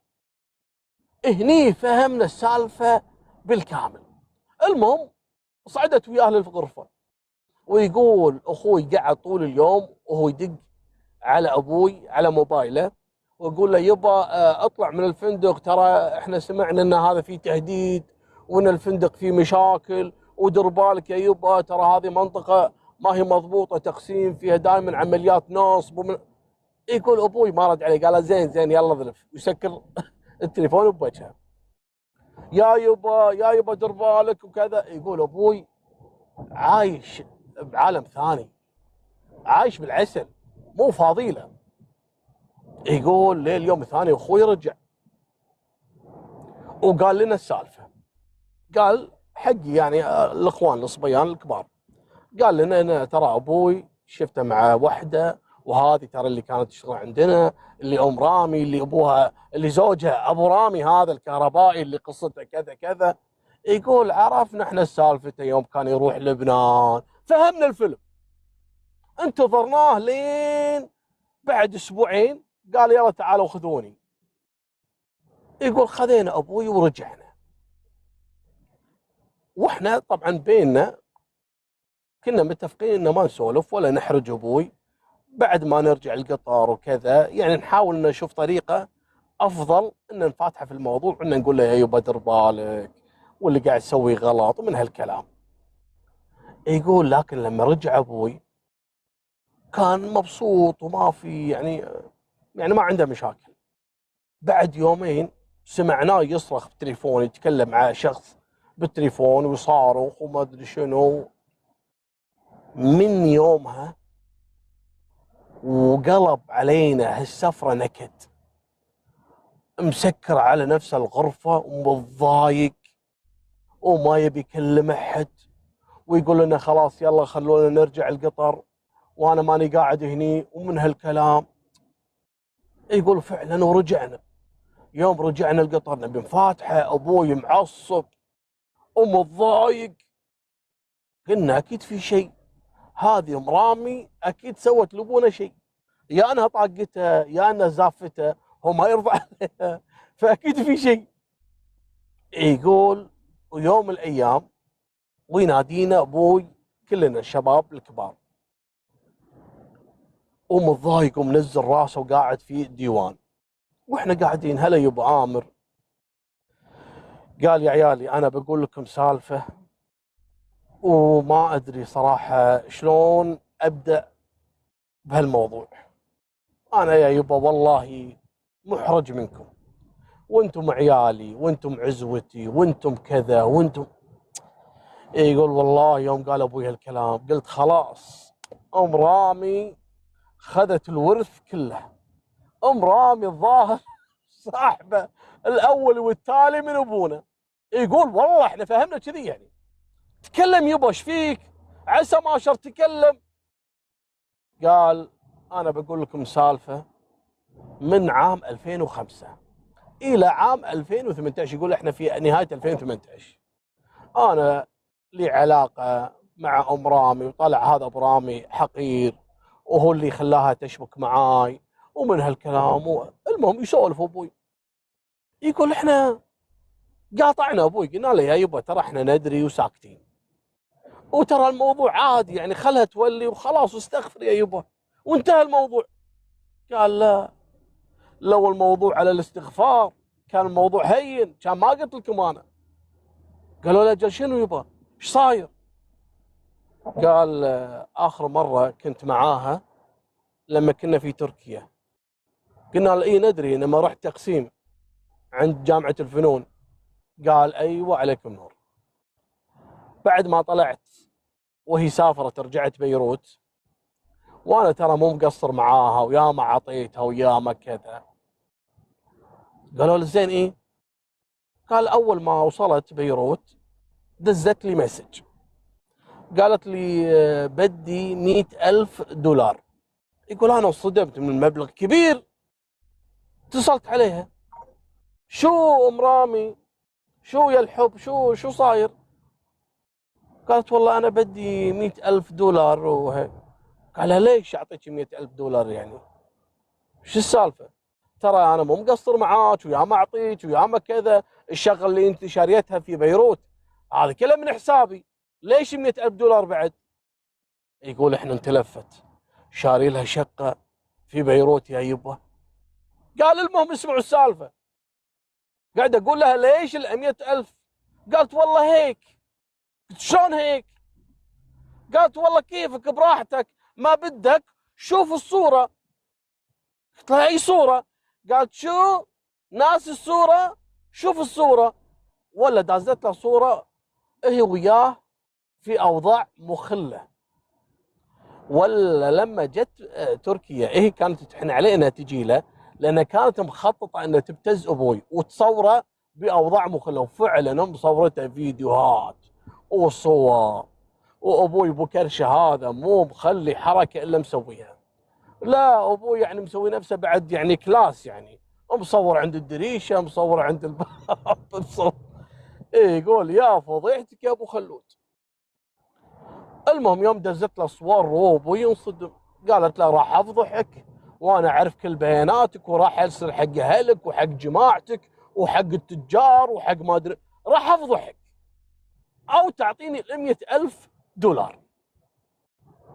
فيقول يا عيالي صراحه انا ما لقيت حل، عجزت وخايف انها تنتشر صور وتوصل لكم وبكره انتم يعني تتضايقون وما تفهمون الموضوع، وانا قلت اقول لكم السالفه قبل لا يحصل اي شيء. يقول والله يا ابو طلال فعلا الموقف يعني صعب. تخيل ابوك الشخصيه القويه المعروفه المحترمه واللي مثال لك يتعرض للابتزاز من وحده وتصوره وتبي تفضحه قدام العالم. تكفى انت شلون راح يعني يكون شعورك. المهم يقول من حسن حظنا عندنا واحد من اخواني ضابط رتبه يعني وله علاقات في بيروت. قال له يبا لا تتضايق وان شاء الله اني بحلك الموضوع. قال له يبا سوي اللي تسويه. ويقوم اخوي ويتصل على اصدقائه من الضباط لانه كان يروح دورات خارجيه وعنده علاقات في لبنان ضباط معروفين وقيادات، وقال لهم الموضوع وفعلا تم تسجيل قضيه والقاء القبض على ابو رامي وعلى ام رامي، واعثروا على الصور والفيديوهات عندها. ولما حققوا معاها قالت والله انا صراحه يعني كنت محتاجه فلوس علشان بشتري لي سياره، وابو خلودي ما كان مقصر معاي وشاري لي شقه يقول ابو خلودي كان معيشهم بجنه. بس هذه تعرفت على مجموعه من البنات وقالوا لها الخطه، قالوا لها بتزيه صدقيني ابو خلودي هذا مو دايم لك، ممكن بكره يتركك ويمشي، ابتزيه وصوريه علشان ما يفلت منك. وفعلا سوت الحركه وصورته. مالكم بالطويله قدروا ان حتى يسحبون منها مبالغ علشان يتنازل بس ابو خلود عنها. راحت دفعت يعني عندها كاش كم مبلغ ردته حق ابو خلودي وتنازل عنها وخذ عليها تعهد انه ابدا يعني ما تقرب له ولا تهدده ولا اي شيء يعني. وهذه كانت نهايه سالفتنا. الله يحميكم ويحفظكم. انتبهوا من ابو رامي.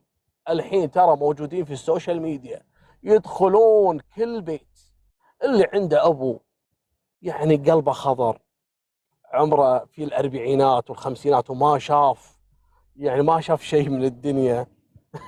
يقول له يا يبا انتبه ترى هذول يعني حشاك عيال كلب، يعني ترى يبتزونك يا يبا.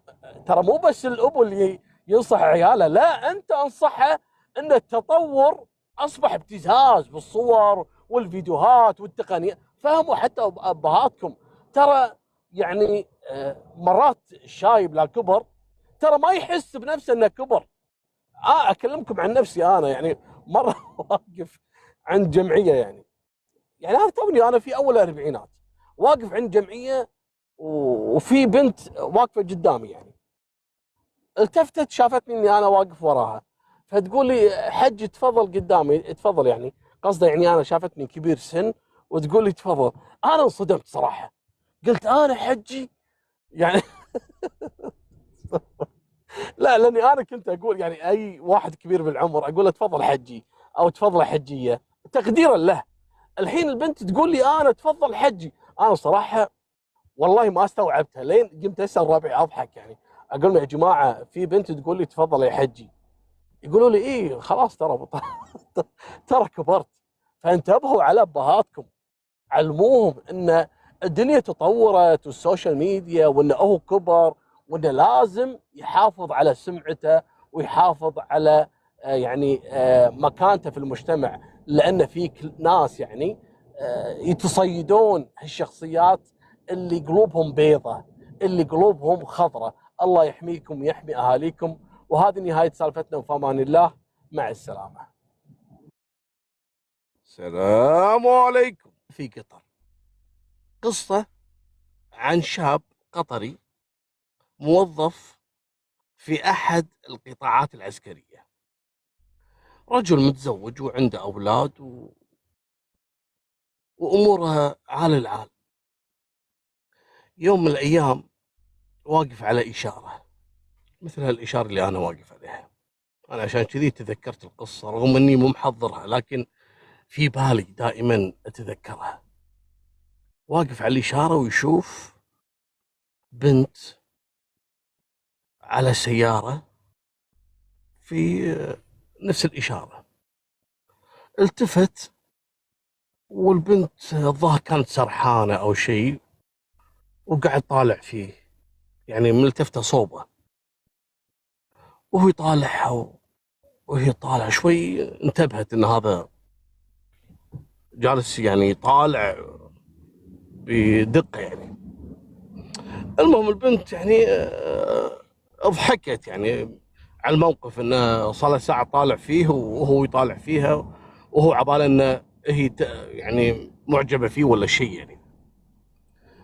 الولد يوم شافها ضحكت. ايش صار فيه؟ تحركت شعيرات القلب عنده. لحقها إشارة ثانية، لف يمين يسار إلى أن وقفت في أحد الأسواق. نزل وراها مرحبا مرحبا وأنا معجب فيك وأنا ترى قصدي شريف. قالت له شلون قصدك شريف؟ قال قصدي شريف أنا أعجبت فيك ونيتي زواج. البنت يوم قال لها نيتي زواج ضرب على الوتر الحساس عند هالبنت، لأن عمرها 32 سنة وبدت تتضايق من موضوع انها ما تزوجت وصديقاتها تزوجوا، كانت تعيش فيها الحالة هذه. وهذا جاء يقول لها زواج وانا معجب فيك وانا قصدي شريف وكذا. قال لها ممكن اكلمك وكذا لان الوضع مو حلو يعني قدام الناس رايحة ورادة، ابي رقم موبايلك. قالت له تفضل. راح صار بيرسل لها رسائل وأنا معجب وأنا ما أدري شنو، والبنت ترد عليه وأنت قصدك شريف تعال اخطبني. قال لها ما عندي أي مانع. قالت له أنت متزوج؟ قال لا. أعزب. أعزب؟ كم عمرك أنت؟ قال 36 سنة. ليش ما تزوجتي؟ قال والله انشغلت بالدنيا وأنا عسكري وأنا يعني ما لقيت واحدة اللي صراحة تهز مشاعري إلا أنت. قالت لها خلاص ما في مشكلة، بس إيش رأيك تعطينا كم يوم نتعرف على بعض أكثر؟ ممكن ما أعجبك ممكن ما تعجبيني. قالت أبدا أنا ما عندي مانع. وهذه هي بداية الخطأ اللي حصل.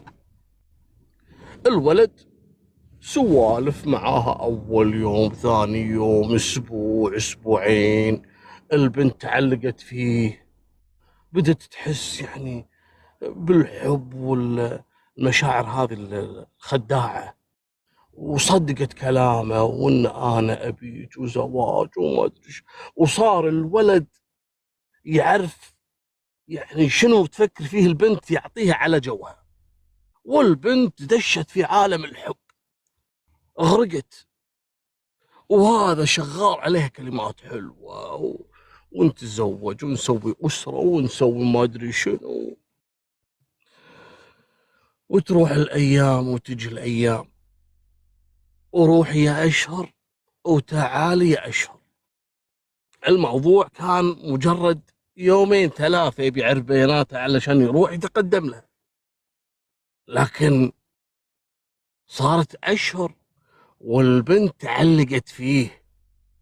صار عندها سيستم باليوم إنه لازم الساعة الفلانية كلمة وأطمئن عليه، ترى يعني أكل فطورة تغدى بالشغل تعبان، وطبعا ما يكلمها لما يكون في البيت. إذا كان في البيت يقول لها أنا في العمل، إذا كان في العمل يقول لها ما أقدر أشيل التليفون. يعني كان مضبط أموره ومخطط على البنت خلاص. بعد ما شافها متعلقة فيه وإنها مصدقة موضوع الزواج، أبي ألتقي فيك أبي أشوفك تعالي. تقول أنا ما أقدر وأخاف أحد من أهلي من جماعتي من يشوفني معاك يسوي لي مشكلة. قال لها أنا عندي فكرة تناسبني وتناسبك. قالت شنو؟ قال لها احنا يعني اليوم ولا بكره لازم نستأجر شقة علشان لما نتزوج نعيش فيها، صح ولا مو صح؟ قالت لا صح. قال لها انا الحين بستأجر الشقة واضبطها وكذا، وخلينا نتقابل فيها بعيد عن عيون الناس لين انا تهيأ ظروفي وخلاص يعني اتقدم لك ونتزوج. وهذه الشقة اعتبريها بيتك وانت يعني تضبطينه وتأثثين وكذا وانا اساعدك فيه هو. ويعني قالت له ما عندي مانع. مبسوطة البنت. فعلا راح استأجر لها شقة، ولما استأجر الشقة من صاحب الملك مبلغهم انه متزوج ويبي يسكن وعنده عقد زواج فعلا وهو متزوج، لكن الشقة حاطها لغرض آخر لاستدراج البنت هذه. حط لها الشقة وبدأ يأثث فيها، والبنت جت ومصدقة في بالها أن هذه شقتها، وصارت فعلا كل يوم بالثاني شارية أغراض شارية مبسوطة البنت مو قايلة لحد. تطلع من دوامها تمر على الشقة وتروح البيت، ويوم من الأيام ويتواعدون في الشقة ويحصل المحظور. أكيد بيحصل المحظور، يعني إيش رأيك يعني؟ ايش رايك يعني رجال ومراه وشقه بروحهم اكيد بيحصل محظور. قال لا تخافين لا تخافين يا قلبي، احنا بالنهايه راح نتزوج، ترى هذه الامور يعني امور شكليه، بكره بنتزوج وراح تكون ذكرى سعيده بيننا. والبنت قالت يلا انا واثقه فيك. والمحظور صار مره ومرتين وثلاث وشهر يجر شهر وتعدي سنه. يا حبي متى تجي تقدمني؟ انتظر يا بنت الحلال، ليش مستعجلة؟ احنا اصلا عايشين مع بعض ومصيرنا متزوج وبيصير عندنا عيال. يعني الواحد لما يتزوج في البداية افضل انه ما يجيب عيال، صح ولا لا؟ قالت له صح. قال خلاص احنا عايشين مع بعض ولما نتزوج نجيب عيال. يعني ايه نفس الشيء. لعب في البنت لعب، وهذه مصدقة. عدت السنة الأولى، السنة الثانية، البنت خلاص حياتها أصبحت بيد هذا الرجل، متعلقة فيه، أخذ منها اللي يبي. البنت كل ما أحد يطري لها موضوع، والله أحد ممكن يجي بيتقدم لك تقول لا خلاص أنا ما أبي وأنا خلاص يعني موجود الزوج في بالها يعني. سنة، سنتين، 3، ويحصل بداية المشاكل لما اكتشفت أن كل ما يقابلها يجيب معاه تليفون جديد. عنده تليفونين، واحد كل العالم تعرفه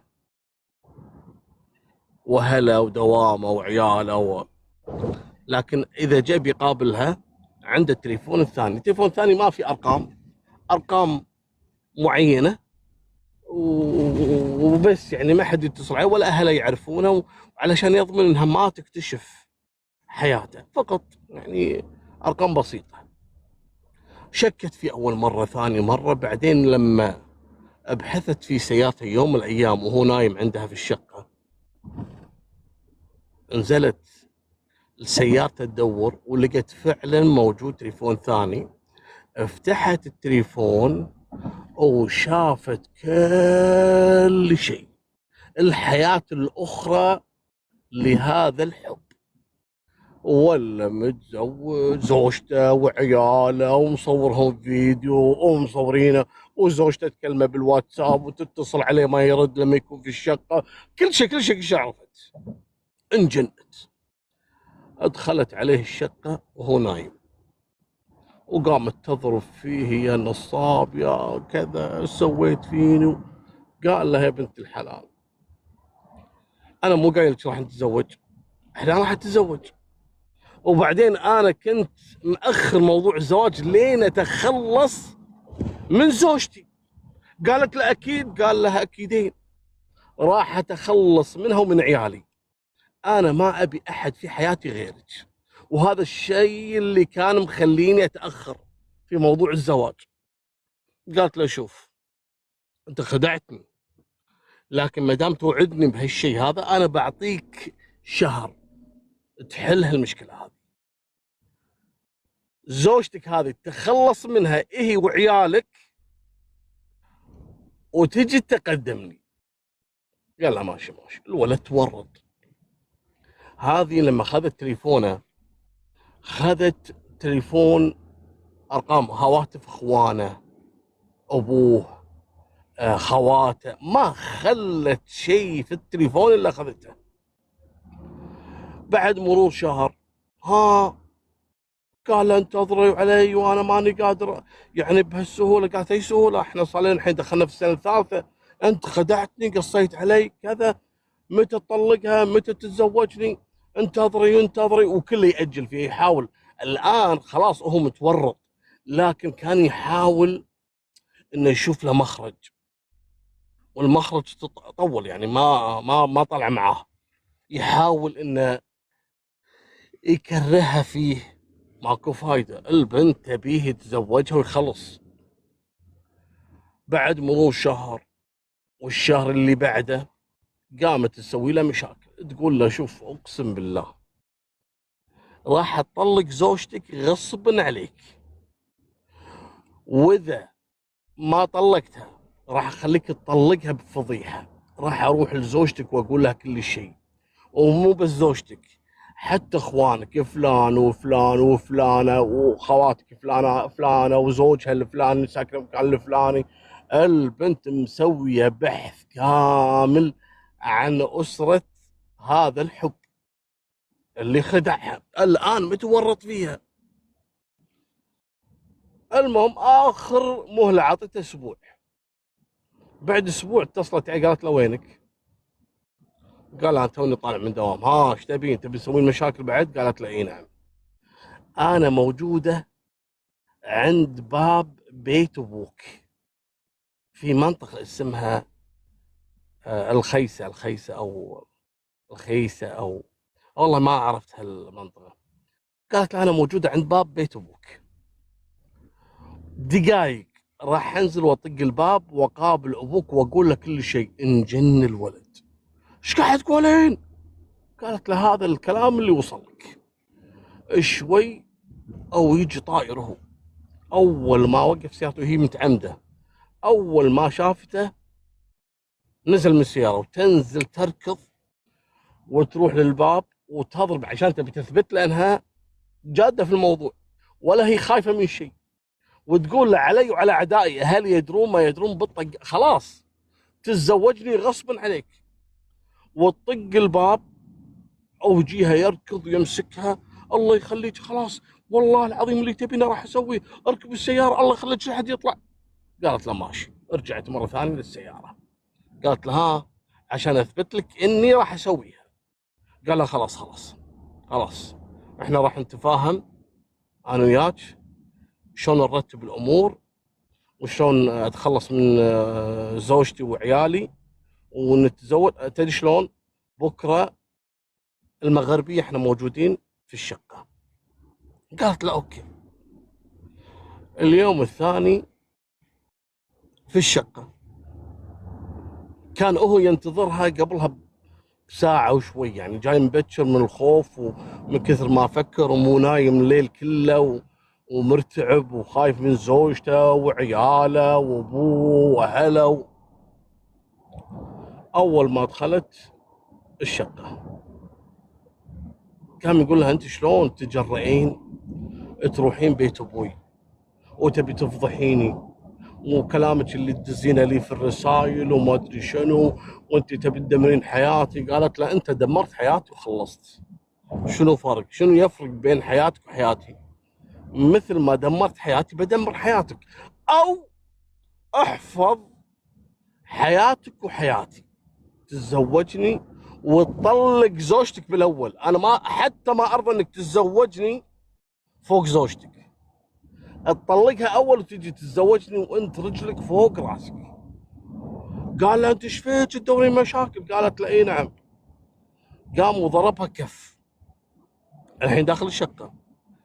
قالت له والله العظيم لا افضح. قامت تصرخ بالشقه وخذت المفتاح فتحت باب الشقه تبي تطلع وتصارخ برا، يعني تبي تسوي لها فضيحه. خلاص البنت صارت مثل المجنونه. اول ما جت تبي تفتح الباب ويسحبها من ورا ولا فيه مثل التحف او المزهريه اللي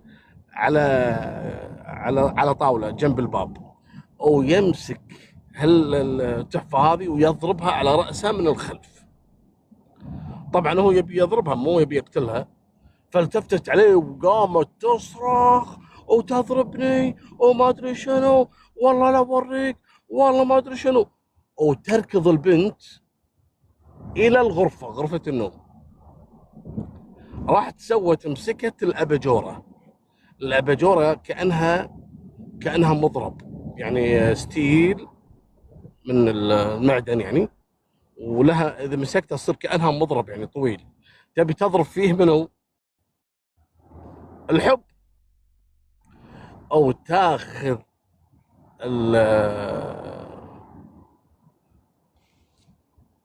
الاباجوره تحاول انها تضربها. فهجم عليها علشان ياخذها من عندها وهي متمسكه فيها بشكل جيد. فمسك الاباجوره من السلك الكهربائي مالها في لحظتها ولحظه غضب ومقهور وهذه تصارخ وتبي تفضع وتبي تضربه. ويقوم يمسك السلك الكهربائي ويلفه حوالين رقبه البنت ويبدأ يخنق فيها إلى أن خارت قواها وطاحت على الأرض.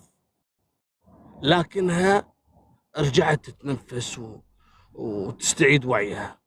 فجتها الفكرة أن فعلا خليني أقتلها بنفس الطريقة ويرجع مرة ثانية وياخذ السلك ويلفه حوالين رقبتها ويخنق فيها لمدة 10 دقائق إلى أن تأكد أنها فارقت الحياة.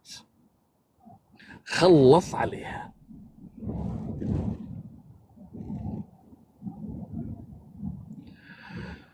يوم استوعب أنه ارتكب جريمة وأنه تورط وأنه مصير الإعدام ودمار أسرته وزوجته وعياله وأمه وأبوه وأهله والفضيحة وسمع، يعني تو يستوعب.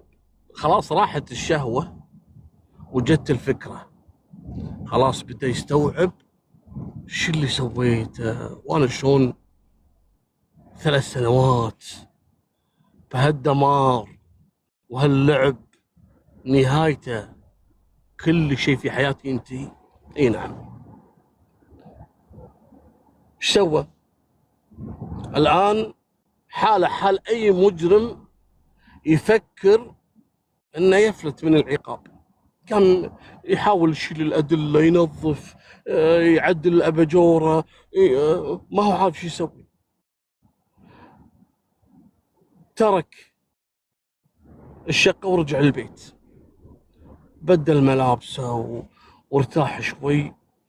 بعد 20 دقيقة رجع مرة ثانية للشقة، يبي يشوف ماتت ولا للحين ولا. رجع وتأكد وصار يحاول يصحيها لا، البنت ميتة خلاص. زين شو يسوي؟ قام سحب الجثة وداها للمطبخ وقام ينظف. ايش قاعد تسوي انت؟ تذكر ان الشقة هو اللي مأجرها، يخاف يطلع الجثة بكرة ولا أحد يشوفها من الشارع. قام رجع الجثة مكانها وسكر الشقة ورجع البيت. يفكر أنا ايش أسوي يا ربي، ايش أسوي؟ أقول حق منو؟ أول يوم ثاني يوم ويقوم ويتصل في ولد خالة البنت. شلون يعرف ولد خالة البنت؟ هذه النقطة، هذه صراحة أنا ما أدري هل هذا يعني ولد خالة البنت هذا ديوث ويدري في علاقته، هذا علاقته مع البنت وعادي عنده، ولا هذا محتفظ برقمه؟ يعني ما هذا صراحة اللي مذكور في التحقيقات، أن اتصل في ابن خالة البنت وسأله عنها، قال له ما شفتها، وهي بيتأكد إذا حد اكتشف شيء ولا، خايف حتى إنه يروح الشقة. فيتصل ويبي يعني عشان إذا أحد اشتبه يبعد الشخص هذا عن الجريمة. فاتصل عليه قال له ما شفتها، قال له والله أهلها يدورون عليها صار لها يومين. قال له صدق؟ وش سووا وليش؟ وين رايحة؟ وين؟ قال والله ما أدري، راح أبلغك، أي شيء يصير راح أبلغك. شنو طبيعة المعرفة اللي بينه وبين ولد خالة البنت ما أدري. المهم فعلا أهلها صاروا يدورون عليها، غابت يومين 3 وهذا ما قام يروح للشقة علشان ما يبي أحد يشوفه ولا أحد، يعني ما هو عارف شو يسوي. الولد خلاص دخل في حالة من الرعب والخوف والتوتر وصار يقفل على نفسه الغرفة في البيت. زوجته تسأله ايش فيك يا فلان؟ لا ما في شيء، بس الله يخليك اي شيء يصير ابيك تسامحيني. ها؟ اسامحك على شنو؟ لا اي شيء يصير يعني الله يخليك تسامحيني وانا احبك وانا اسف. ايش فيك يا فلان؟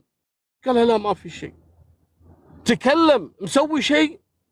قال لا ما في شيء، بس الله يخليك يعني ابيك توقفين جنبي.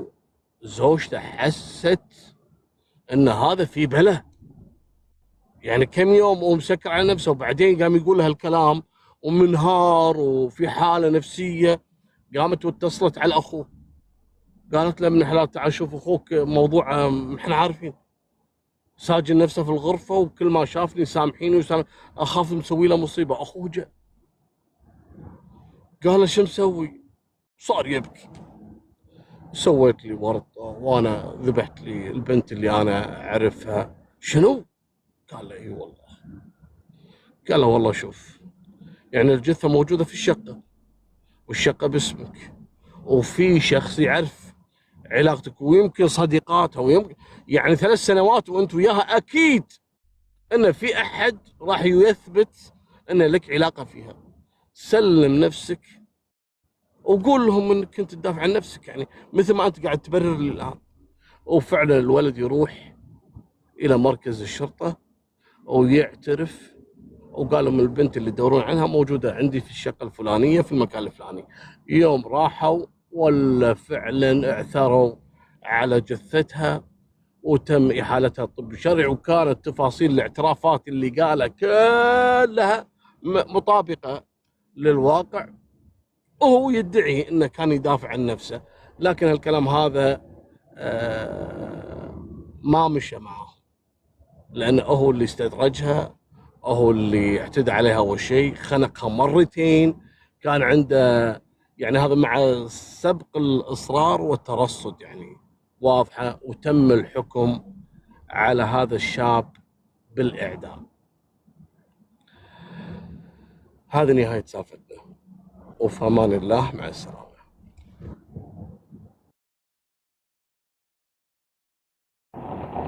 السلام عليكم.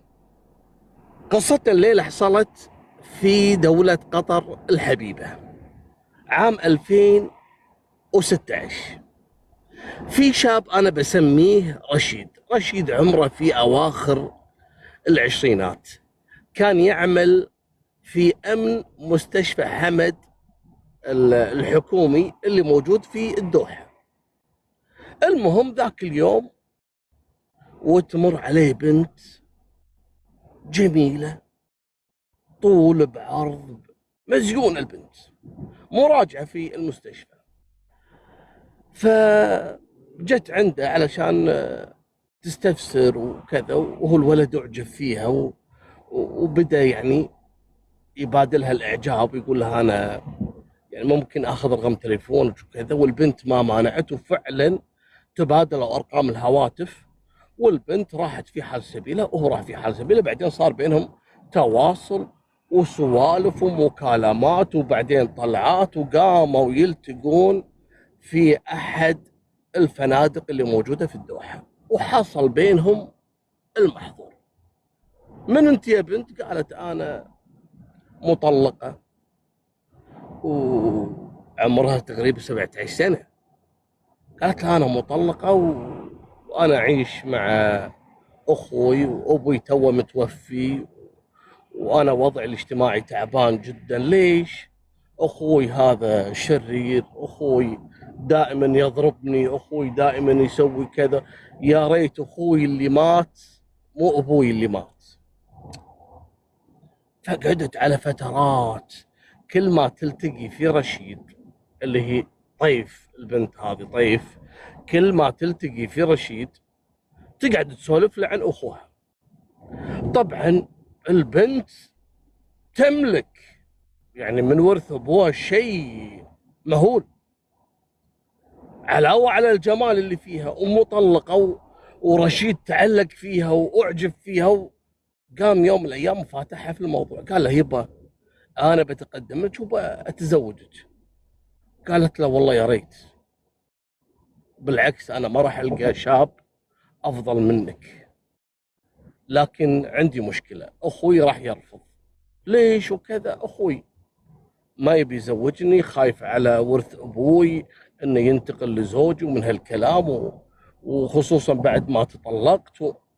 بدت تقول سوالف. فشعر رشيد أن الشخص الوحيد اللي واقف بين زواجه في طيف اللي هو أخوها. فيوم من الأيام اقترح عليها، قال لها يا طيف، بما أنك تحبيني وأنا أحبك، وما في شيء يمنعنا من الزواج إلا أخوك، أنا مستعد أني أخلصك منها. قالت له شلون؟ قالها مو أنت يعني تعانين من سلوكيات اخوك وينعتدي عليك في الضرب ومقيد حريتك من هالكلام؟ قالت اي نعم. قال لو انا كذلك الان متضرر منه لانه واقف في طريق زواجي منك. قالت له زين. قال انا مستعده اتخلص منه واخلصك انت بعد. شلون؟ قال لها انا اقتله. شلون؟ لا الله يخليك لا وكذا. البنت رددت في البدايه مع حنة رشيد عليها، وكان يصر عليها انه ما في اي وسيله ثانيه الا ان تخلص منه، وبالاضافه لان احنا راح يعني ناخذ حتى نصيبه من الورث، ما حد راح يدري، وانا راح اقتلك بطريقه بحيث ان ما حد يكتشف الموضوع.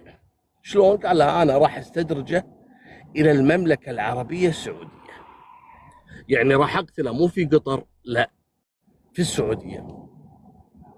فبدت هذه البنت تزوده ببعض المعلومات، وعطتها مره في المرات جوال في ارقام هواتف يعني اهلها، تاريخ وفاه ابوها، بيانات اخوها، ارقام اخوها هذا نفسه اللي يبون يتخلصون منه، صور، جميع الاثباتات والبيانات موجوده في هالجوال، وسلمته رشيد عشان يمخمخ عدل.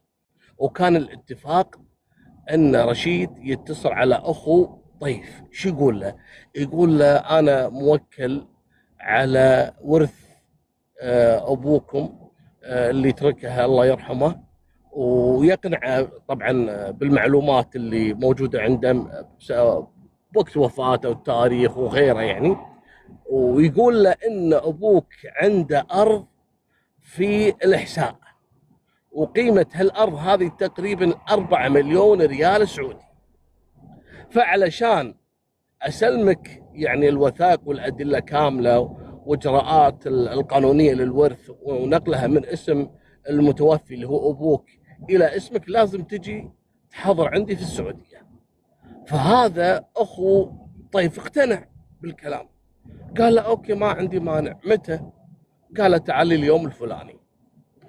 الان علشان رشيد يطلع من قطر ويستقبل اخو طيف في السعوديه كان محتاج الى شخص يراقب له منه شقيق طيف. فقامت بالمهمه